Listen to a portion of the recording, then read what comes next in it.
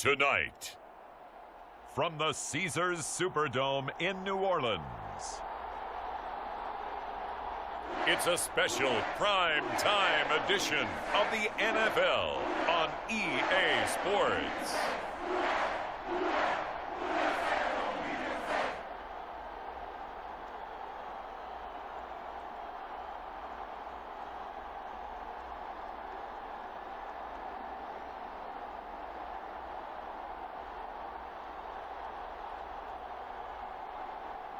As we'll see Derek Carr and the New Orleans Saints taking on Josh Allen and the Buffalo Bills. The first opened back in 1975. There's a look inside the iconic Caesars Superdome in downtown New Orleans. Coming up, we've got what should prove to be a good one, as it'll be the Buffalo Bills taking on the New Orleans Saints.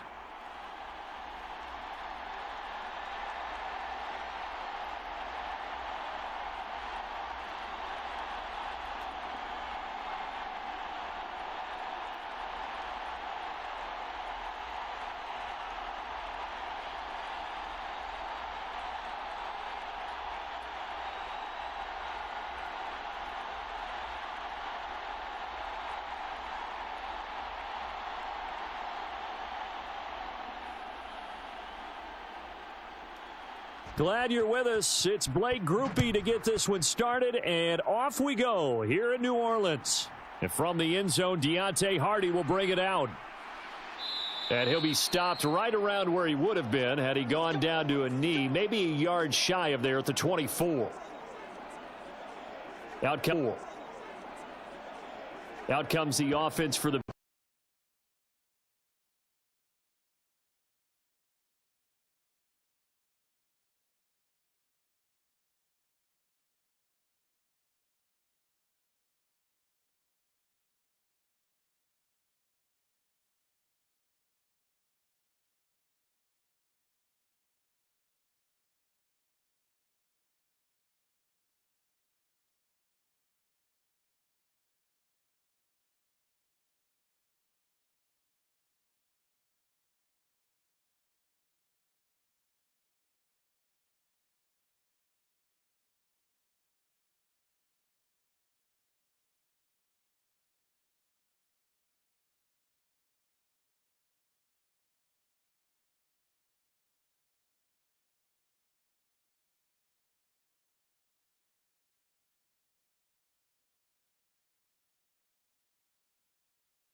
me. I want to take that shot early and loosen things up. On second down, Cook. And this won't be enough to pick up the first. A gain of 2, 3rd and 1. And the big fella stuffed that one up in a big way. I think doubling him has to be a priority because you can't move up to the next level if you don't take care of him first. But just play number 3 here on the opening drive, and it's an early 3rd and 1. They'll run it. Here's Cook. And he will have a first down as they get him to the ground at the 37. Give them the 3rd down conversion, 5 yards on the play. Faced with their first 3rd down conversion opportunity and able to punch it through and pick it up on the ground. And to me, doing it on the ground sends a different type of a message than throwing the football. And, you know, let's face it, we've done a lot of games together. How often have we seen 3rd down turn into an automatic passing down no matter what the yardage? Yeah, and last thing you want, that opening drive to go 3 and out. You got everything scripted, lined up. Let's get some points on the board, and they're able to avoid that 3 and out. Line of scrimmage, the 37 on 1st and 10. Again, it's Cook. And that one goes for about 6 as he's taken down just shy of the 45. A quick burst there, and he nicely bit off a pretty decent gain.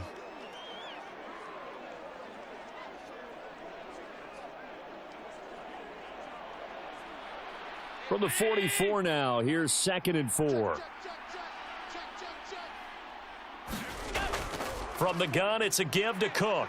And he'll only get a yard, maybe 2, up to the 46. But that's all about doing the dirty work right there defensively. Second and short yardage, that's all about plugging those gaps, not giving a running back a crease to run through, and that's a nice job to hold him just a couple and force a third down. They need 2. Here's third down.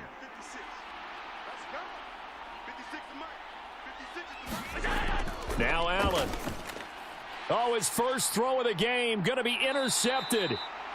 Picked off by Marshawn Lattimore. And the Saints are going to take possession here at their own 47-yard line. Not something you see very often from a quarterback of his caliber, an opening drive interception. Oh, there's no doubt in my mind that even he's surprised at how that one played out. But we know this guy. It's not going to stop him from continuing to fire as this game goes along. Probably give a little nod of respect across the field for that one and let him know he'll be back the very next series. And here come the Saints for their opening drive.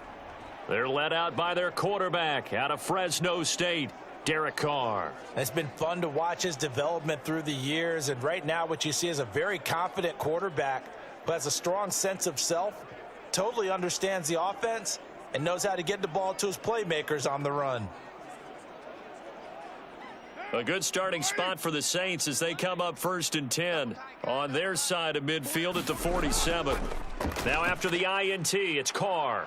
And they take him down. The Bills get to him.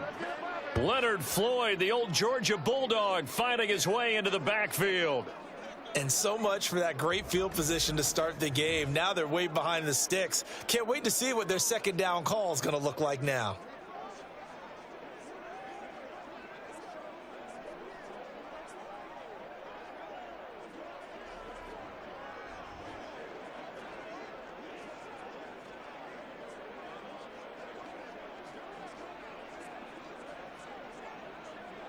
And the job becomes twice as difficult now. After the sack, it's 2nd and 20.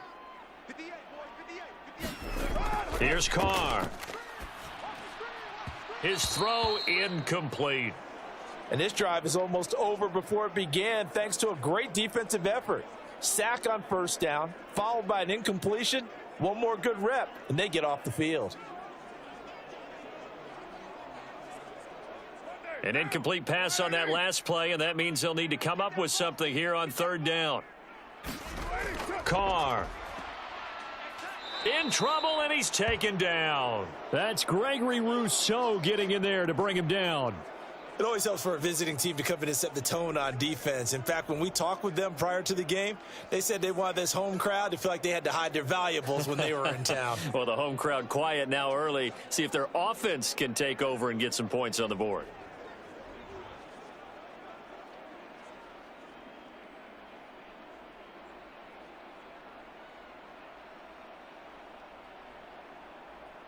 So on 4th down, on is Lou Hedley to punt for New Orleans. Deontay Hardy back deep.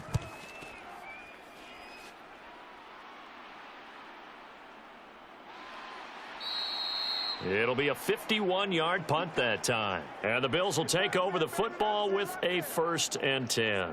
So here come the Bills out for their second drive. And they've got to be breathing a little bit of a sigh of relief. The first time you throw the football winds up being picked, but fortunately for them, it does not lead to points. Well, that tells you about team football, doesn't it? Everybody gets together. What's that term they use? Complementary football.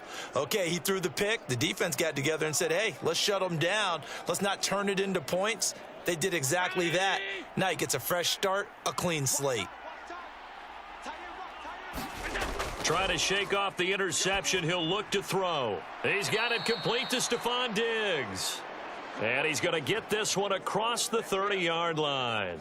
16 yards right off the bat and a 1st down. Well, no matter your experience level as a quarterback, you throw an interception on that first drive, maybe a little shaken up. Nice response there to get their first down. I think you make an excellent point. I don't care who you are. You throw an interception, it's going to get to you a little bit. But the ones that we've seen that are the best, you never notice it. They don't come to the bench, throw their helmets. They don't do any of that. They just go back out the next drive and act like it never happened. And that's what we're seeing here. 1st down, here's the run with Cook. And he'll get up to the 43-yard line.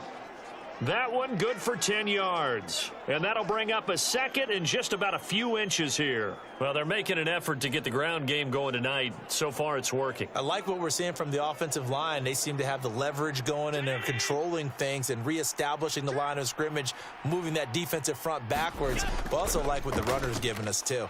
It appears that he's been waiting all day long to get out here and take off. 7 yards there and a first down. Well, they came into this game saying it was important that they set the tone and show that they can run the football. And I believe that they've done that here in the first quarter.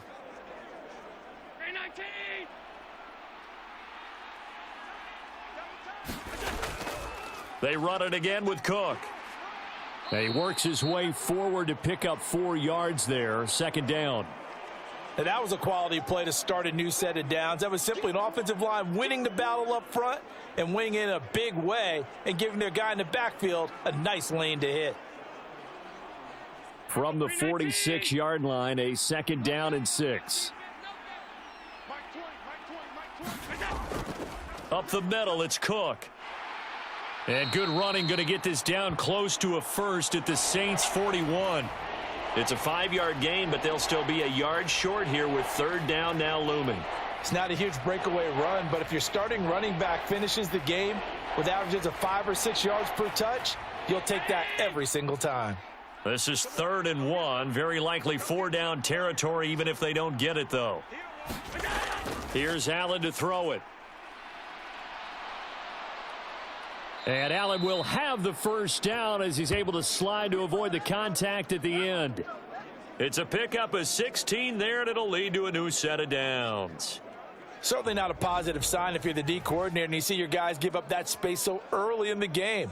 Third down, that's when the clamps are supposed to come out, but his ability to create things with his legs makes things difficult.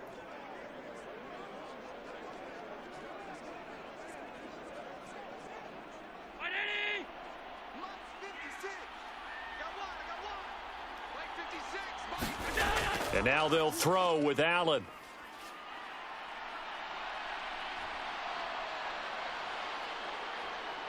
And they will eventually get him down, but he's inside the 5 all the way to the 3. No one there to help out downfield, but no problem. Scrambling for 22 and a first. He was certainly quick to atone for his early game interception. Instead of making another mistake forcing something, he reset himself and found a lane to pick up the first down.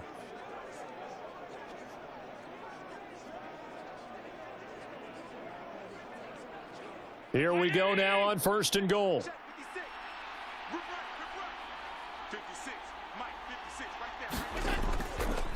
Allen going to try and keep it. And he's going to get this back to the 3-yard line and no further. No gain there as he kept it himself at 2nd down. Well, for that being an option play, there really weren't too many options available for him, were there? No, there weren't, and at least he was able to get back to the line of scrimmage, so they didn't lose anything, but you're exactly right. Nowhere to go. They'll go again from the 3 here on 2nd and goal. Murray. And just a short gain that time as they're able to get him down. They get 3 yards closer, but still work to do. It's 3rd and goal. His path became similar to almost running a stretch play, didn't it? Trying to find a crease, anywhere to put his foot in the ground and cut back. It just never materialized.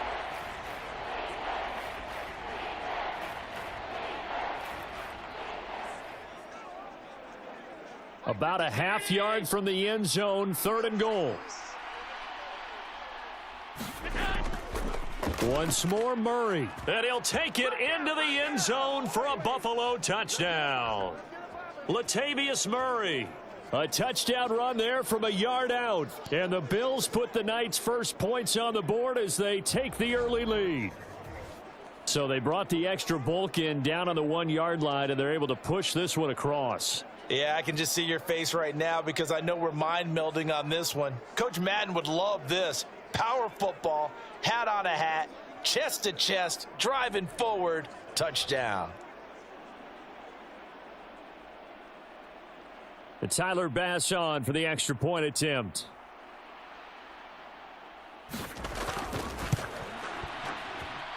And it's 7-0 Buffalo. So that one a pretty time-consuming 10-play drive. And it culminates with a Latavius Murray touchdown run.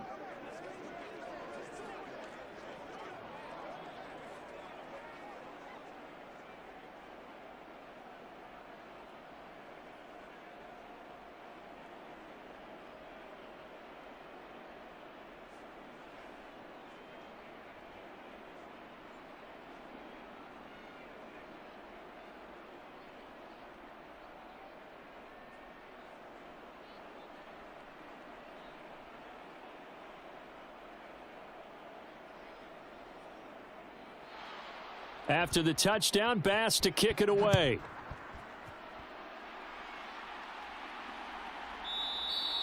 And there will not be a return here. It's a touchback, and it'll come out to the 25-yard line. New Orleans Saints, they get ready to set up shop for their second drive.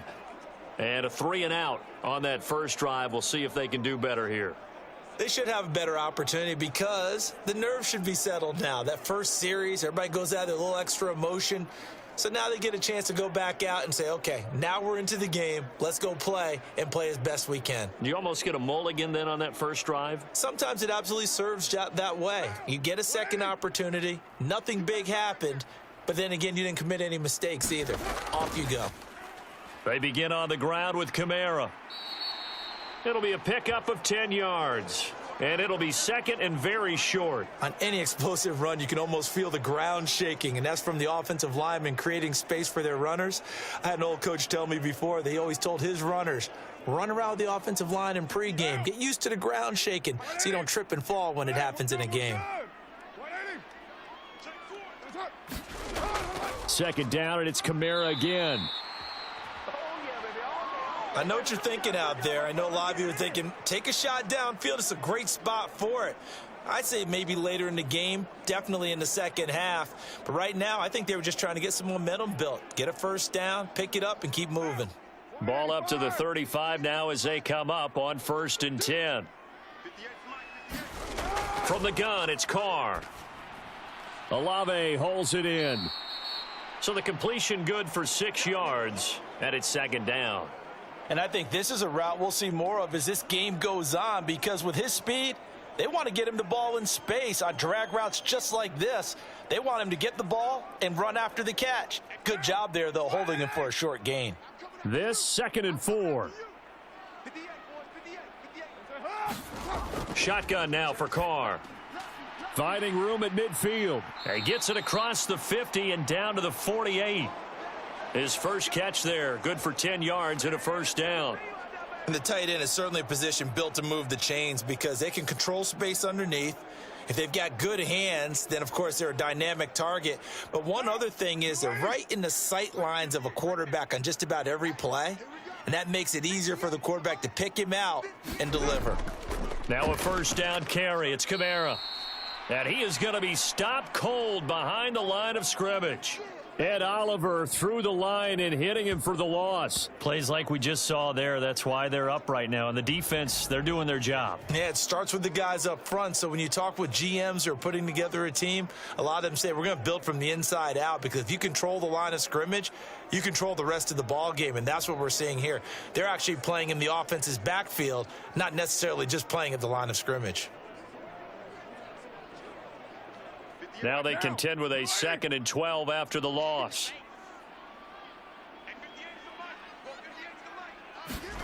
From midfield, here's Carr. And that is incomplete. A lot of force bearing down on him there. He could not hang on. It's 3rd down.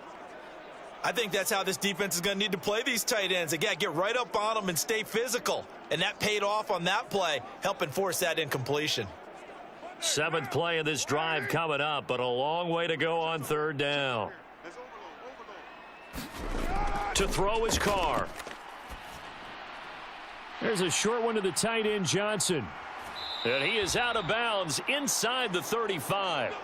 The Saints passing game in sync and moving the football. It's a first down. And this was a nice example of an offensive coordinator scheming his guy open. Just a little underneath route, just trying to free up some space.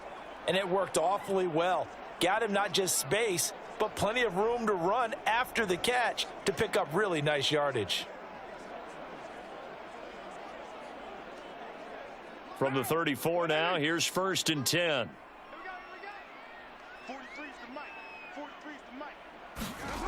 To throw, it's Carr. Finding Taysom Hill complete. And he is out of bounds inside the 30. We've seen quite a bit of the short passing game here early on first quarter, haven't we? We have, and I think it works a couple of ways for this team because, number one, you throw the short game until they stop it. And if they're not going to stop it, you keep throwing it, and occasionally you'll break a tackle and turn it into a bigger gain. Also, if they start to creep up, start to pressure receivers, now you go over the top, take it deep, and now you get some of those big shots downfield. And that'll be incomplete. Took a pretty good shot as he tried to pull that one in. Couldn't hang on, 3rd down. So much about defending the pass is being able to be right there at the moment the ball gets to the receiver, and he was right in his hip pocket, helping force that incompletion. Now they face a 3rd down and 4 after that incompletion on 2nd down. Again, they'll throw with Carr. Work in the middle of the field, and he's got a man complete. And he is going to have a Saints 1st down by about 3 yards or so as they wind up getting 7 there on 3rd and 4.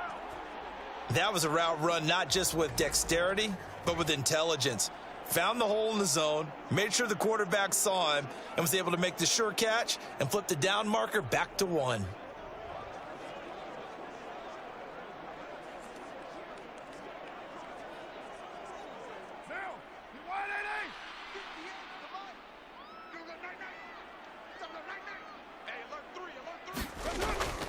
Kamara up the middle.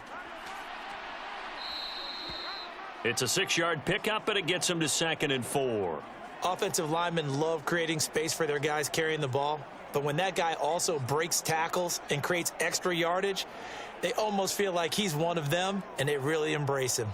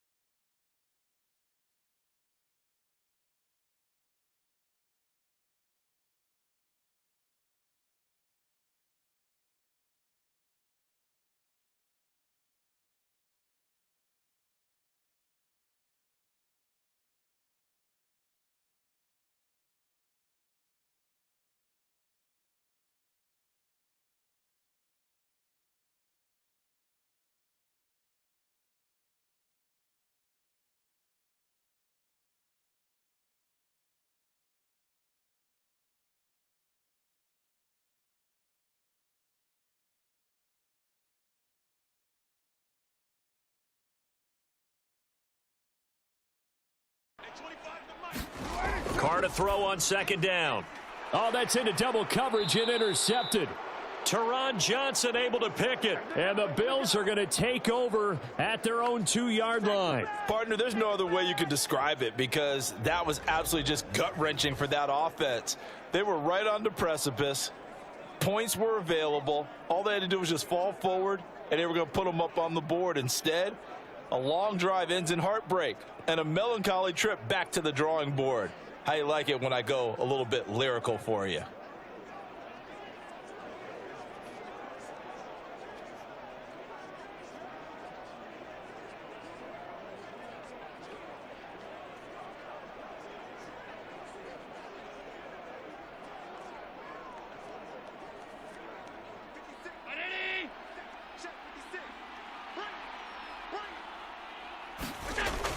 Here's Cook as they begin on the ground. And not a whole lot of room to operate there on the 1st down run. He gets maybe 3. And while they hope to continue this drive, it's really already mission accomplished. They've given enough space now that they have to punt the ball. They've done so with that first run. 2nd and 7.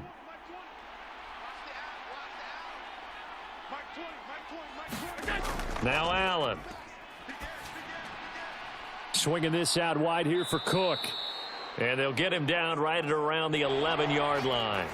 A gain of 3 last play. This time they double it and pick up 6. And just in general, Charles, on a play like that, how tough is it for the defense to account for a running back essentially being a receiver downfield? It's very difficult, especially if the running back has skills like a receiver, and you're aware of that before the game even begins. So throughout your practice sessions, you're going to want to be aware of him.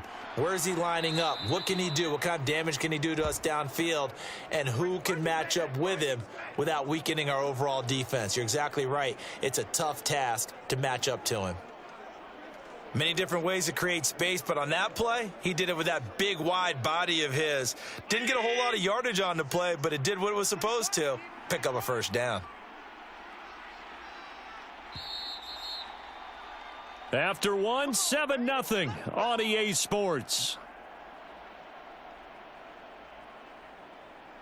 The Bills with a football as we start quarter number 2, as they've got it with a 1st and 10.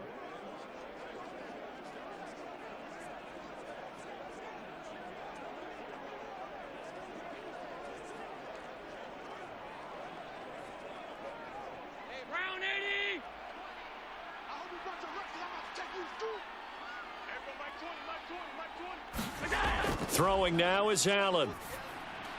A quick throw going to be caught by Diggs. And way up past the 35 before he's taken down. An excellent pickup of 20 yards. And defensively, they were in zone coverage there. Do you have to be a little careful? You're losing playing against a good quarterback like he is to not play too much zone? Yeah, you have to be careful about how much time you're giving up. I think it's a good point you just brought up. So maybe if you still want to play zone, you go to a zone blitz scheme.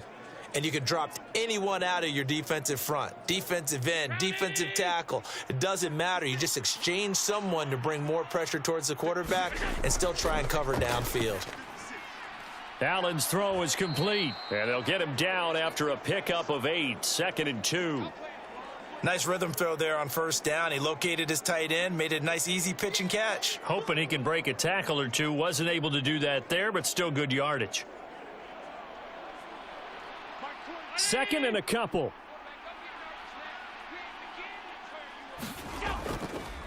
Allen now on the option right. On a determined run there as he's going to take this all the way down near the 40. And that one will go for 13 yards on the keeper and a first down. It looked like almost a miscommunication defensively because once he decided to keep it, he had pretty smooth sailing. Yeah, it became a question of, wait a minute, who's got the quarterback? And when you talk about miscommunication, it's supposed to be called assignment football on the defensive side of the ball. But if the assignment gets mixed up, that's the end result. So in Saints territory now. Here's 1st and 10 at the 41. They run the counter with Cook. And nothing much materializing there on the first down run. He'll get a couple, and that's it.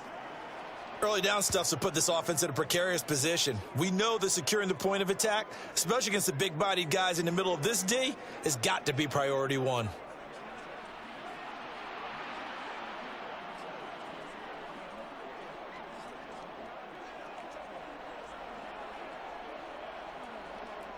Ball on the 39. Here's the 2nd and 8. To the air, Allen. A quick throw there is incomplete. Well, that's a defensive coordinator's got to be happy with that result. They took away all options downfield and forced the incompletion.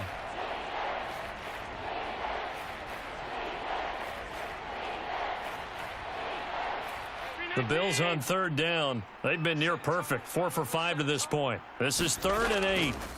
To throw, it's Allen. Steps away. And he works it past the 30, almost to the 25. Josh Allen, very athletic at 6'5", showing the versatility, picking up the first on the scramble. There he goes, and for good reason. Running with it has paid dividends earlier in this game and earlier on this drive. And until they prove they can stop him, I don't think he's going to be shy about continuing to run for first downs instead of airing it out.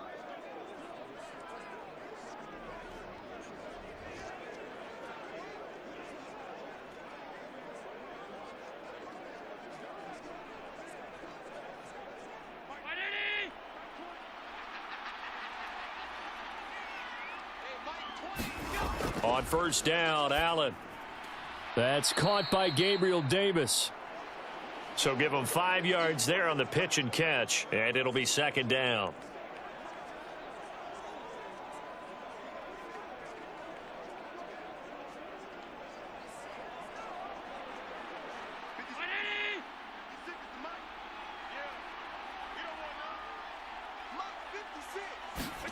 Here's Allen. The left side caught by Diggs. And they've got it inside the 10 at the 8. 14 yards that time for number 14. Seems as if the passing attack's starting to heat up a little bit here in the second quarter. You can sense and you can see the momentum because now they're reading their patterns downfield, they're understanding the coverages, and they're finding the open holes in the defense.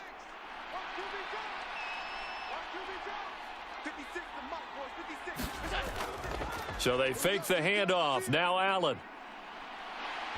Oh, a strip. The ball comes out. And fortunately for him, he's able to get it back, but it will be a loss on the play. We hear them discuss red zone efficiency a lot, CD, and they almost gave that one up in the red zone. Luckily, they'll have another shot. And you and I both know that every offensive coordinator, play caller in the league, they take particular delight in their red zone calls because those are the payoff ones. But you can't call a play if your team doesn't have the ball. Got to secure it. Very fortunate to get another shot. Here's second and goal. Allen. Caught right side. Davis. Really nice gain on the completion. However, still third and goal that they face now. And that was yardage that they needed there after the sack on first down. They didn't get all of it back, but now they look at third down as a manageable situation, one that they have a much better chance of picking up.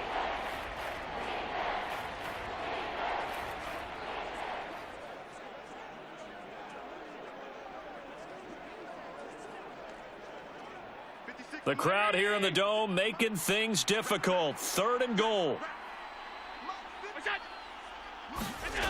Allen now looks to throw. And it's caught. Able to hold him to just 2 yards, and now it's fourth and goal. A short game that doesn't get them the first down brings up a fourth down situation. Really nice job defensively. They knew where the sticks were. They got the stop before it.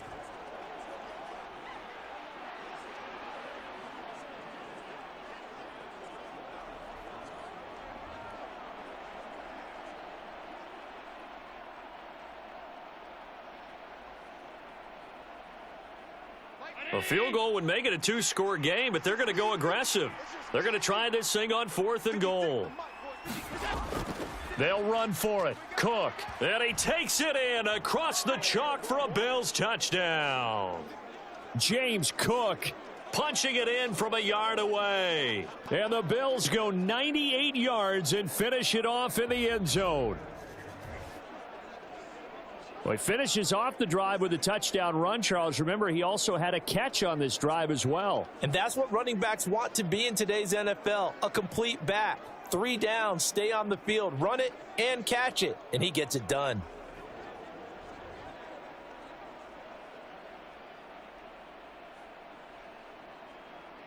Here's Bass now for the extra point.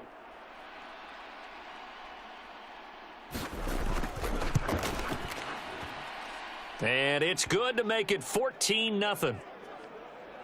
That drive a long one, spanning 15 plays. And it was James Cook capping all of that off with a touchdown run.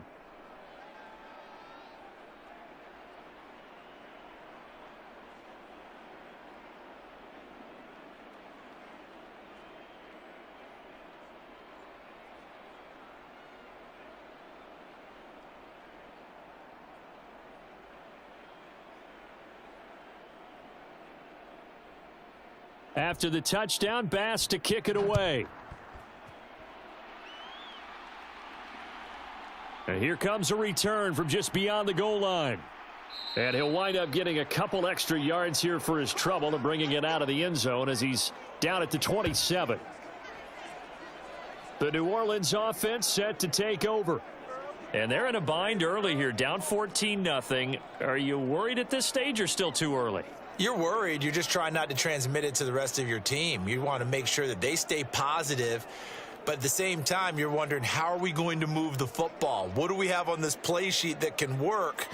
Get back to basics is usually your answer. And make sure you find the guy who can move the ball fastest for you if you just get it in his hands. Yeah, still second quarter. You get points on the board here. I think you're feeling okay.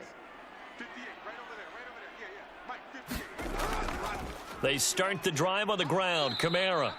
And that play going absolutely nowhere as he's belted before he could get out of the backfield. Gregory Rousseau works his way in for the stop and the loss. I have a feeling they'll stay committed to running the football, especially on the early downs. They just haven't had a whole lot of success just yet.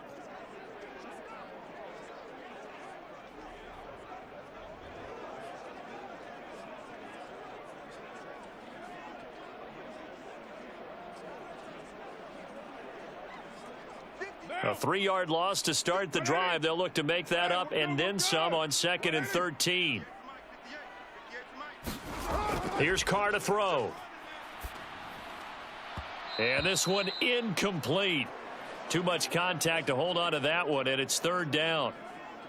A misconnection there. He's hit on just 50% of his passes thus far. That's not where you want to be. Now you see the evolution of the game. You go back to the quarterbacks of old, 50% would be terrific because they threw the ball downfield almost every time they threw it. Now with the short passing game, you should be above 60% just to be in the average range. Off to Thomas on the left side. And he is going to have a Saints first down as they're able to get the 3rd down conversion. Yeah, these are the types of plays they're going to need to hit on if they're going to get back into this game. It hasn't been the greatest of first halves, but this is a nice throw here on 3rd down, and they keep the drive going.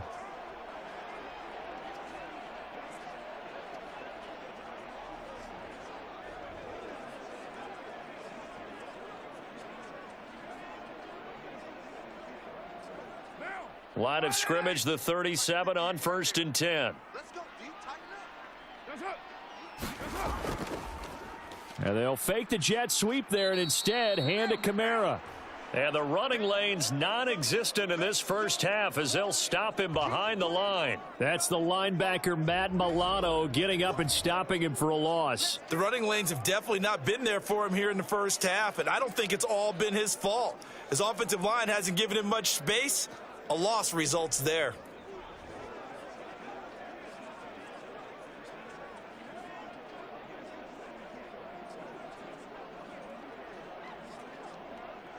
So the first down run lost a couple. Now they come up 2nd and 12. Now Carr. Olave over the middle. So the pitch and catch good for 11. And that'll bring up what looks to be a 3rd and inches. Can't be more than a half a foot. Great change up there on the route and got that inside release. Made it a successful pitch and catch. Well, the first thing you want to do is have him thinking that you're going outside. Make a move in that direction. Then you really don't run the route against the whole body of the defender. You run against a half of him. And the inside half, and he took it right across his face, got inside, and won that route in a big way. Brandon, what were they thinking on defense there? That looked like they were playing for the pass. That was 3rd and short. Yeah, it was an easy pickup because they handed it to him. That was way too easy. Just looked like absolute confusion defensively. Not sure why they were in that set. Yeah, I'd say you ought to have a few men in the box there.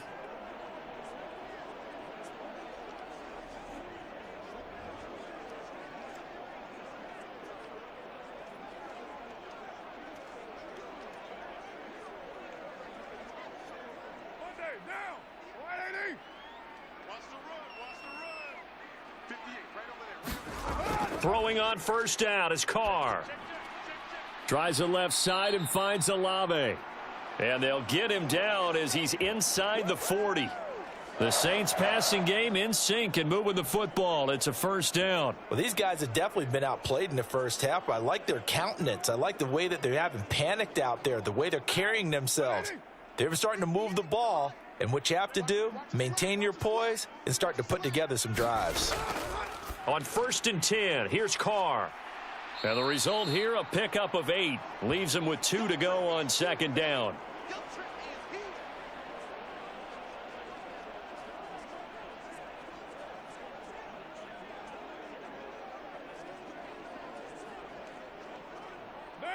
2 yards to go, second down.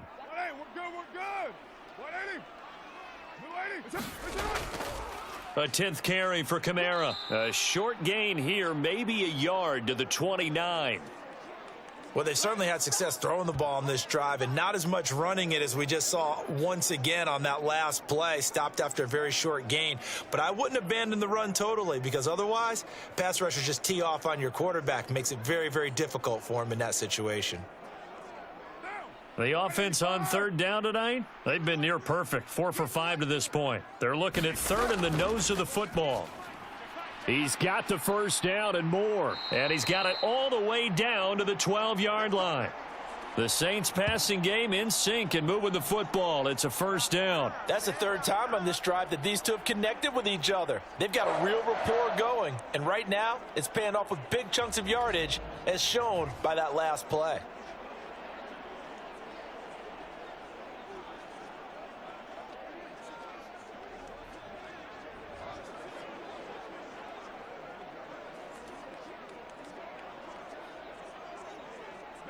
This offense finding its legs now. Here's another 1st and 10. Working from the gun, it's Carr, and that is incomplete here. That certainly appeared to be a play call where they were just trying to make second down, second and short. I think they thought the coverage was off a little bit more than it was. Nice job there pressing up on it and forcing the incompletion. Now Carr, after the incomplete pass, brings him up 2nd and 10. Back to throw here. And that is incomplete. A lot of force bearing down on him there. He could not hang on. It's 3rd down. Some of the fans here don't seem too happy about what we've seen in this first half. No, not at all, and I understand why. They've looked lethargic, out of sync, and it shows on the scoreboard. This offense was on the move. Now 2 straight incompletions have them looking at 3rd and 10. Carr now to throw. And that is incomplete. Oh, he had a defender right there with him to force that to the ground.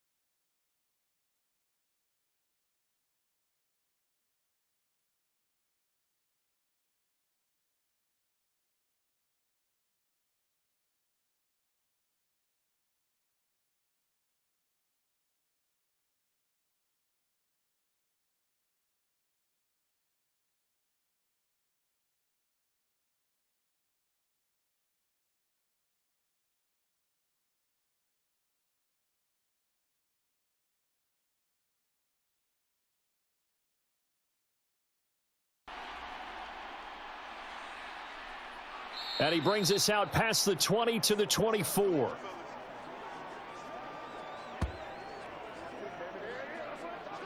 But James Cook and the Buffalo offense returning to work now. It may just be the second quarter, but he's in his zone, well on his way to eclipsing that 100-yard mark. And when a back has a game, as we're witnessing right now, his name's going to be in the books. But it's really a collective deal, isn't it? Because that means he's getting plenty of blocking, a lot of help from his teammates, but he's making the most of it. Yeah, he's made the most of it to this point. Allen and the Bills now with a 1st and 10 at their own 24. Beginning this series with a handoff to Cook. And he's brought down, getting this one up to about the 35. 65 yards for him on the ground so far tonight, as he has been terrific in this first half. Now, this is an example of breaking down a defense, because on a lot of these runs, he's getting past the point of attack, and guess what he's doing? Forcing the secondary guys to have to make a lot of tackles.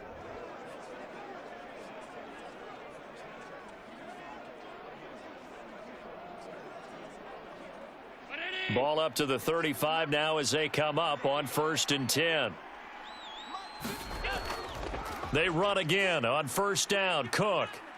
And he slips up past the 45 before being tackled. 12 yards that time, and a Bills first down. Consecutive plays now where that offensive line has really created a lot of space. And we've seen the confidence rise, haven't we? It borders on arrogance now, and that's that good arrogance, believing you can run the football whenever you get good and ready.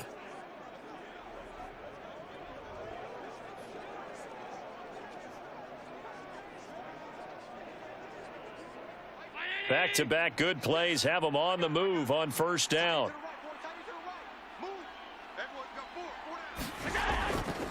Here's Cook again. And he maneuvers up the middle for 3, and it's second down. That play reminded me a lot of a former teammate of mine. We used to call him the trash man. His ability to sift through traffic and make plays was uncanny. And that's exactly what you want from your Mike linebacker. Ball right on the 50-yard line. Here's second down and 7. From midfield, here's Allen. He'll get this one complete to Davis. And Davis will have a Bills first down as a tackle made at the 42. It's an 8-yard pickup and leads to a new set of downs. This has to go down as one of the simpler routes in the playbook, but oh so effective. Nice completion there. Keeps the sticks moving.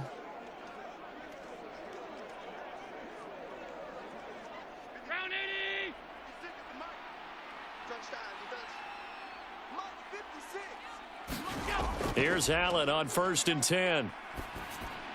And that is caught on the right sideline, but out of bounds, says the line judge.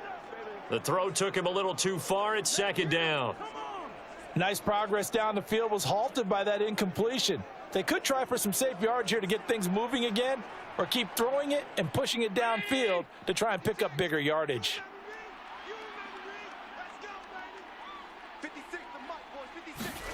Allen going to throw. And he's going to get this inside the 30. Good coverage downfield led to him taking off, picking up the first down on a 13-yard run. That's multiple times now he's tagged them with a big gain with his legs, really showing off some nice awareness and the ability to correctly realize when he's got a chance to tuck it and go himself.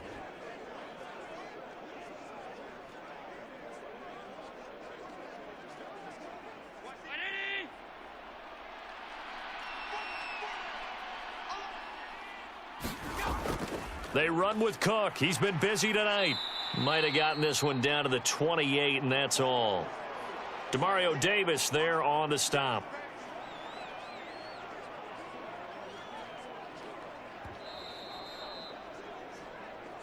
We've got a 14-3 ball game with 2 minutes left in the opening half.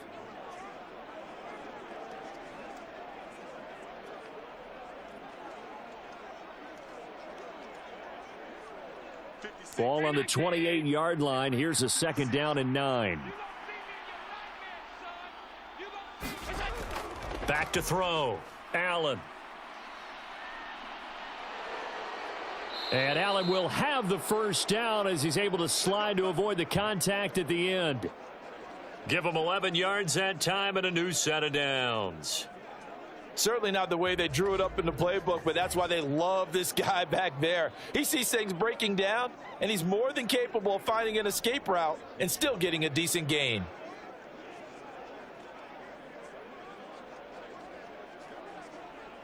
So the ball down to the 16 here for 1st and 10. Now they'll switch it up here and look to throw. Has his man. It's Shakir. Give him a gain of 5 on the completion, and it'll be second down. Simple drag route here, lined up out left and tried to work his way back across the field. You probably saw me twitch there, partner, because I think he wanted the ball a little bit sooner. By the time he looked it in, defender was right on him. Here's a 2nd and 5. Out of the gun, they'll look to throw. And he can't find anywhere to go with it, and he goes down. Now the Bills are going to use the first of their timeouts as they'll stop it with just over a minute to go before halftime.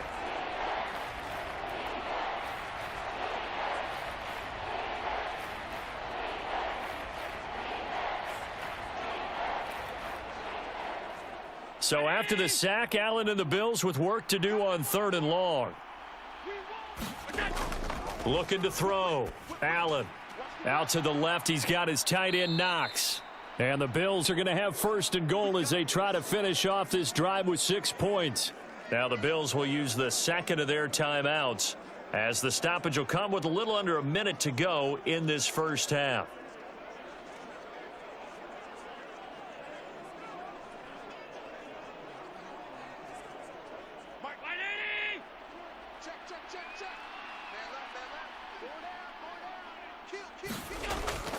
Play action. Now it's Allen. And he'll be hit as he releases it, and that'll fall incomplete. Well, Brandon, we see why it's a team game there, because there's a sigh of relief that they just released defensively. If he's able to get that one away, that's likely a touchdown. But instead, that pressure from the front got to him and forced the incompletion. You're right. He had him open, just a split second too late on the release. Now Allen. A quick throw knocked away. It's incomplete. That's a really nice job there by the coverage, understanding that they're in a high-stakes situation. If he doesn't make a play on that ball, there's an excellent chance it ends up either as a touchdown or as a nice gain downfield.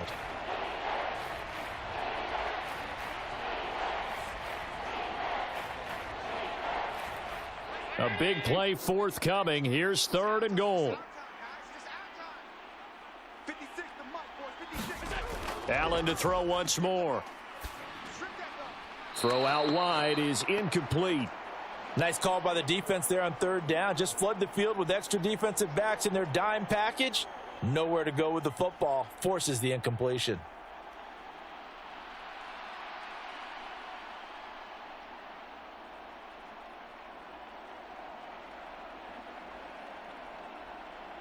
So on 4th down, off goes Allen. On comes Tyler Bass for the Buffalo field goal.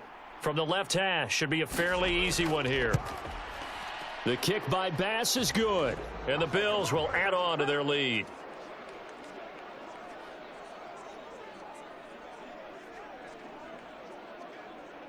So a nice kick there as they are able to add on to their lead. And that's exactly what you're looking to do. Maneuver yourself into range. That way, if your drive stalls out, you're able to get something out of it. And they do so right there.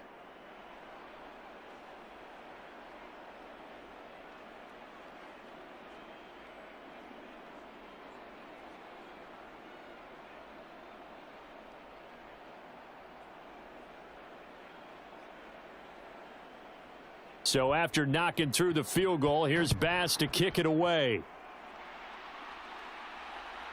From a couple yards deep, he'll bring it out of the end zone. And he's able to get this across the 20, but not by much, as he's marked down officially at the 21. The Saints offense going to head out now late in this first half. And with him down 2 scores, you wonder if they might try and put something together, even if it's just to get into field goal range.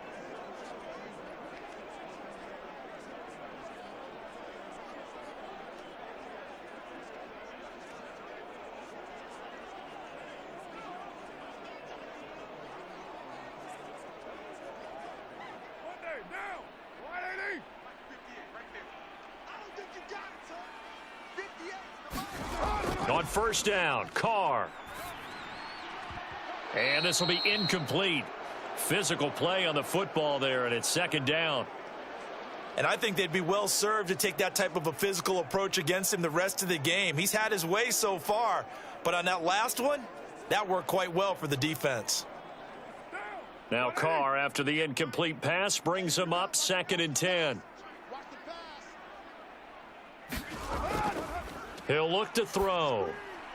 Thomas has got it, complete. That'll leave him with a 3rd and 2 coming up. They got 8 yards there.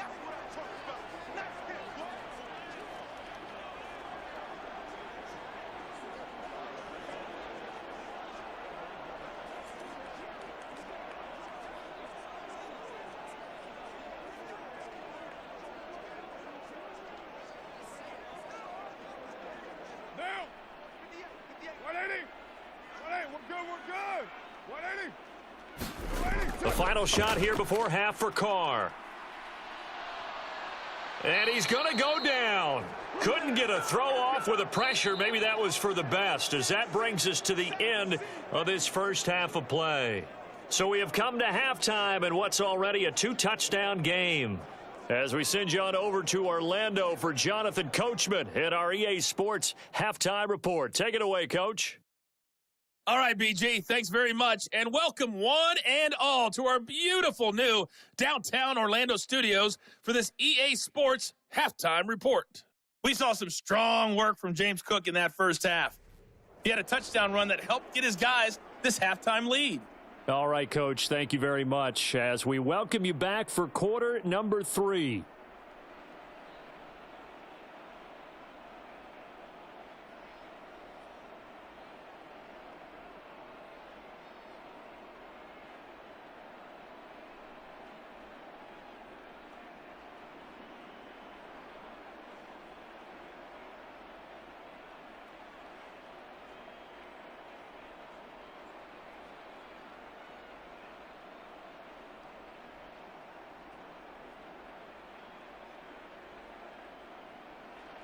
(17-3) the score as we resume action for the second half on EA Sports.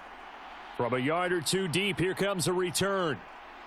And ultimately cannot get this out to the 25-yard line as he's dropped at the 23. Now the Saints going to take over on offense to begin this third quarter. Charles, it'll be interesting to see what adjustments this offense made in the locker room. Haven't really been able to get anything going offensively, virtually nothing in the ground attack either. So certainly something has to change here in quarter 3.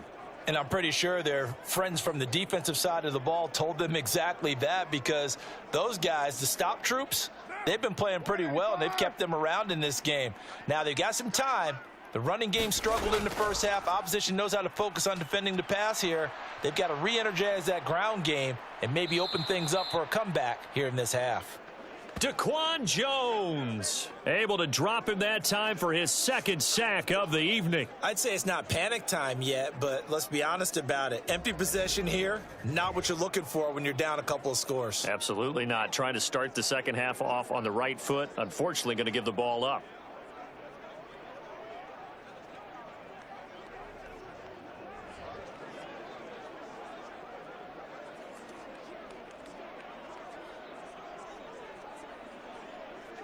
Pass protection has been a problem all night long as they come up facing second and a bundle. From the gun, it's a run for Kamara. Brought down around the 16 or 17, showing some tough running there.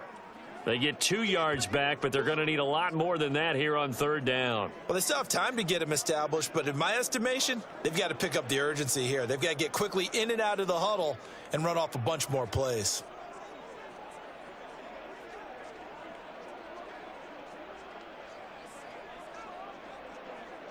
This offense in desperate need of a conversion as they come up on third down.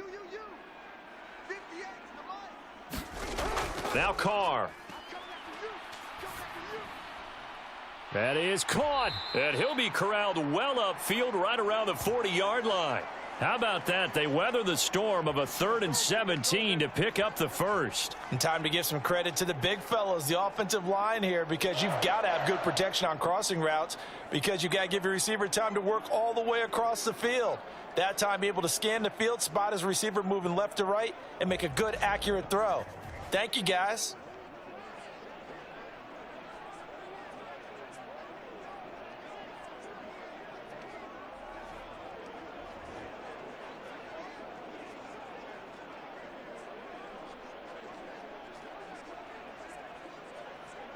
Now, lady.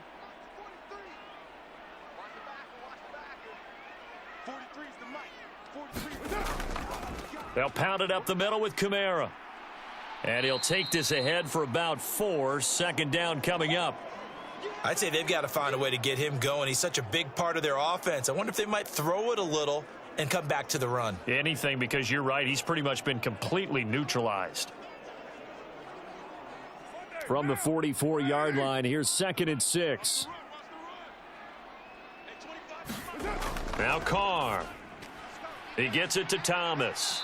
And he'll be taken down, but not before he works it past the 50. 2 catches in the first half. Now he's got a third here, and it's good for a first. I don't know what they talked about at halftime. Whatever it was, it worked. They look like a different team here in the third quarter. Yeah, I doubt that there were very many trash cans that got kicked over, that type of a speech. I think what they did was they analyzed what worked in the first half, what didn't, and figured out a better game plan. A give. This is Kamara. And he fights forward for a modest 2-yard gain, second down. Well, they're hoping that the second half is better for him than the first half. They've got to find a way to get him going. He's a big part of their offense.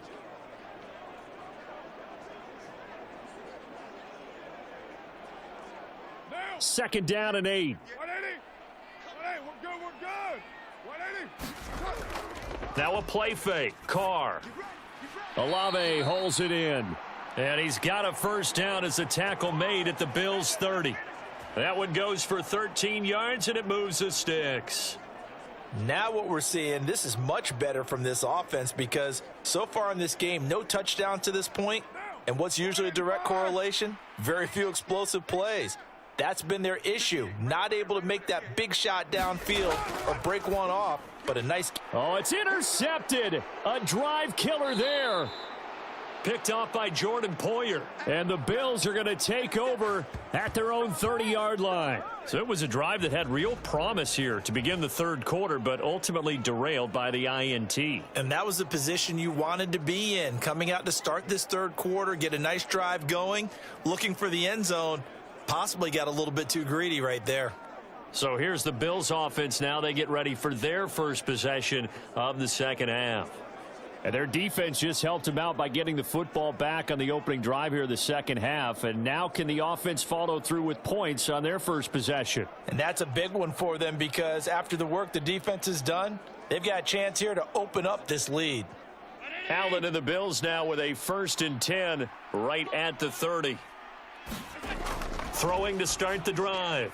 Allen. On the slant, he's got Davis. And they get him down, but not before he takes it across the 40-yard line. A gain of 11 to kick off the drive, and it's a quick first down. And now we get into the psychology of the whole thing because a lot of teams with a 2-score lead in the third quarter, they almost become defensive with their offense, just playing not to lose. I think with this team, you got to figure at this point, this is a great spot for them to go into attack mode. Really try and put the hammer down. Allen hit. He lost the football. Oh, and one of the linemen on the other side. Hammer down. Allen hit. He lost the football. Oh, and one of the linemen on the other side has got it.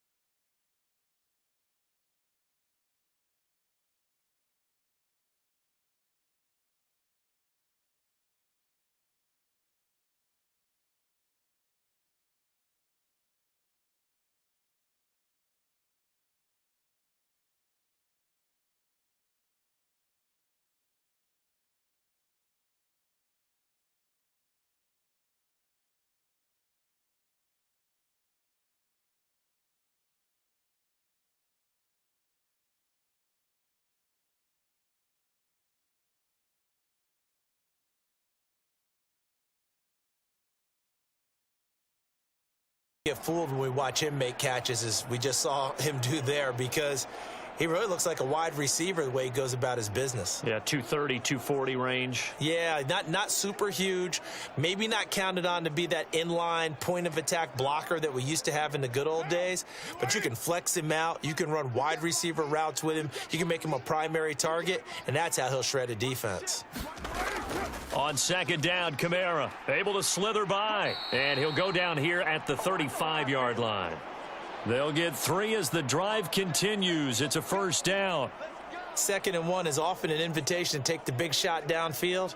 But I bet the offensive lineman said, are you kidding? We just get on our backs and let's go get the first down. They love being physical.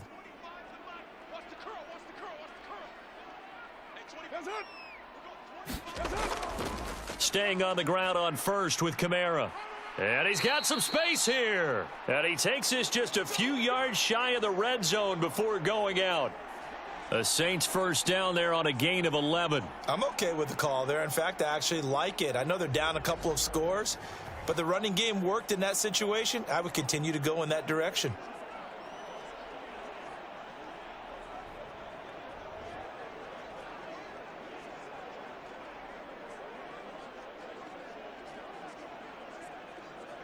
Still in search of their first touchdown of the game, but they're on the move. 1st and 10.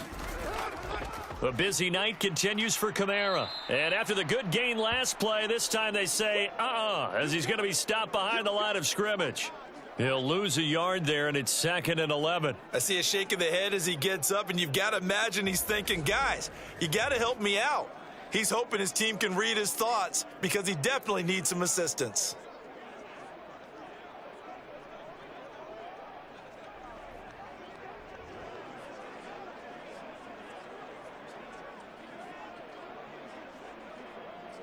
Looking at a 2nd and 11 now after the loss. To throw, it's Carr. Complete to Olave on the out route. So 8 yards on the completion there, and now it's 3rd and 3. But it appears that they read man defense and went to the out route, and what you have to do on that one is the receiver's got to make sure he works the defender towards the middle of the field to give himself space to cut to the outside and have that ball delivered with good timing, and they got it done. Carr going to try and throw on 3rd down. Work in the middle of the field, and he's got a man complete. And the Saints are going to have 1st and goal as they try to finish off this drive with 6 points. Great mix of play calling so far. 3 runs, 3 passes. All 3 passes have been completions. 1st and goal. I think on defense now, you have to almost take a chance. Rely on your scouting. Pick a play you think they would run here and just load up for it and see what happens.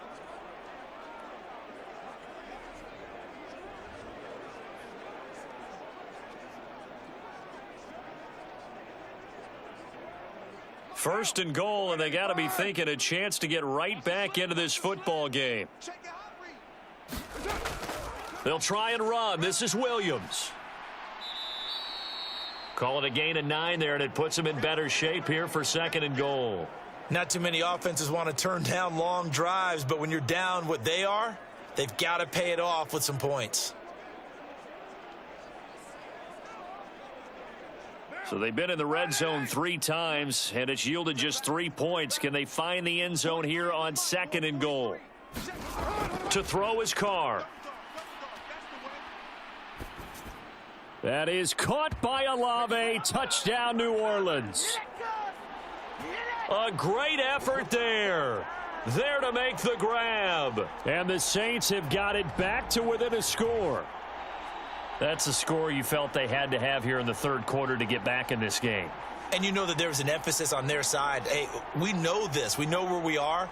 But sometimes that binds you up so much that you try too hard, you don't get the score. A perfect combination of urgency, yet relaxed enough to get it done.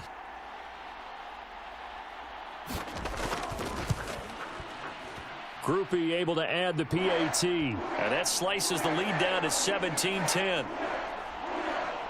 So that drive goes 8 plays. And it was Chris Olave who finished things off with a touchdown.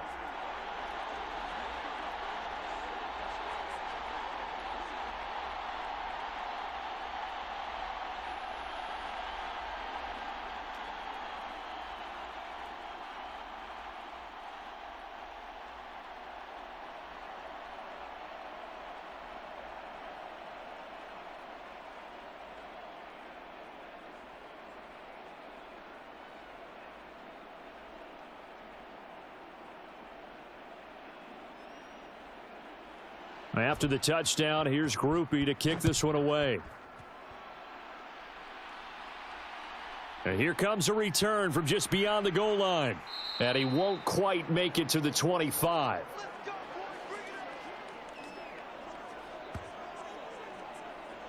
Here's the Buffalo offense now as they get set to take over here.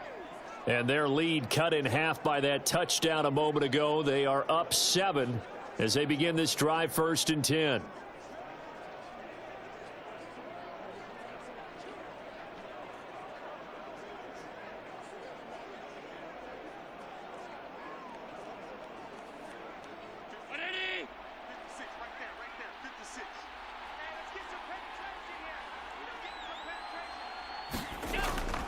On play action, Allen. Throw left side complete. That's Davis. And he'll get this one way up just shy of the 45-yard line. An ideal beginning of the drive there as they'll get 20 and a first down. As they began this drive, I was wondering how they were going to attack since they're playing with the lead. Would they continue to try and push the ball downfield? Well, after one play, it appears that the answer is yes.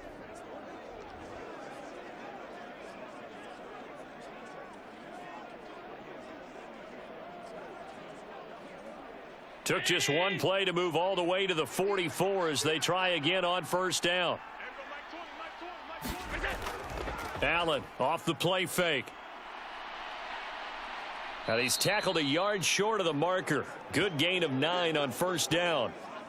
And this is a rarity in the NFL, a 100-yard game on the ground for a quarterback. Even as those passers get more athletic and mobile, we only see about 5 of these a season. Takes a special set of circumstances for it to happen, and of course, a special player. On play action, Allen. And that falls to the ground, incomplete. A nice job of bodying him up defensively, and now it brings up third down. Well, that one was all about the defender making life difficult for the receiver. Very tough for a guy to hold on to the football through all that contact. He ends up forcing the incompletion. They tried to throw on second down, unsuccessful. Now it's 3rd and 1. They'll run it. Here's Cook. And he's going to have a first down as he's brought down at the 44-yard line.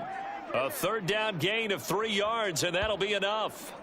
Well, someone's been having a good game so far, and you know something? A lot of it's been power running. They decided to turn him loose again on third down, didn't they? They did indeed. He delivered the tough yards.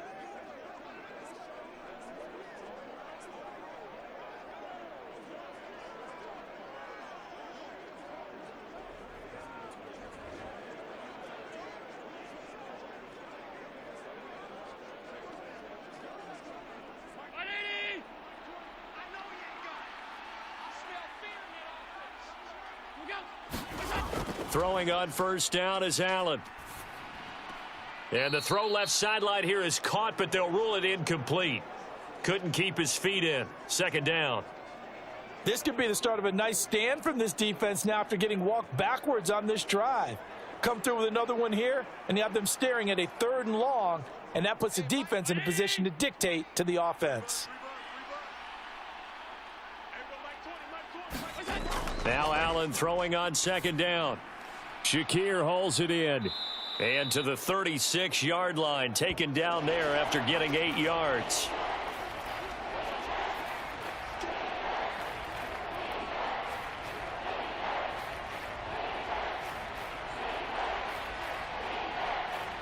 Trying to keep the drive going here. This is play number 7 on 3rd and 2. Now Allen.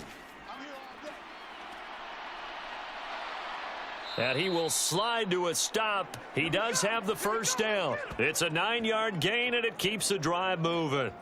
These are running back numbers that he's accumulating right now. Received double-digit carries and has rewarded them by breaking the century mark in rushing, in addition to what he's done through the air.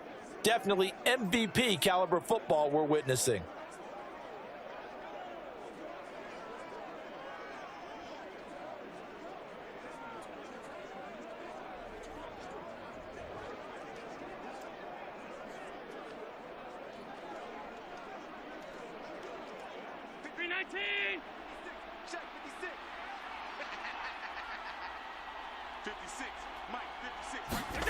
Allen now on first down. And hit behind the line. He lost the football. It's loose. When that ball popped free, we could hear it all the way up here. Those guys down on the field alerting everyone of the fumble.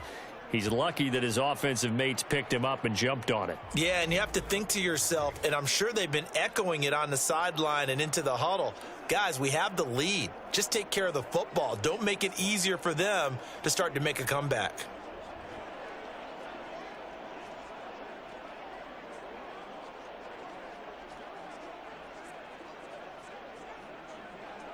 The fumble on first down now. Here's second down. So the shotgun snap to Allen. Finding Knox there, complete. And Knox is going to have a Bills first down as he gets this down to the 13-yard line. It goes as a gain of 8, and it moves the chains. Such a tough position to defend near the line, even when you add a second defender. But the big man shrugged off the extra body and made the play call a success. From the 13 now, they work on 1st and 10. First down, here's the run with Cook. And he'll be taken down here at about the 11. 2 yards on the pickup there. It'll be 2nd and 8. You know that old expression, it's not my night? It hasn't been his so far. I don't know if the legs are a little bit heavy. Sometimes having to hang out all day and play doesn't exactly play to your advantage, but it's been a tough go for him. And every time he looks up, somebody's there defensively. That was the same case on that play.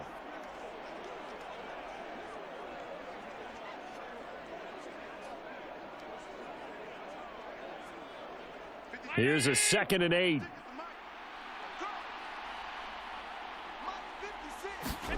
Working out of the shotgun. Here's Allen. And this throw incomplete. Now the defender all over him that time, and it's going to lead to 3rd down. That's a tough spot for a running back coming out of the backfield because you know he's got to look for the football, knowing full well he's got a man coming his way full steam, and he broke that one up. So the failure to connect on 2nd down, that leaves him staring up here at a 3rd and 8. Here's Allen. And that nearly the pick that they needed. He couldn't pull it in, though, and it's 4th down. Back-to-back incompletions of what was once a nice drive, stalled out here. I'm going to give credit to the secondary partner. Never gave up as they gave up a few yards, and they came through on that play to deny that pass and force the 4th down.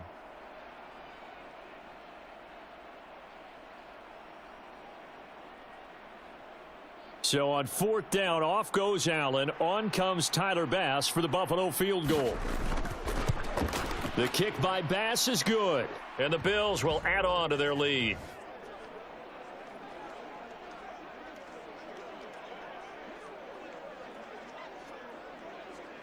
So the lead grows here incrementally, but I think the way their defense is playing, you feel okay with just getting 3. They've definitely been stout so far, but now that can all change because if one guy gets loose for 70 yards, this is a different game. But as it stands, field goals are good. Just keep adding to that lead.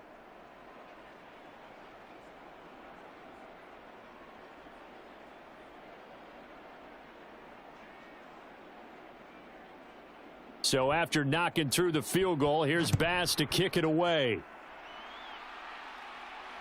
This fielded right at the goal line. And the tackle going to be made right there at the 25-yard line.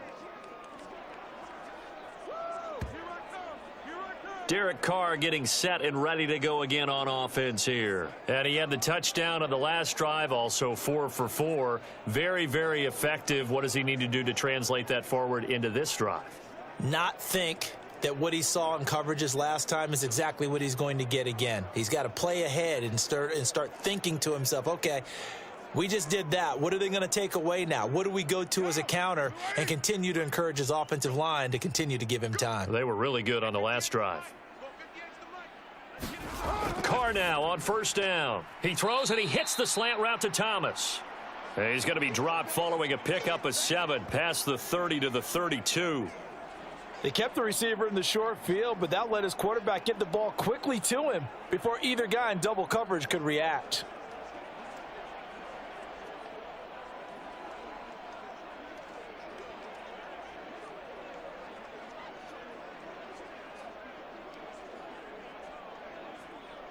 They'll operate from the 32-yard line here, 2nd and 3. Here's Carr to throw. The pass caught by Olave. That, I believe, will put him over 100 yards receiving for the game. Yes, it will. And he's got a 1st down to boot. He decided to run a hitch route. It really helps to have a guy who can turn it loose. And, boy, he rifled one in there on that one.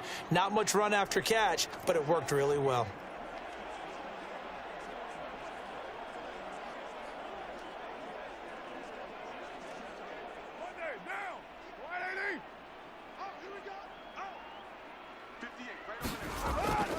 Now a first down carry. It's Kamara. Yeah, boy, this defense again really making things tough on him as they stop him for no gain.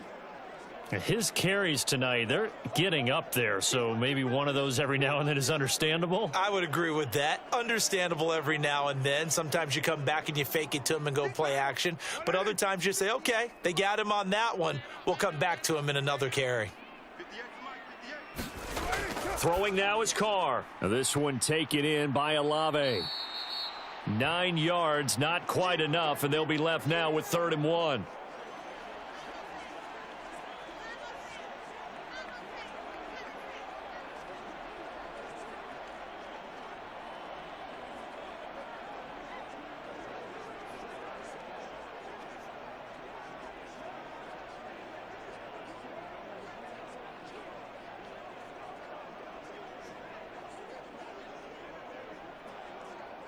So they just need 1 yard here to pick up the first down. Here's Kamara trying to run for it. And he's got the first down yardage there as he takes it just across midfield. They had yet to run the ball at all on this drive, but 3rd and short definitely was a great time to dial one up.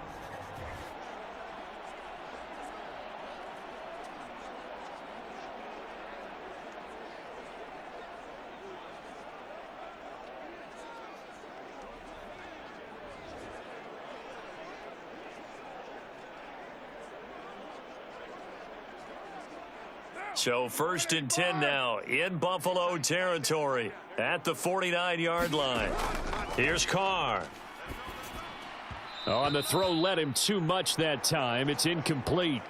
Well, they've been back on their heels a little bit here in this drive, but a chance to exhale just a little bit there with incompletion on first down. Now they have to gear up, try and get 2 more stops and escape this drive. Glad to be in the great city of New Orleans, rolling along here in the 3rd quarter. 2nd and 10. Carr. He'll get this one underneath to Kamara. 5 yards. Now it's 3rd and 5. 3 quarters in the books. This is the National Football League on EA Sports. Back now here live in New Orleans.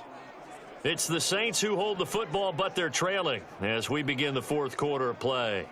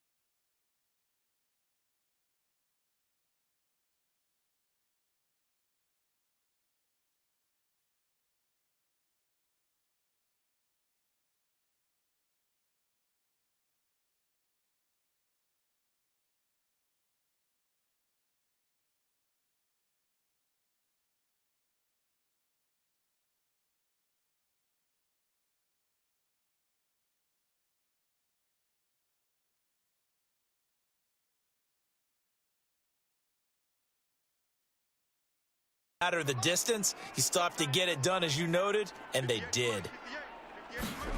Throwing on first down is Carr.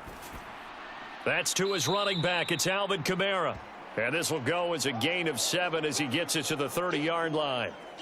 One thing I think that's safe to say defensively, the tackling's been really good. And because of that, it's been very, very hard for them to move the ball because you're not getting the benefits of run after catch. They're tackling them almost on the spot. That means you have to run extra plays, harder to move it. In motion goes the tight end. Play action. Now it's Carr. Over the middle and complete to Shaheed. And he's got a first down as a tackle made at the Bills' 12-yard line. He goes for 18 there as the drive will continue. Well, every drive from here out is definitely crucial and critical. They know that they need to get at least 3 here to get it back to a 1-score game. But I can't imagine that in their huddle that they're thinking at all about getting a field goal. They want to get into the end zone and then try and get the ball back again. From down at the 12, it's 1st and 10. Carr to throw again. Got his tight end. That's complete. It's Johnson. Touchdown. Juwan Johnson. A 12-yard touchdown grab. And the Saints have made it a one-score game again here in the 4th. Well, time to let those folks know who are tuning in looking for the late local news. And we may be a moment because we've got a game again. And partner, except for those on the West Coast where it'll be seen in its regular time, right? That's the way it works, doesn't it? But how about that? Big time drive right there. If they're going to have any chance, they needed a touchdown there, and they went right down the field and worked their way into the end zone. The point after, good by Groupie. And now things get a bit more interesting here in this 4th quarter. That one in the books as a 12-play drive. And it all culminates in a Saints touchdown.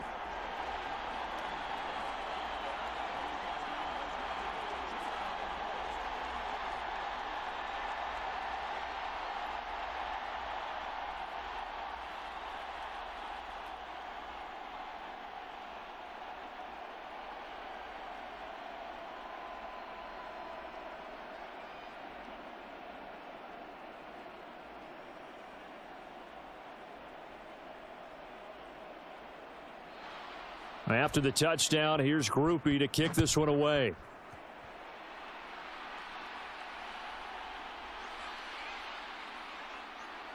And out a little across the 25 to the 27.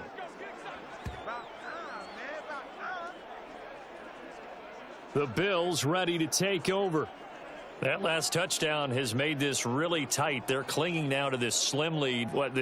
Second half, they only have a field goal. This offense needs to kick it into gear. And right now, I'm looking directly at the field general, at the quarterback, because to me, he's got to take over right now. By word, pumping his team up, and then, of course, by deed with his play. My high school coach used to say that all the time. Laddie, take over by word and deed. And deed means action. Exactly. Here's Cook as they begin on the ground. And he can only manage to get a couple. 2nd and 8 coming up. This defense starting to buckle down when they need to, and right now they're winning this 4th quarter, losing the game, but they're winning in the 4th quarter. And what a fine line it is about what they're trying to get done, because they're down, so they obviously need the football, need a score, but they can't be so aggressive as to give up their edge, their gaps, and have the offense hit them with a big play. And meanwhile, Allen's throw here taken in by Knox. And he gets this one just shy of the 40, down at the 39. His 5th catch tonight, and it's good for a 1st down. 5th catch of the game for him there. Yeah, and the tight end position is now becoming a volume pass catcher. Used to be occasional, right? Safety valve. Throw one to him every so often, but mainly they want him out there to block. Nowadays, an integral part of the passing game, and they create such great mismatches. And look at this. They get the turnover they needed. It's intercepted. It's the Honey Badger, Tyrann Mathieu. And the return will be stopped at the 34-yard line. A lot of bodies there in the middle of the field, and that one intercepted. Yeah, he's looking for his tight end running a drag route across the field, and normally you'd like him to work a little bit further outside. Here the throw is a little early, and it winds up in the hands of the defender. Now the Saints coming back out ready to go for this next drive. A golden opportunity for them now following the interception. They need to try to at least get 3. Obviously, a touchdown puts them in a much more secure position.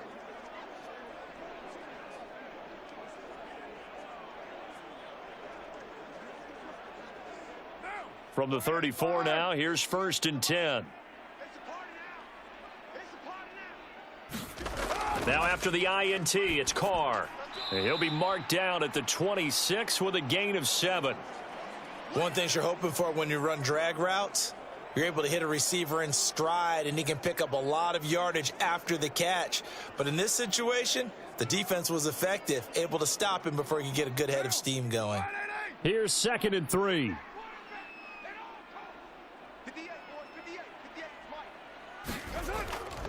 On play action, now Carr. To the sideline and incomplete. Had an open man that time, but ended up putting a little too much heat on it, don't you think, partner? Absolutely, just needed a touch more air under it. Instead, he fired an absolute bullet.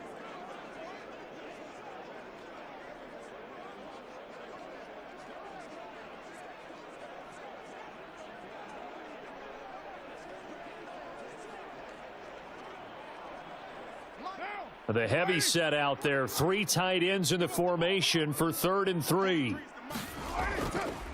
Kamara try the right side. And he'll be tackled about 2 yards shy of the line to gain. A 1-yard pickup leads to 4th down. You know, we might start getting some props here in the booth. You know, that one that says the D and then the fence that you put up next to it? How about that? They brought out the jumbo package and still couldn't move them off the line of scrimmage enough to pick up that 1st down. Impressive. They were ready defensively for that jumbo set.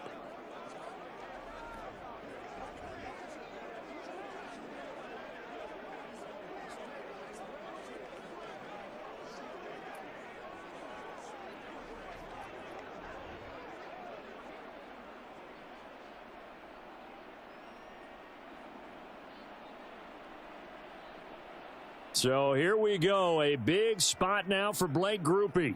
Made his first. This now from 42 yards out. And his kick is good. And in the 4th quarter, this game is tied.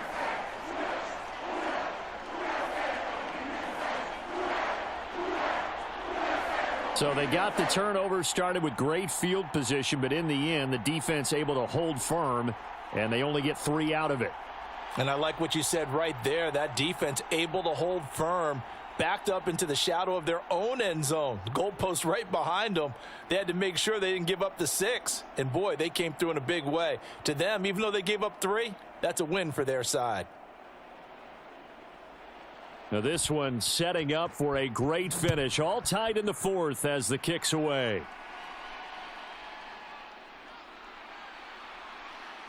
And he's up across the 25 and down at the 28.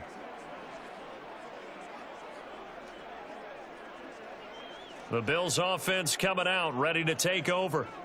And we essentially have a brand new ball game. After that last field goal has tied us all up, we brace for what should be an exciting rest of this 4th quarter.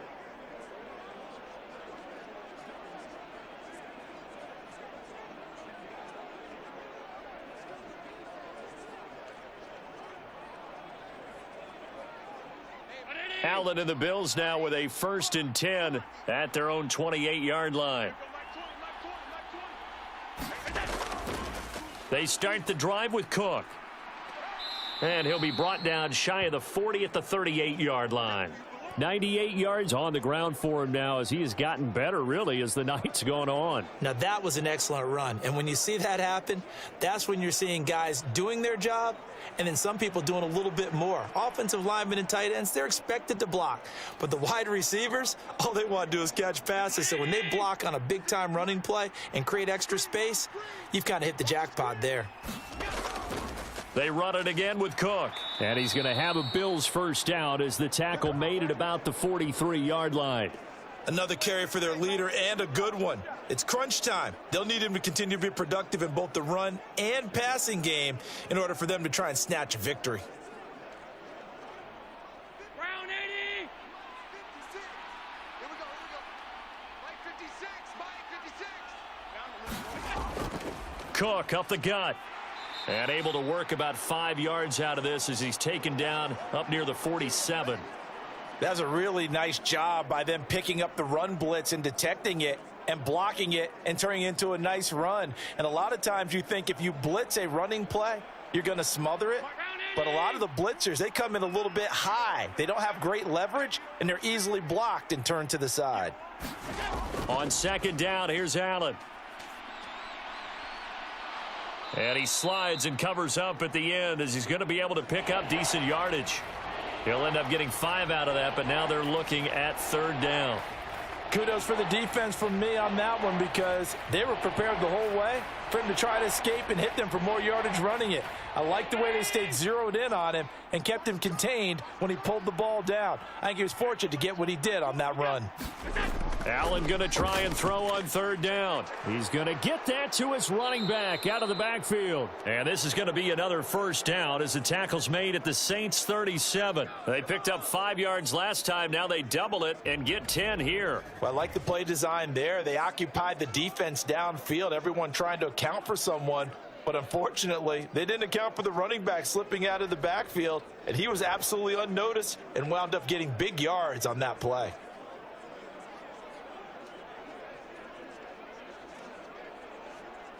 Line of scrimmage, the 37 on 1st and 10. Now flags will come in. One of the Bills got going a little early. The crowd's not doing that O-line any favors. Home field advantage is really kicking in, making it very difficult for them to hear the snap count.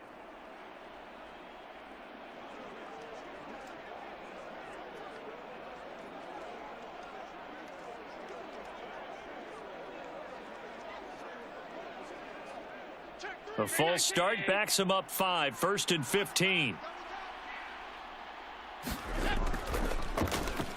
And this is going to be intercepted. Picked off by Paulson Adebo. Down to the 10. And he will take this one home. It's a touchdown. In a tie game, 4th quarter, that's about as big of a defensive play as you can possibly make. And it didn't happen by accident. That was scouting right there. They've seen things that have happened before. They knew in certain situations the type of plays they like to run, read it, and were able to go after the football, get it, and take it into the end zone for a touchdown for themselves.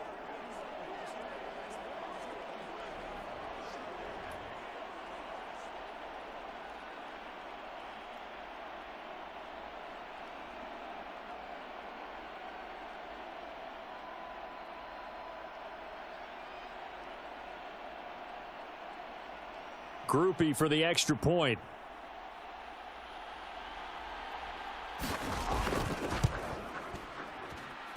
And they will take a 7-point lead now. A heck of a play there defensively, getting the interception, navigating his way into the end zone for the touchdown.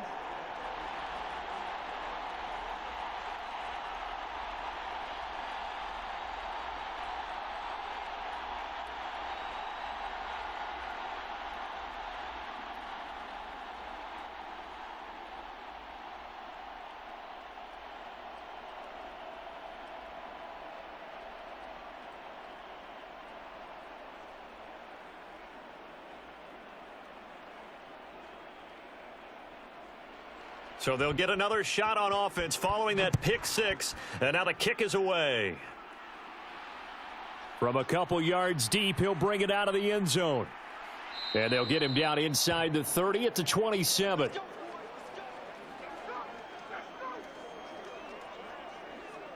Back now on offense, the Buffalo Bills.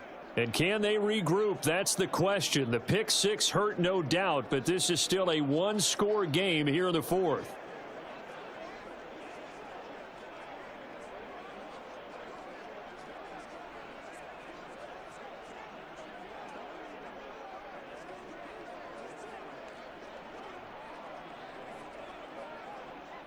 Allen and the Bills now with a 1st and 10 at their own 27.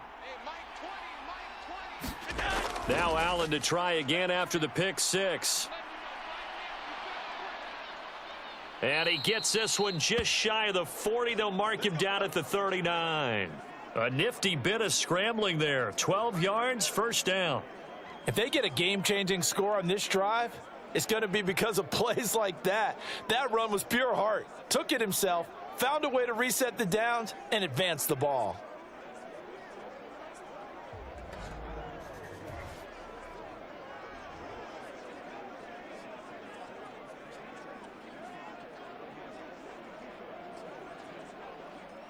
So from the 39 now, they'll come up on a 1st and 10.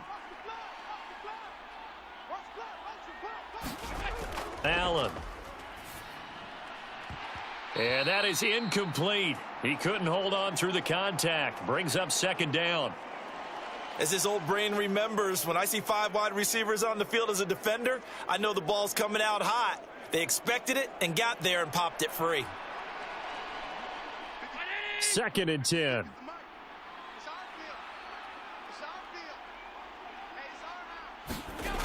Now Allen. A quick throw going to be caught by Diggs. And he'll be taken down, but not before he gets into enemy territory. 14 yards that time for number 14. I like the design that we're seeing right there. This is what they need. Down by a touchdown here in the 4th. They just need to keep working their way downfield. And when they see openings, take their shots. They'll try the middle with Cook. And a strong run there as he'll take this all the way down to the 35. 119 yards rushing for him now as his big night continues. They're making it look easy out there. Another first down. So far on this drive, let me do this little bit of math here. 4 plays, 3 first downs. That's a pretty good recipe for success.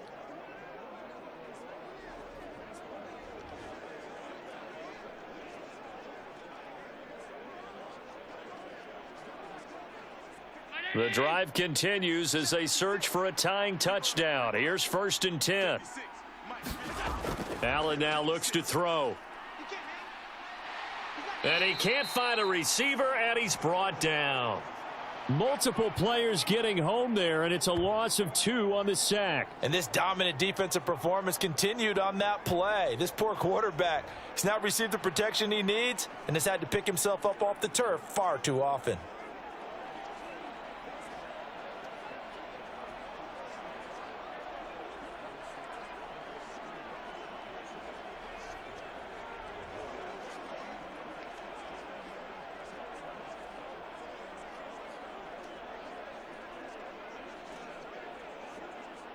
Now following the sack, they'll come up here on a 2nd down and 12. Up the middle, it's Cook. And he'll snag about 5 yards down to the 32. But you've got to give kudos to your offensive line and the guy carrying the ball because they were in a 2nd and long situation. It seemed pretty dire, but they brought it back to 3rd and manageable with that run.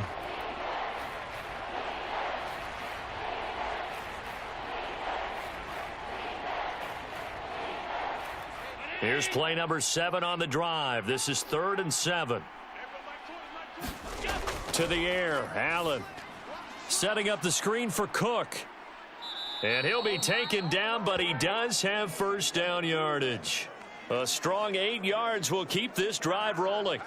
For as many sacks as this defense has, you can understand their willingness to try and get upfield and get another. So what a really smart play call here to use their aggression against them. Go with the screen, and they're able to get the 1st down.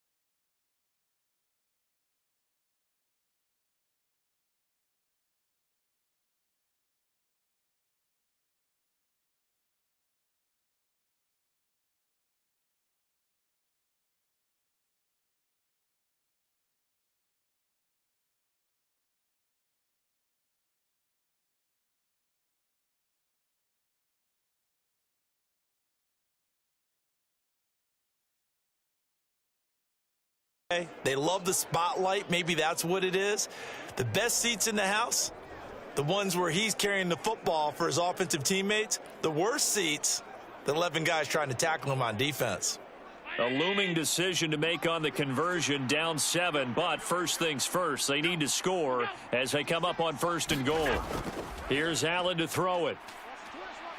Feeling the pressure here and taken down. A sack back at the 7.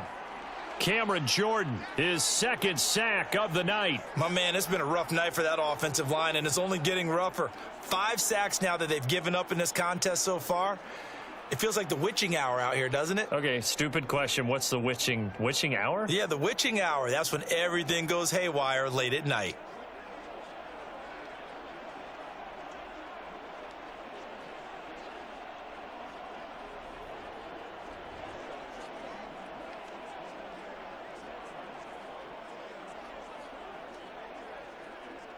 Now from the 7, here's 2nd and goal. 56, Handoff comes to Cook. And he is into the end zone for a Buffalo touchdown.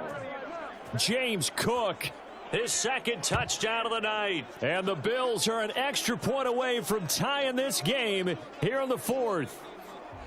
We are set up for a fantastic finish now. A fourth-quarter touchdown here. We're an extra point away from a tie football game. And I know they're thinking about possibly going for two, but I'd go ahead and kick this one and just get it back to level.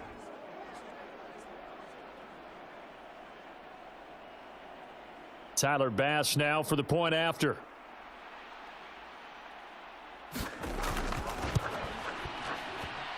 And we are tied here in the fourth quarter. A pretty long drive that time. 11 plays all told. And it was James Cook capping all of that off with a touchdown run.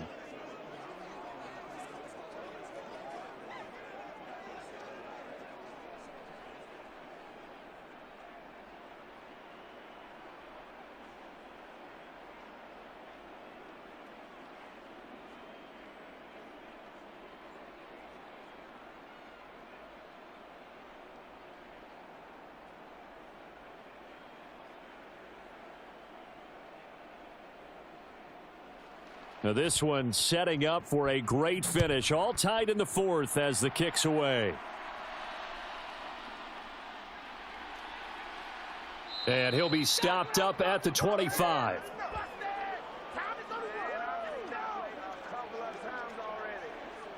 Chris Olave heads back to the field as his guys get set for another possession. And I know that they've double-teamed him a couple times, but not a ton. Whatever they're doing isn't working. He's up over 100 yards. We'll see how they adjust. And when they do that, they weaken their defense in other places as well. And how many times have we done games where we've seen a guy have a big game like this, but it's usually not by himself, is it? Right. Usually it opens it up for other people to have big games as well.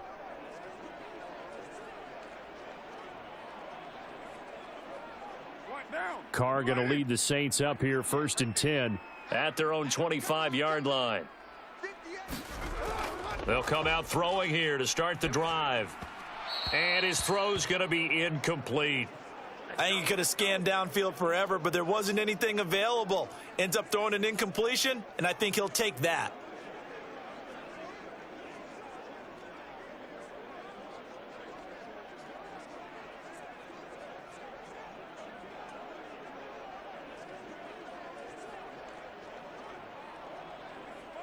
An incomplete pass leads to 2nd and 10 from the 25. Kamara up the middle. And not much to speak of. Call it a 1-yard gain up to the 26. Well, that's a good start to this drive on the defensive side of the ball. Force the incompletion on 1st down. Then you're able to shut down the running play on 2nd. Yeah, I wouldn't be surprised now. A little bit of pressure going at the quarterback in the expected passing situation. They'll come up now 3rd and 9. Shotgun now for Carr. Oh, hit as he throws there, incomplete. Defensively, mission accomplished, and now with under 3 to go, they may be the last team holding the football. They may very well be the last team holding the football, unless, of course, you're facing a group that is really aggressive offensively and may want to take a gamble, but theoretically, you've done your job now. You should get the ball back on a punt, but I'd be alert for a fake. Here comes the Saints punter now, as he'll kick it away for the 2nd time.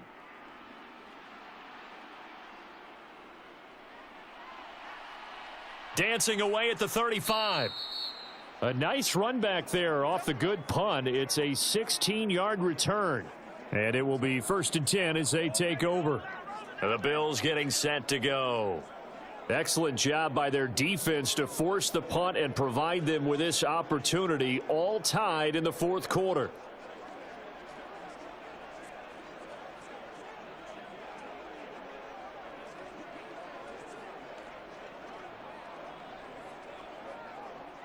So good field position for the Bills as they come up 1st and 10 at their 35-yard line.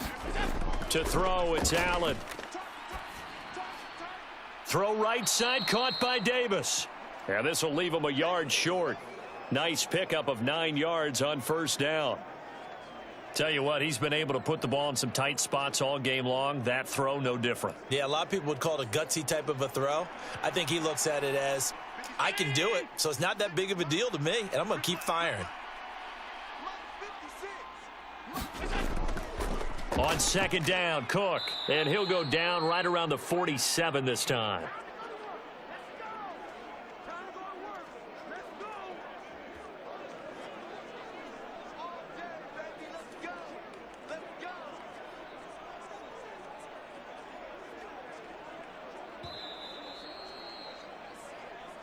Getting down to the good stuff. All tied with 2 minutes remaining on EA Sports.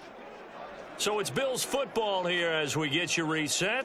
They've got it 1st and 10 as they search for a go-ahead score. Plenty of time. All 3 timeouts still remain. Here's 1st and 10 now. To throw is Allen. Now they go screen. It's complete. And he's going to be taken down right at the line.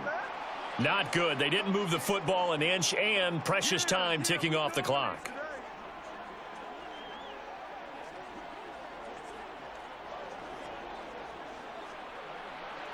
They'll try again here. 2nd and 10. Throwing, Allen. He'll find Gabriel Davis. And taking it across midfield and inside the 45. That's a nice job right there, partner, because they were able to work down the middle of the field, working in the seams, because I think defensively they were guarding the sidelines, trying to keep them from getting out of bounds. They took what they gave them, and it was successful.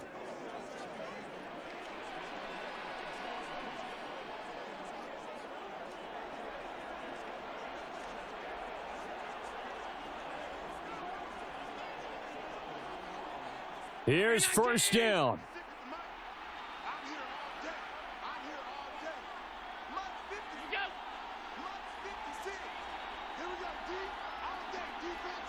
Allen.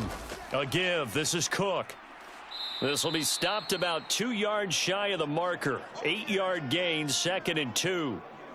The Saints going to call the first of their timeouts as they get it with under a minute to go now in the football game.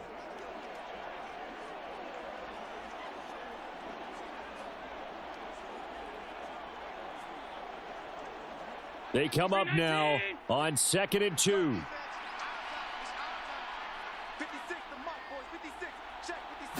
Now Allen. They keep it on the ground, but this time it's Murray. And he'll be brought down at the 27-yard line. Now we'll get a quick timeout called by New Orleans, number 2, as they get the stoppage with a little over 50 seconds left to go in the game.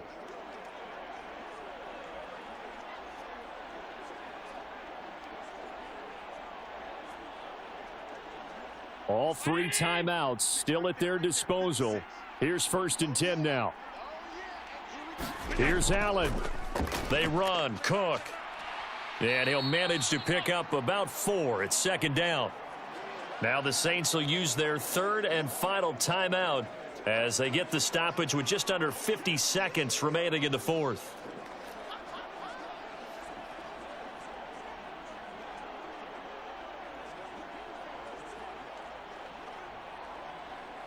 Second and 6 coming up.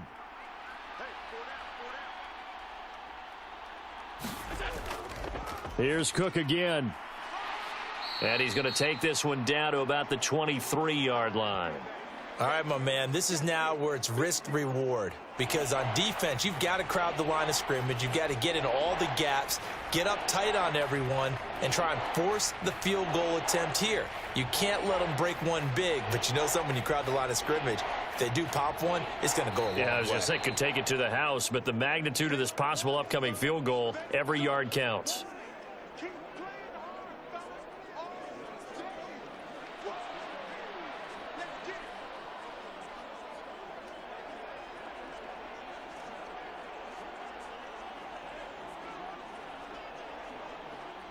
The sound reverberating here in the dome.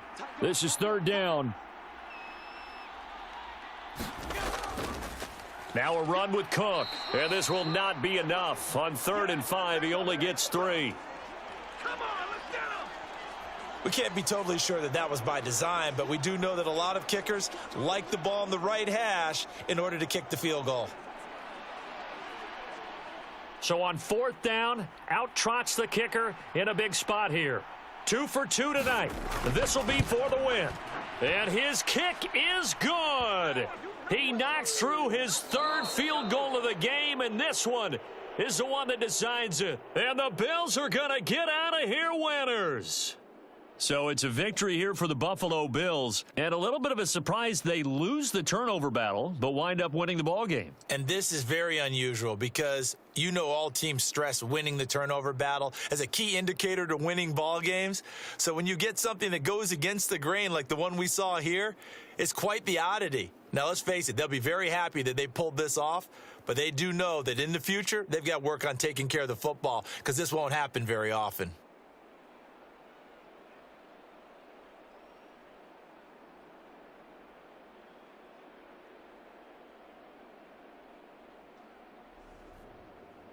That'll do it for us. For Charles Davis and all our hardworking crew, I'm Brandon Gaudin. You've been watching the NFL on EA Sports. For more, find us on Twitter at EA Madden NFL. From New Orleans, good night, everybody.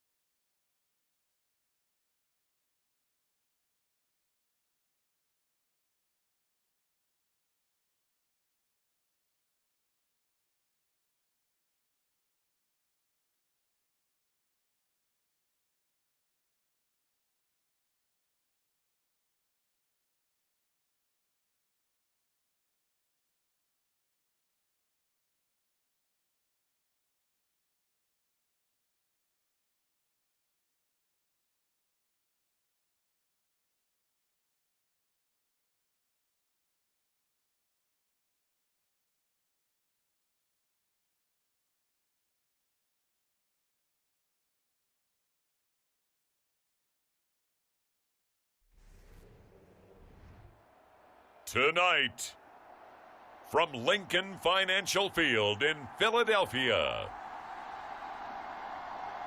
it's a special prime time edition of the NFL on EA Sports.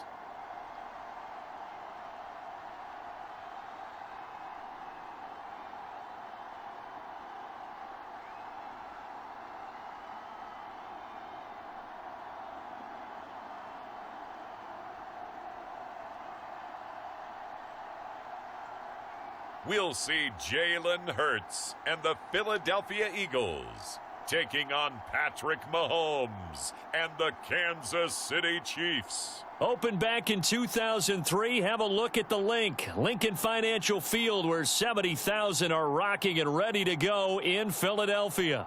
Straight ahead, a rematch from Super Bowl 57, as it'll be the Kansas City Chiefs taking on the Philadelphia Eagles.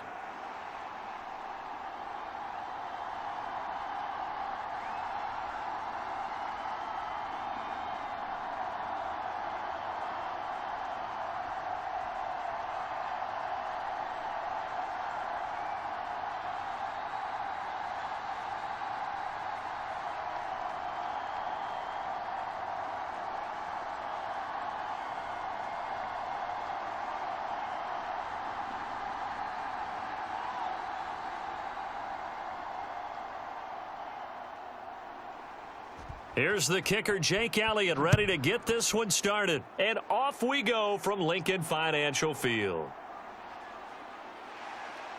And not much happening on the return as he'll get this to about the 23. Here's the Chiefs offense for their first possession, and it's Patrick Mahomes at quarterback. And when you think of Patrick Mahomes, you start to think about all of his attributes, and you realize very quickly you can't just put him into one box. No matter how the game proceeds, no matter what is needed, he tends to have an answer for it and plays accordingly.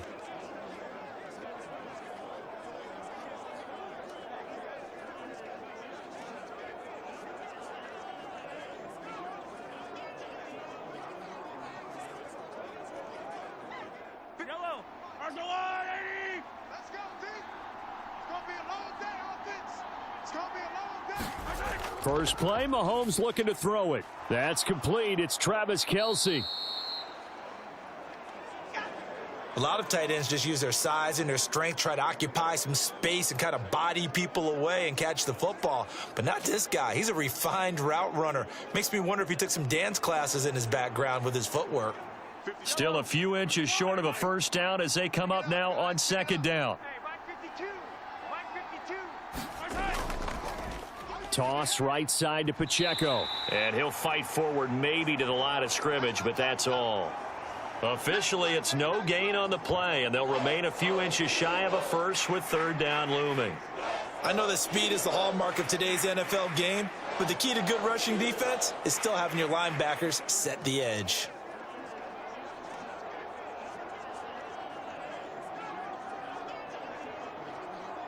An early test for this defense. Here we go on 3rd and inches. Now here's Mahomes. Here's Mahomes.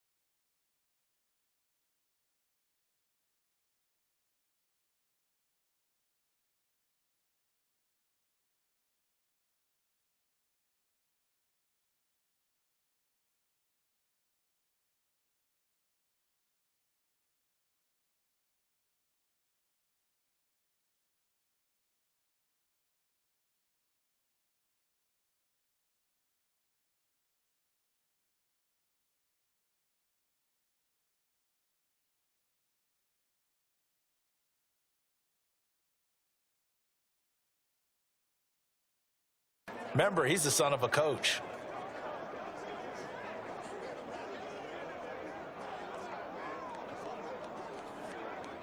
Hurts and the Eagles come up here 1st and 10 at their own 20-yard line.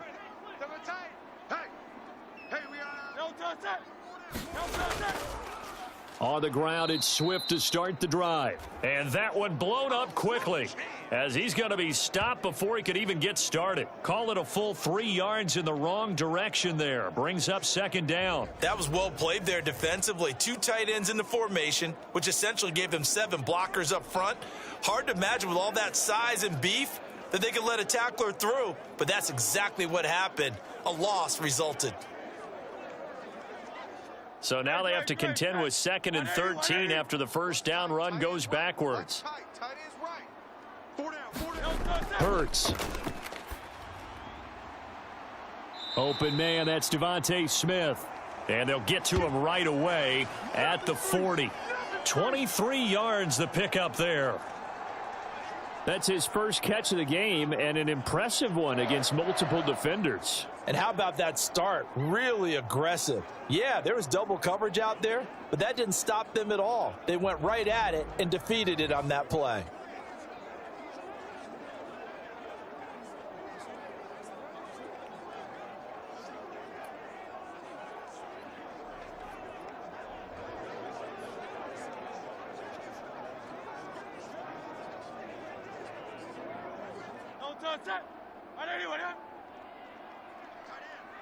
We got 4. We got 4. On 1st and 10, it's Swift. And Nick Bolton there on the tackle. That's a really good gain right there. They pick up 5 yards halfway to a first down. The only problem now in the huddle, everyone's going to want to touch the football. Be a lot of chattering now because they've seen that they can move the line of scrimmage. From the 46, here's 2nd down and 5. Brown goes in motion left. They'll fake it there on the jet sweep, and instead, here's Swift. And he's going to be met at the line of scrimmage and taken down. They'll say no gain on the play there, and now it'll be 3rd down. You don't see that a ton, do you? Where the cornerback coming over to the middle of the field to make a run tackle. That's someone with a ton of confidence to feel like nothing is pressuring him on his side of the field. Sees that the ball's moved to the middle and just sprints over there. Oh, he rifles one, and that's going to be intercepted. Picked off by L'Jarius Sneed. And he will take this one home. It's a touchdown. Well, for the offense, it looked like that drive had the makings of something good. They were starting to hit a groove, but the defense clearly had other ideas, not only to force the turnover, but to handle the scoring themselves. Yeah, no panic in their eyes, was their partner? Think about it this way. A Hall of Fame coach once told me the best characteristic he liked out of his teams was that they didn't flinch. This group, they got pushed back in an early series, kept their composure, and made a big play that swung the momentum their way.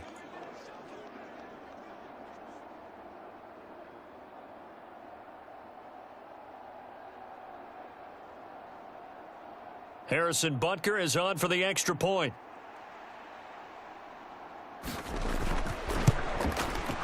And his kick is good to make it 7-0 KC. So the defense creating some points, not only getting the interception, but then returning it to the end zone for the pick six.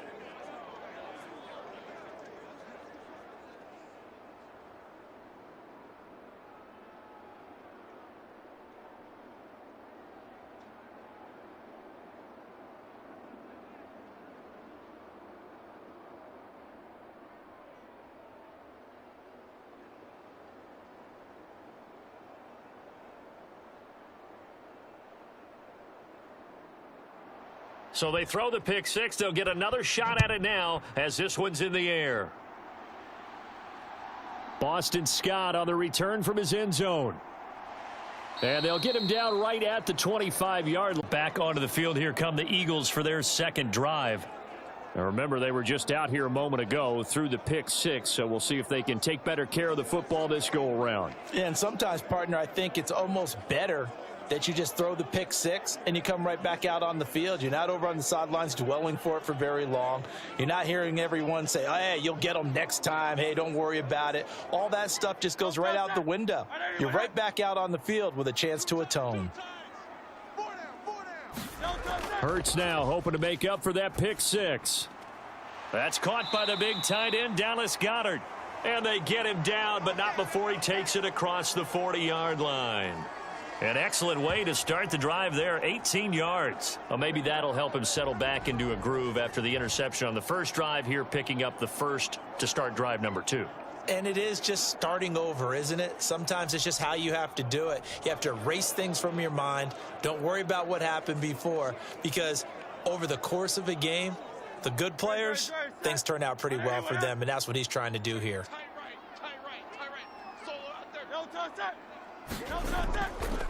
They will run straight ahead with Swift.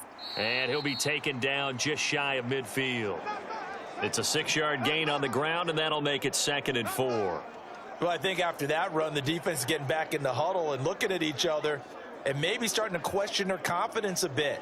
They gave up a significant run, 6 yards, and now you're saying to yourself, how do we stop them, and do I have enough confidence to make a play? Right back to Swift again on 2nd down. And he's taken down at the 50 after a short gain of 2.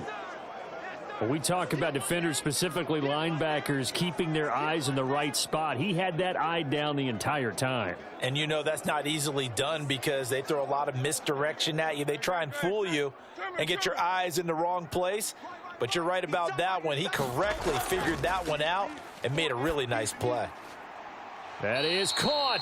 And he'll be taken down, but he does have first down yardage. Give him 6 yards, and they do convert on third.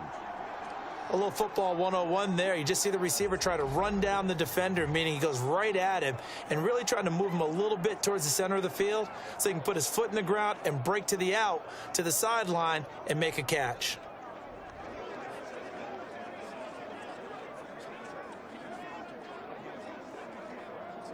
No touch that. Anyone? Tight left. Hey. 4 down. No touch that. Play action. Here's Hurts. He'll get 3 yards on the scramble there at second down. Brandon, once that one broke down, there were only so many options left for him to take. Fortunately, only first down, so he smartly got the yardage he could get and didn't worry about trying to turn it into a bigger play and end up taking a bigger loss. Here, they hope they can regroup and get something different going here on second down. Throwing from the gun, it's Hurts. Gets past one man. And Hurts able to show off some of that elusiveness as he slides to the ground there, and in the process picks up the first down. Opted to run for it. The decision a good one. Picking up the first, getting 14 yards on the scramble. Partner, there's a downside to everything, and the danger of man coverage is if you're locking down your target, you often turn your back to the quarterback and you don't see him. Sometimes you open up a big lane for him to hit you for big yardage, and that was an astute play by him to scramble out, see that lane, and burn them for a first down. Great. Set. Anyone? Double tight. No touch that. They'll run right here with Swift. He'll take it inside the 25. Oh, that's a real nice job there by the defensive front. They just engaged and held their ground. But how about the guy who made the play? We often talk about whether they take a good first step or not. Many times you just don't take any step. Just get your feet moving, get your body going, and then once he made the read, he was able to make the play. Off the play fake, here's Hurts. Oh, now he's stripped. He lost the football.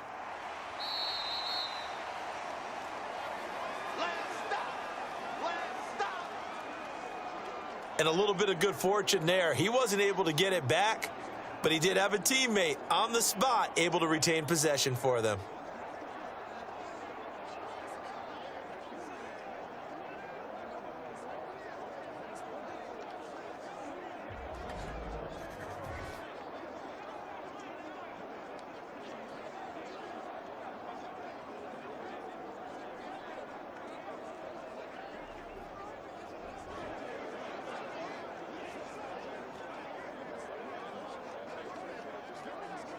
So possession still theirs, but now they face a third down.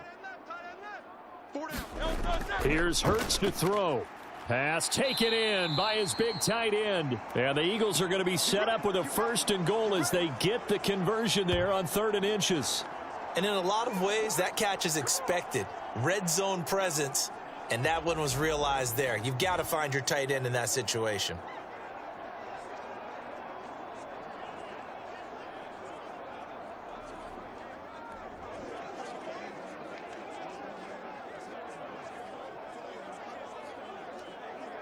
So 1st and goal and a chance to make amends for the earlier pick 6. Here's Swift. And he swallowed up right near the line of scrimmage. They'll say no gain on the play, and it'll be 2nd and goal. What an advantage having an elite guy in the middle of the defensive line, because not only does he take up the space and let the linebackers run free, but he can also make plays himself, as we just saw there.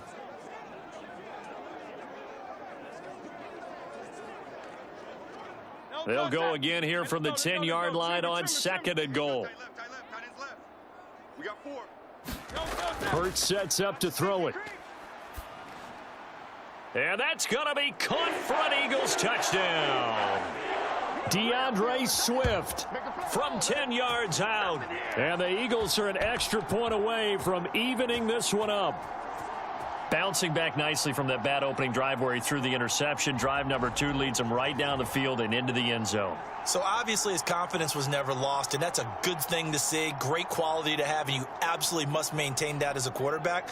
But I have to think that they're probably still on the script that they prepared for this game. Just the second drive, they've worked on these plays all week in practice. Put them to good use on that one. Elliott good with a PAT, and we are tied at 7. So that one a long 11-play drive, and it was capped off by an Eagles touchdown.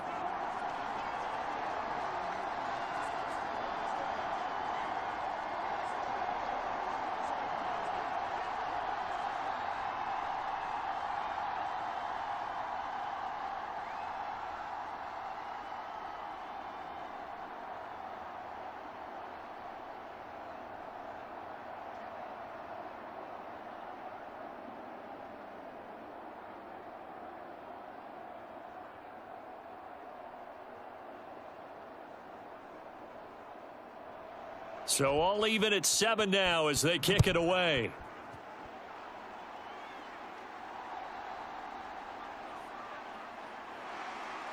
And he'll be tackled just shy of the 25.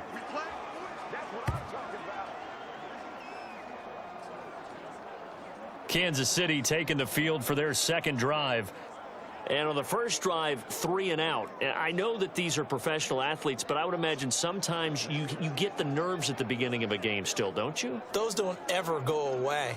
And typically what I've heard from guys and what I remember from playing, if you don't have nerves at the start of a game, it's not going to be a great day for you. You're not really ready to play. So finding a way to harness those nerves and not let them affect you in a negative way, that's what all the guys are looking for.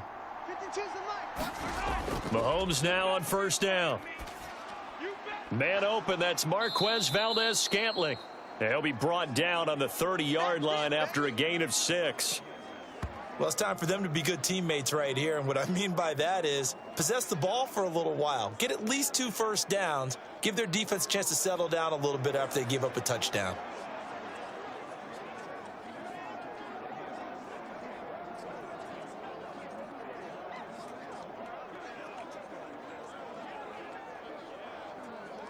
And the ball on the 30. Here's 2nd and 4.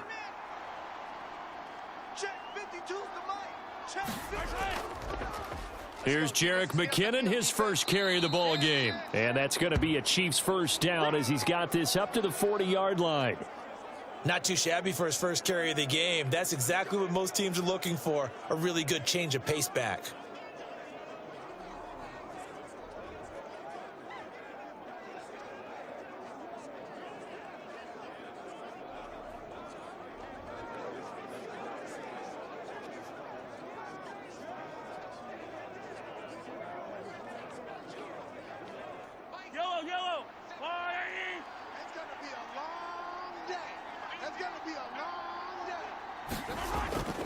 On 1st and 10, here's Pacheco. And slow going there as he'll only get a yard, maybe, up to the 41.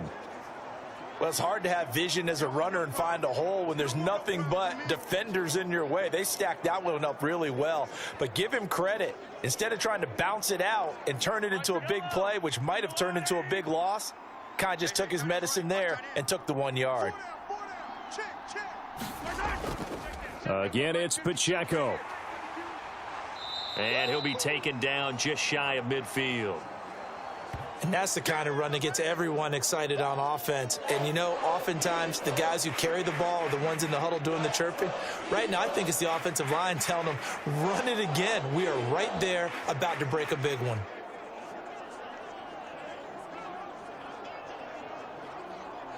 Heavy set out there on 3rd and 1. They'll try for the first with Pacheco.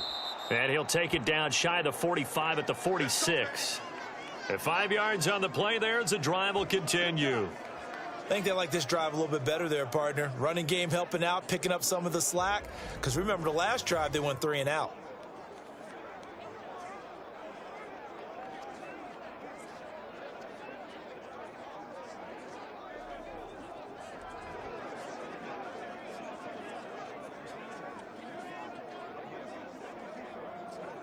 So from Philadelphia territory now, here's a 1st and 10 at the 46. To throw, it's Mahomes. Pitch and catch here to Travis Kelce.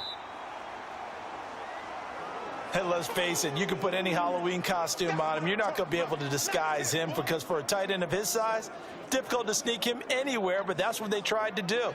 Lined up on his right, tried to work his way back to his left, but just a minimal gain as the defense was able to react quickly. From the 41, here's a 2nd and 5. From the gun, they will run with McKinnon. And a very determined run there as he'll take this all the way down to the 27. Good effort. That goes for a Chiefs first down, 14 yards. The first drive this unit had, they punted. This drive, much more polished, just looking crisper, aren't they, moving the ball? Maybe the first drive was a little bit of a wake-up call. Probably a little bit angry that they had to punt the ball away the first time they had it. Got motivated, got to the sideline, said, okay, let's not let that happen here as we take over again.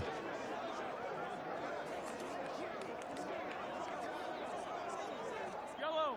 Mike 17. Yeah, let's go sack lunch. Mike 17. Mike 17. They fake the give. Now Mahomes. And it's intercepted at the goal line. Darius Slay with a pick. And the Eagles are going to get the football back at their own 17. Well, your first drive of the first quarter, you get it down there, try to fire it in the end zone, and big-time deflation on that play. No doubt about it. They're moving and grooving and getting into position, and this is not the ending that they saw on this drive, is it? They had things going their way. Here's the Philadelphia offensive unit now as they head out to take over possession. That last drive, it was a good mix. Run, pass, defense on their toes. And what really helps out in a big way is when you're doing the run-pass mix and everything's working, that means that they're guessing wrong every time on defense. They think you're going to pass when you run and vice versa. I would continue that, and when they finally draw a beat on you, maybe you mix it up a little bit, a little play action and throw the ball.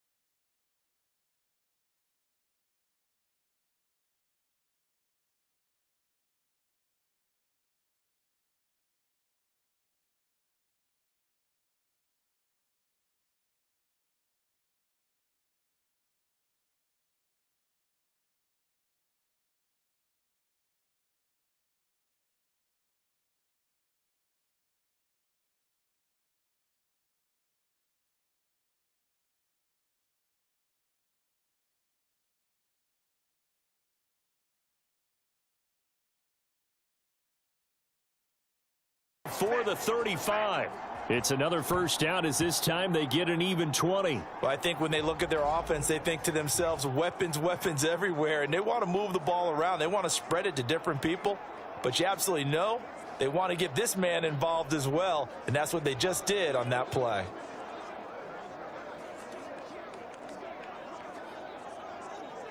So now 1st and 10 in Chiefs territory at the 37-yard line. Throwing is Hurts. Zacchaeus here hauling it in. It'll go as a gain of 4, and it'll be 2nd down.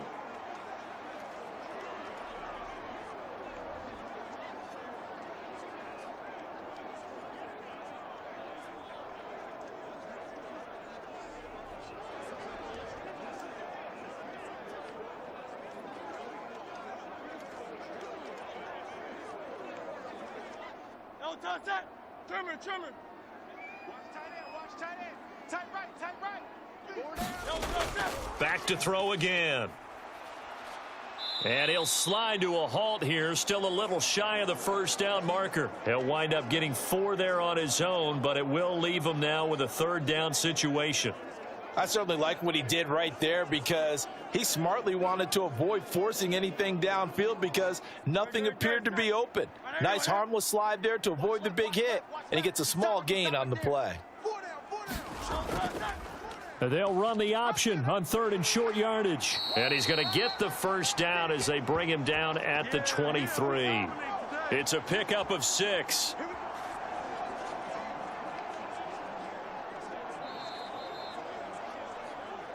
These two teams all tied after 1.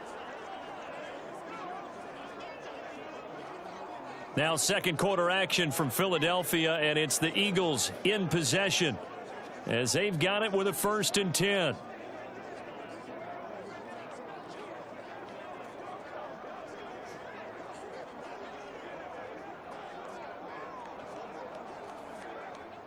Great, set. And anyone hit? Tight into the right, boy, tight into the right. Move. Even. He'll look to throw. This time for Smith, and it's intercepted. And the Chiefs are going to take over once again with a football at their own 20-yard line. Well, they were in a great position to take the lead, Charles. Obviously, all they needed was a field goal to do that. They wanted the touchdown. Unfortunately, they're going to get neither. And you know every offense talks about the same thing each week, don't they, Brandon? They want to end every drive with a kick, whether it's a field goal attempt, a point after the touchdown, or at worst a punt. This time they had that opportunity but didn't get it because you know the field shrinks that close to the end zone, and that allows a defense to tighten up their coverage, and they picked that one off.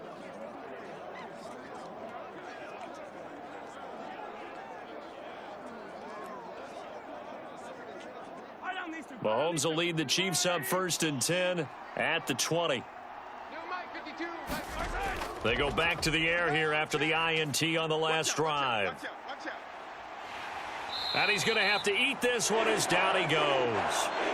Buried for the sack by big Jalen Carter. I thought there at the end he may have had a chance to release that, but that pocket closed a little too quickly and down he went. Yeah, he was certainly trying to do everything he could to extend the life of the play, probably counting in his head 1, 2, and then he ran out of time.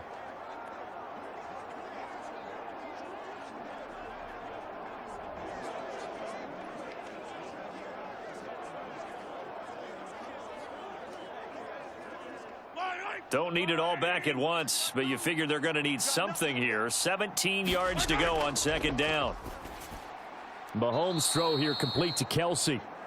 So they'll get 8 out of that completion, and that brings up 3rd and a full 10 yards. Let's not quibble about the gain there on 2nd down. That was a positive play because that was a take-what-you-can-get situation. Got out to the tight end. Now it gives them a much better opportunity to convert on 3rd down. Still needing 10 yards. Now it's 3rd down. Working from the gun, Mahomes. Work in the middle of the field, and he's got a man complete. And he will have a Chiefs 1st down as they're able to get the 3rd down conversion. And that's well executed there on 3rd down, and I love the confidence that they had to let their tight end try and find some space in the middle of the field, right in their quarterback's line of vision. And QBs love to make that easy throw, and they hooked up there for a 1st down.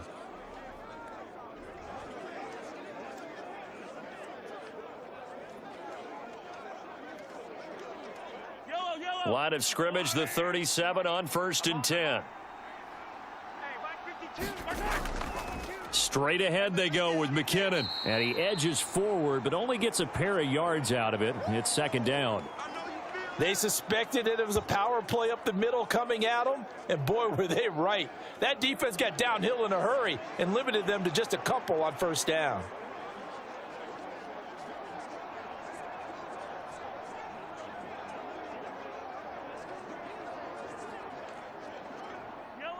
Ball on the 40 now. Here's 2nd down and 8.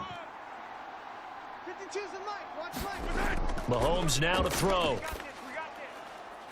This one complete to Mecole Hardman. And he'll go out of bounds. It appears right at the 45. It'll go down as a gain of 6. And now 2 yards to go on 3rd down.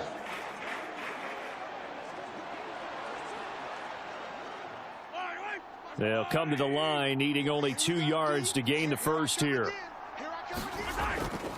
On 3rd down, it's Pacheco. And he will be very close to a 1st down, but I see the closed fist of the referee, and that means 4th down.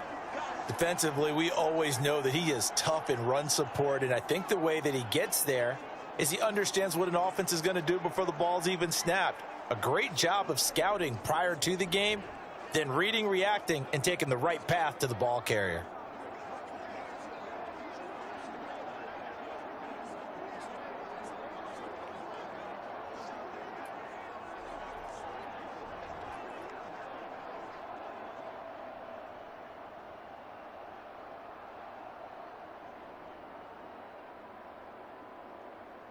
Here's Tommy Townsend on to punt.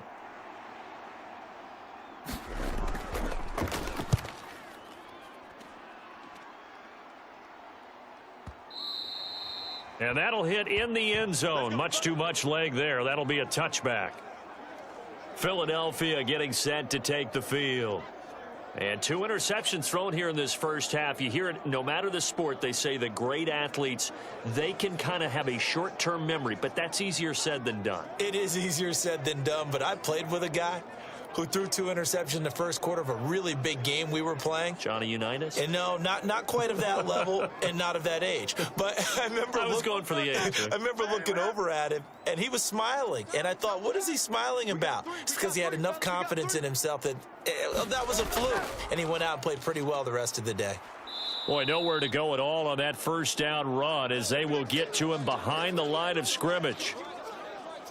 This defense has really flown around in the first half. They've gotten to the ball carrier before they can really get started. Offense got to come up with something else in order to try and get this running game going.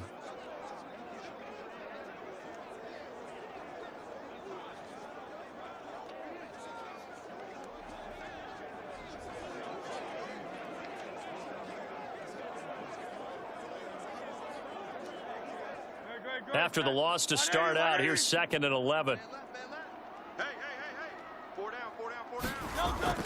Back to throw here. This short throw caught by Goddard. Stopped at the 24-yard line after a gain of 5. That's a staple of this offense. Drag route to the tight end. Yeah, he was unable to use his size to break off much more yardage after the catch, but still an effective gain nonetheless. The offense on 3rd down tonight, they've been good. 3 for 4 thus far. This will be 3rd and 6.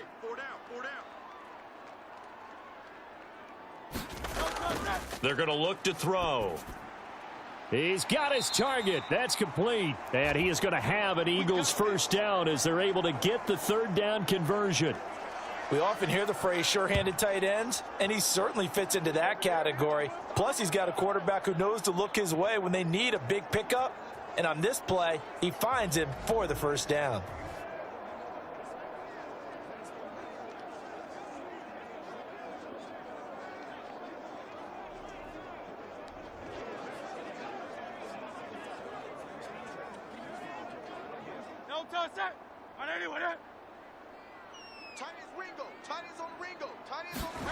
But first down, Hurts. Over the middle here to Brown. And he's brought down. 16 yards, a little deja vu from the previous play where they got 16. If you're going to blitz, likely going to leave you in man coverage with this guy, and that is less than ideal. It is, because just about any offense that has an elite receiver, if you blitz and have him in man coverage, you're going to him, even if he has an elite defender on him, because he usually knows where the ball is before the defender does.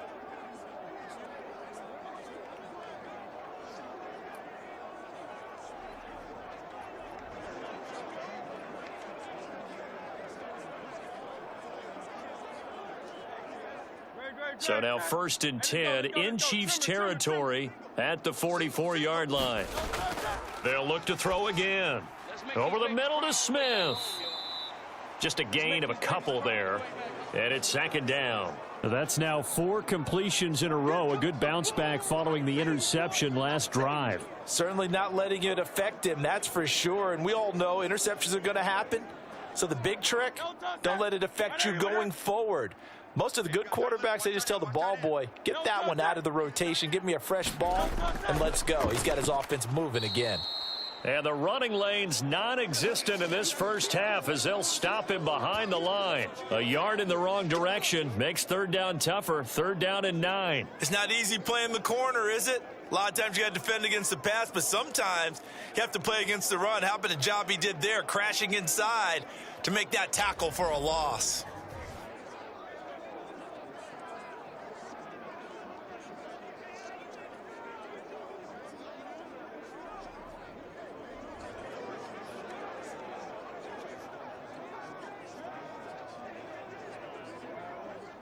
The first down line at the 34 here on third down. Looking to throw. Open man is Goddard, the tight end. And he'll get this only to about the 38 as they stop him a few yards shy of the line to gain. Call it a gain of 6 on the play, and that'll bring up fourth down. One hallmark of good defenses is understanding the game, understanding positioning, and tackling immediately in the secondary after catches. I think we just saw that on display right there. Got to him before he ever had a chance to think about turning it upfield.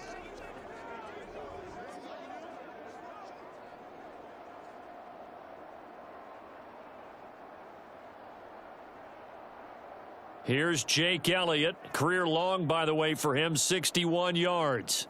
This officially a 55-yard attempt. He had the distance, but it's no good. Wide to the right, and this game will remain tied here in quarter number 2.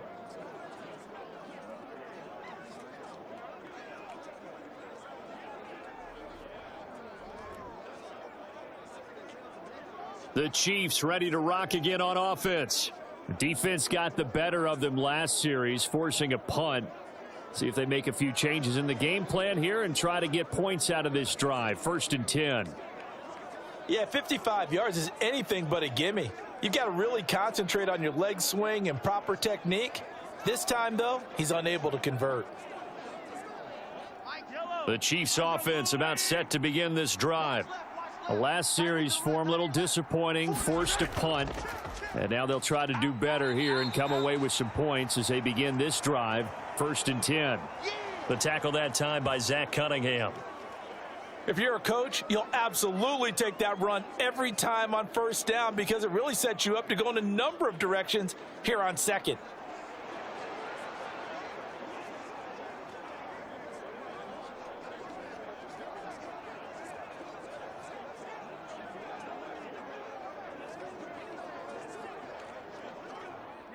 From just shy of midfield, here's 2nd and 5. Quit talking about it and bring it. 552. Throwing now is Mahomes. He'll get this one to Kelsey. That's complete. And all the way in for a Kansas City touchdown. Travis Kelsey, 51 yards. And the Chiefs have taken the lead. And, you know, you and I praise tight ends in today's game a lot for being just like a bigger-bodied wide receiver. Boy, a play that long from that position, you just didn't used to see that as much. No, you were really just counting on the tight end position to catch the football and get what they got on the catch. And now it's the run after the catch that makes him so dangerous. Hard to bring those big guys down when they get rolling. Couldn't bring him down here. Got into the end zone. Extra point by Butker is on target. And that makes the score 14-7. The long touchdown pass gets them 6 on a very, very tidy 2-play drive that time.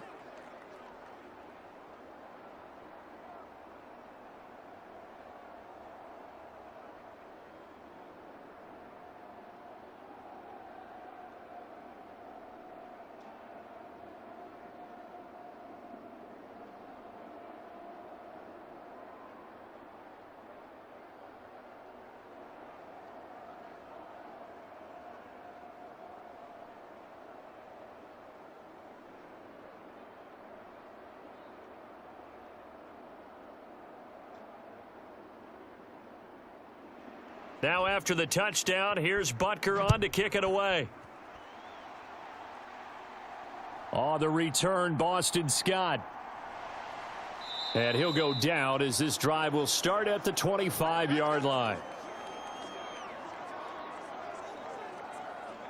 Here's the Philadelphia offensive unit now as they head out to take over possession. And the way their last drive ended, boy, it was frustrating. They had a pretty good drive going. It was sustained, and then it stalled out, Charles, and they missed the field goal and got nothing out of it. Is that insult to injury? Because they had such a sustained drive, as you noted. So you know for the head coach, it almost felt like a little bit of failure to send out the field goal unit and then to not even see the ball go through the post. What a bummer on that last drive for them. Got to pick themselves up from that one. Hurts throw complete there to Smith. And they get him down, but not before he takes it across the 40-yard line. This drive starting off on the right foot, 18 yards. I think it all came together there. In-breaking route, drove it with excellent pace. Money throw right there to move the sticks.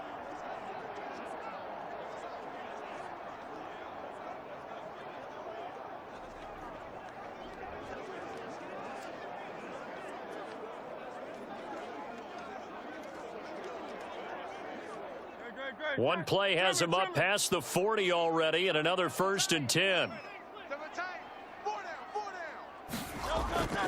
They run out of the gun with Swift. And he still has yet to get on track in this first half as they're going to stop him behind the line. That's going to wind up a loss of a full 3 yards on 1st down. Part of the thinking when you bring in extra tight ends, you're hoping that each of your guys gets those one-on-one blocks and creates a crease for your runner. You know what the converse is, though? You've got to win those one-on-one blocks, and when you don't, that's the result you end up with.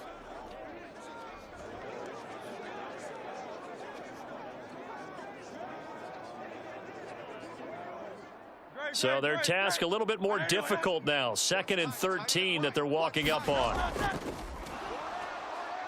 Oh, able to avoid him. And they get to him after a gain of 6 to the 46. Decent run, maybe hoping for a little bit more. It does, though, set up 3rd and manageable.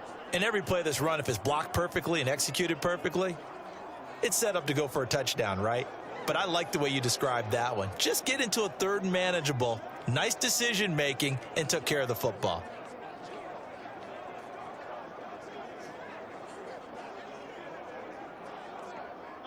The offense on 3rd down tonight, they've converted 4 times out of 6. Not bad. This will be 3rd and 6. Now they'll throw here out of the gun. Able to find the open man. That's complete. And he'll be brought down with a 1st down as the tackle's made at the Chiefs' 40.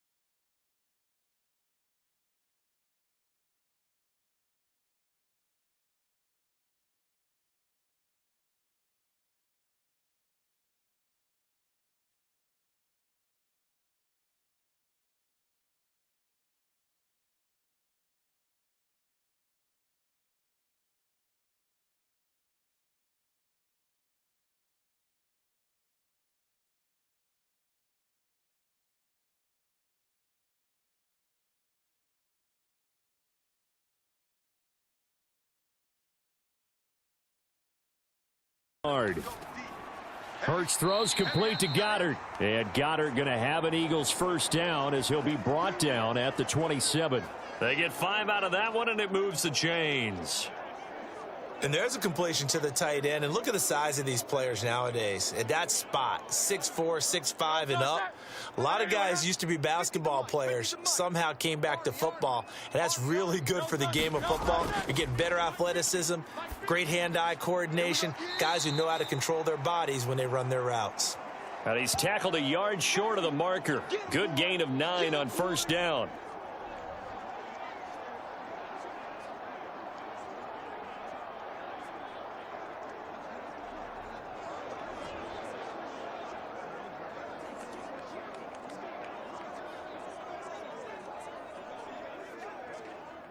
Second down and a little more than a yard here.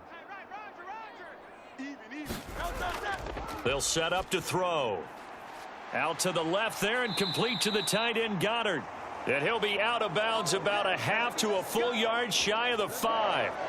A solid pickup of 12 yards, and now they're knocking on the door. And this has been a nice answer to the touchdown drive against them a few minutes ago because they've come out and reestablished the tempo. A nice throw there, and they're putting together a very strong drive as a response. Swift going to try up the middle. And he is into the end zone. Touchdown, Philadelphia. DeAndre Swift with his 2nd touchdown here in this first half. And the Eagles are within an extra point of tying up this ball game. A solid blocking up front from the guys on the offensive line allowed him to get in for the touchdown. Yeah, some might say that the guys on the offensive line were in concert. I used to have a coach who called it marrying up, meaning when you get on a guy, you just stay right there, and each guy has his own assignment. That allowed the runner to make the big move towards the end zone. Elliott on for the extra point.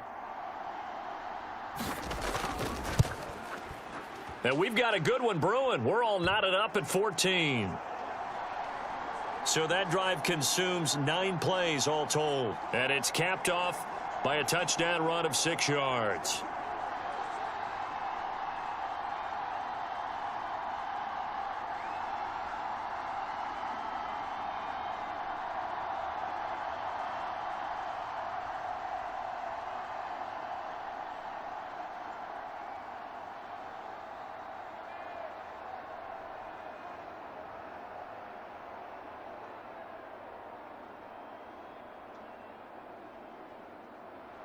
This one tied at 14 now as he sends this one away. And we see James. He will not return it, and they'll bring it out to the 25.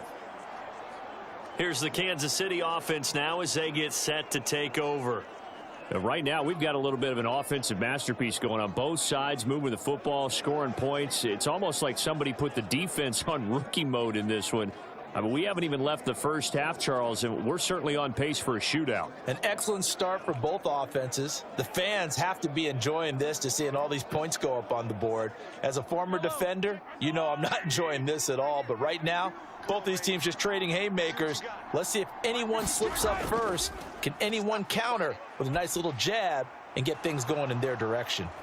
Yeah, this will be a gain of 5 as he gets it to the 30. They'd love to just strike back with a touchdown right here, and if it's a long play, so be it. But the main goal, get a couple of first downs, run some plays, run some clock, allow their defense to get a chance to catch their breath, settle down, and relax a little bit after they just gave up a score.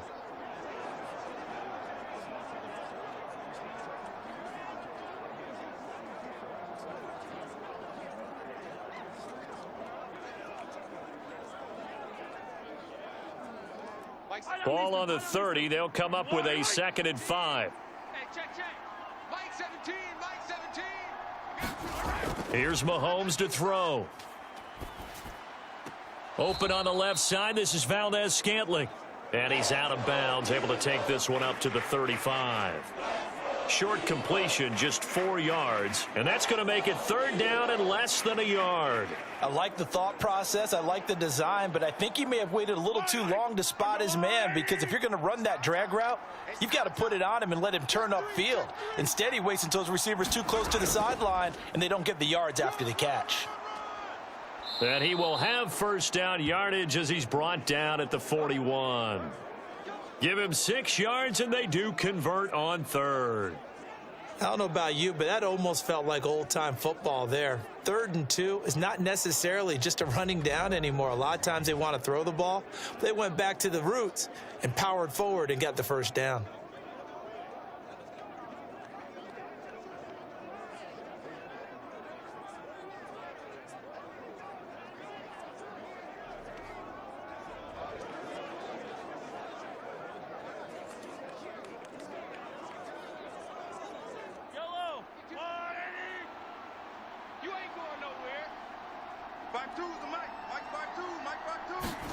Throwing on 1st down is Mahomes. It's Kelsey on the grab. And that's good for a gain of 6, and that'll make it 2nd down. Now that's staying ahead of the chains. Really good pickup on 1st down, hitting the tight end there. Now it brings up a 2nd and manageable. Just found a hole in that zone. They don't need to run another play here before the 2-minute warning. Let's see if they do it anyway. Mahomes to throw on 2nd down. A throw on the run, but that's going to be incomplete. This is part of why this guy's got multiple MVPs on the mantle. We're used to seeing him make the impossible throws, but here Mahomes knows he's got nothing, so he wisely just gets rid of it.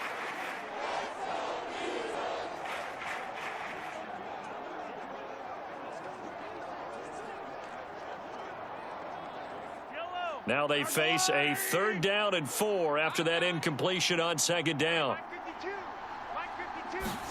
Looking to throw is Mahomes. And he will not be able to hang on through the contact. It's incomplete. The coverage strong, and now it's 4th down.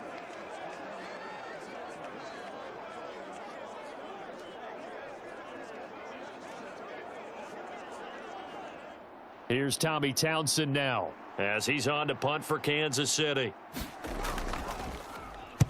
He's been a busy man here in this first half as he gets it away. And that one hits a little too close to the goal line, and it continues into the end zone for a touchback. Now Philadelphia ready to get going on offense again. A long drive last time out for this offense, Charles. If you remember, they started basically in the shadows of their own end zone, marched it down the field, and a lot of that was through the passing game. And partner, as a former defensive back, I'm having almost a physical reaction watching what's happening right now. But let's give credit where it's due, because they've done an excellent job moving the ball through the air. Secondary getting picked apart pass by pass.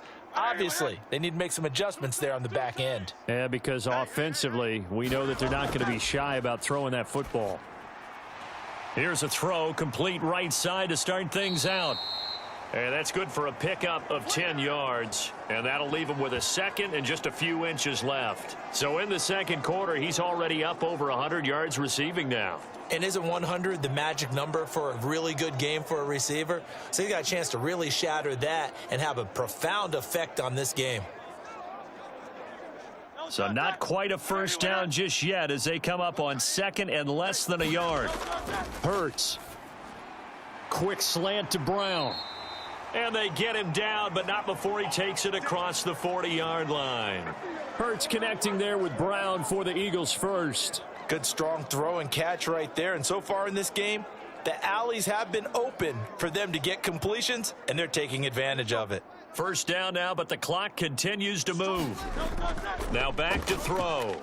Hey, we got 4. We got 4 down. Shifts by him and able to break one tackle, but then quickly brought down. But a nice little gain.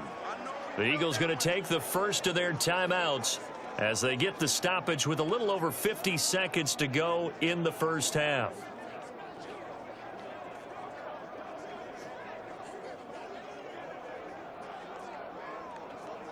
Second down and 4. Right. He's tight right here. He's tight on the right. Tight on the right. From the midfield stripe, they'll look to throw. This short throw caught by Goddard. And he'll be brought down with a first down as the tackle's made at the Chiefs' 40. Now the Eagles will use the second of their timeouts as they get the stoppage with just under 50 seconds remaining in half number 1.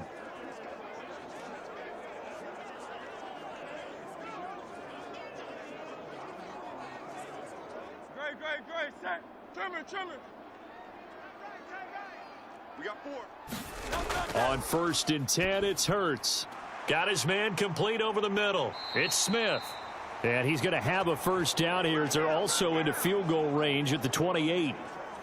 Boy, everything clicking on this drive. He's 4 for 4 now, and that throw, maybe the best of the bunch. This offense is really humming, and they pick up another first down.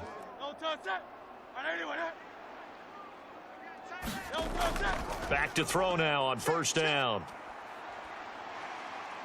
And he'll protect himself at the end here as he winds up getting pretty decent yardage. The Eagles will take their third and final timeout as they stop it with 16 seconds to go in half number 1. Well, he's proven real effective running the football. No one open, don't force it. Just get what you can, and that's what he's done very well in this game. So Hurts is off, and on comes Jake Elliott for the Eagle field goal. It'll be from the right hash, and it'll be a 36-yarder. The kick by Elliott is good, and they take a 17-14 lead.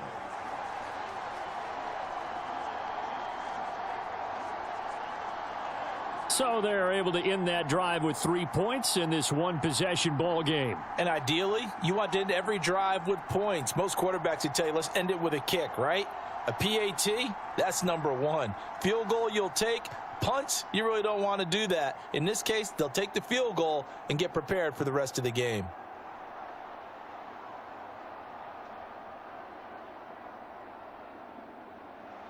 So not much time to speak of remaining in this first half as the kick's away.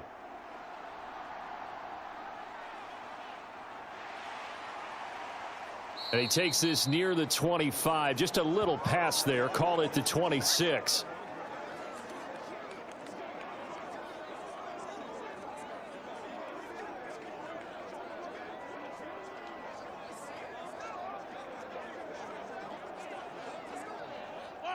The KC offense out of the huddle, ready for their next drive.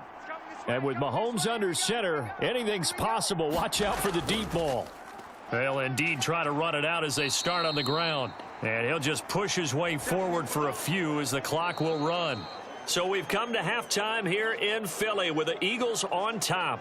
As we'll send you down the coast now to Orlando, that's where we find Jonathan Coachman, ready with our EA Sports Halftime Report. Coach. Okay, Brandon, thanks very much. Back to you guys in a bit. But first, we welcome everyone to our EA Sports Halftime Report. We watched a solid performance out of running back DeAndre Swift. He found the end zone twice, once on the ground and once in the passing game, as he proved he's anything but a one-dimensional running back. All right, Coach, thanks. Yeah, both teams likely to make some changes in what's been a closely fought battle to this point.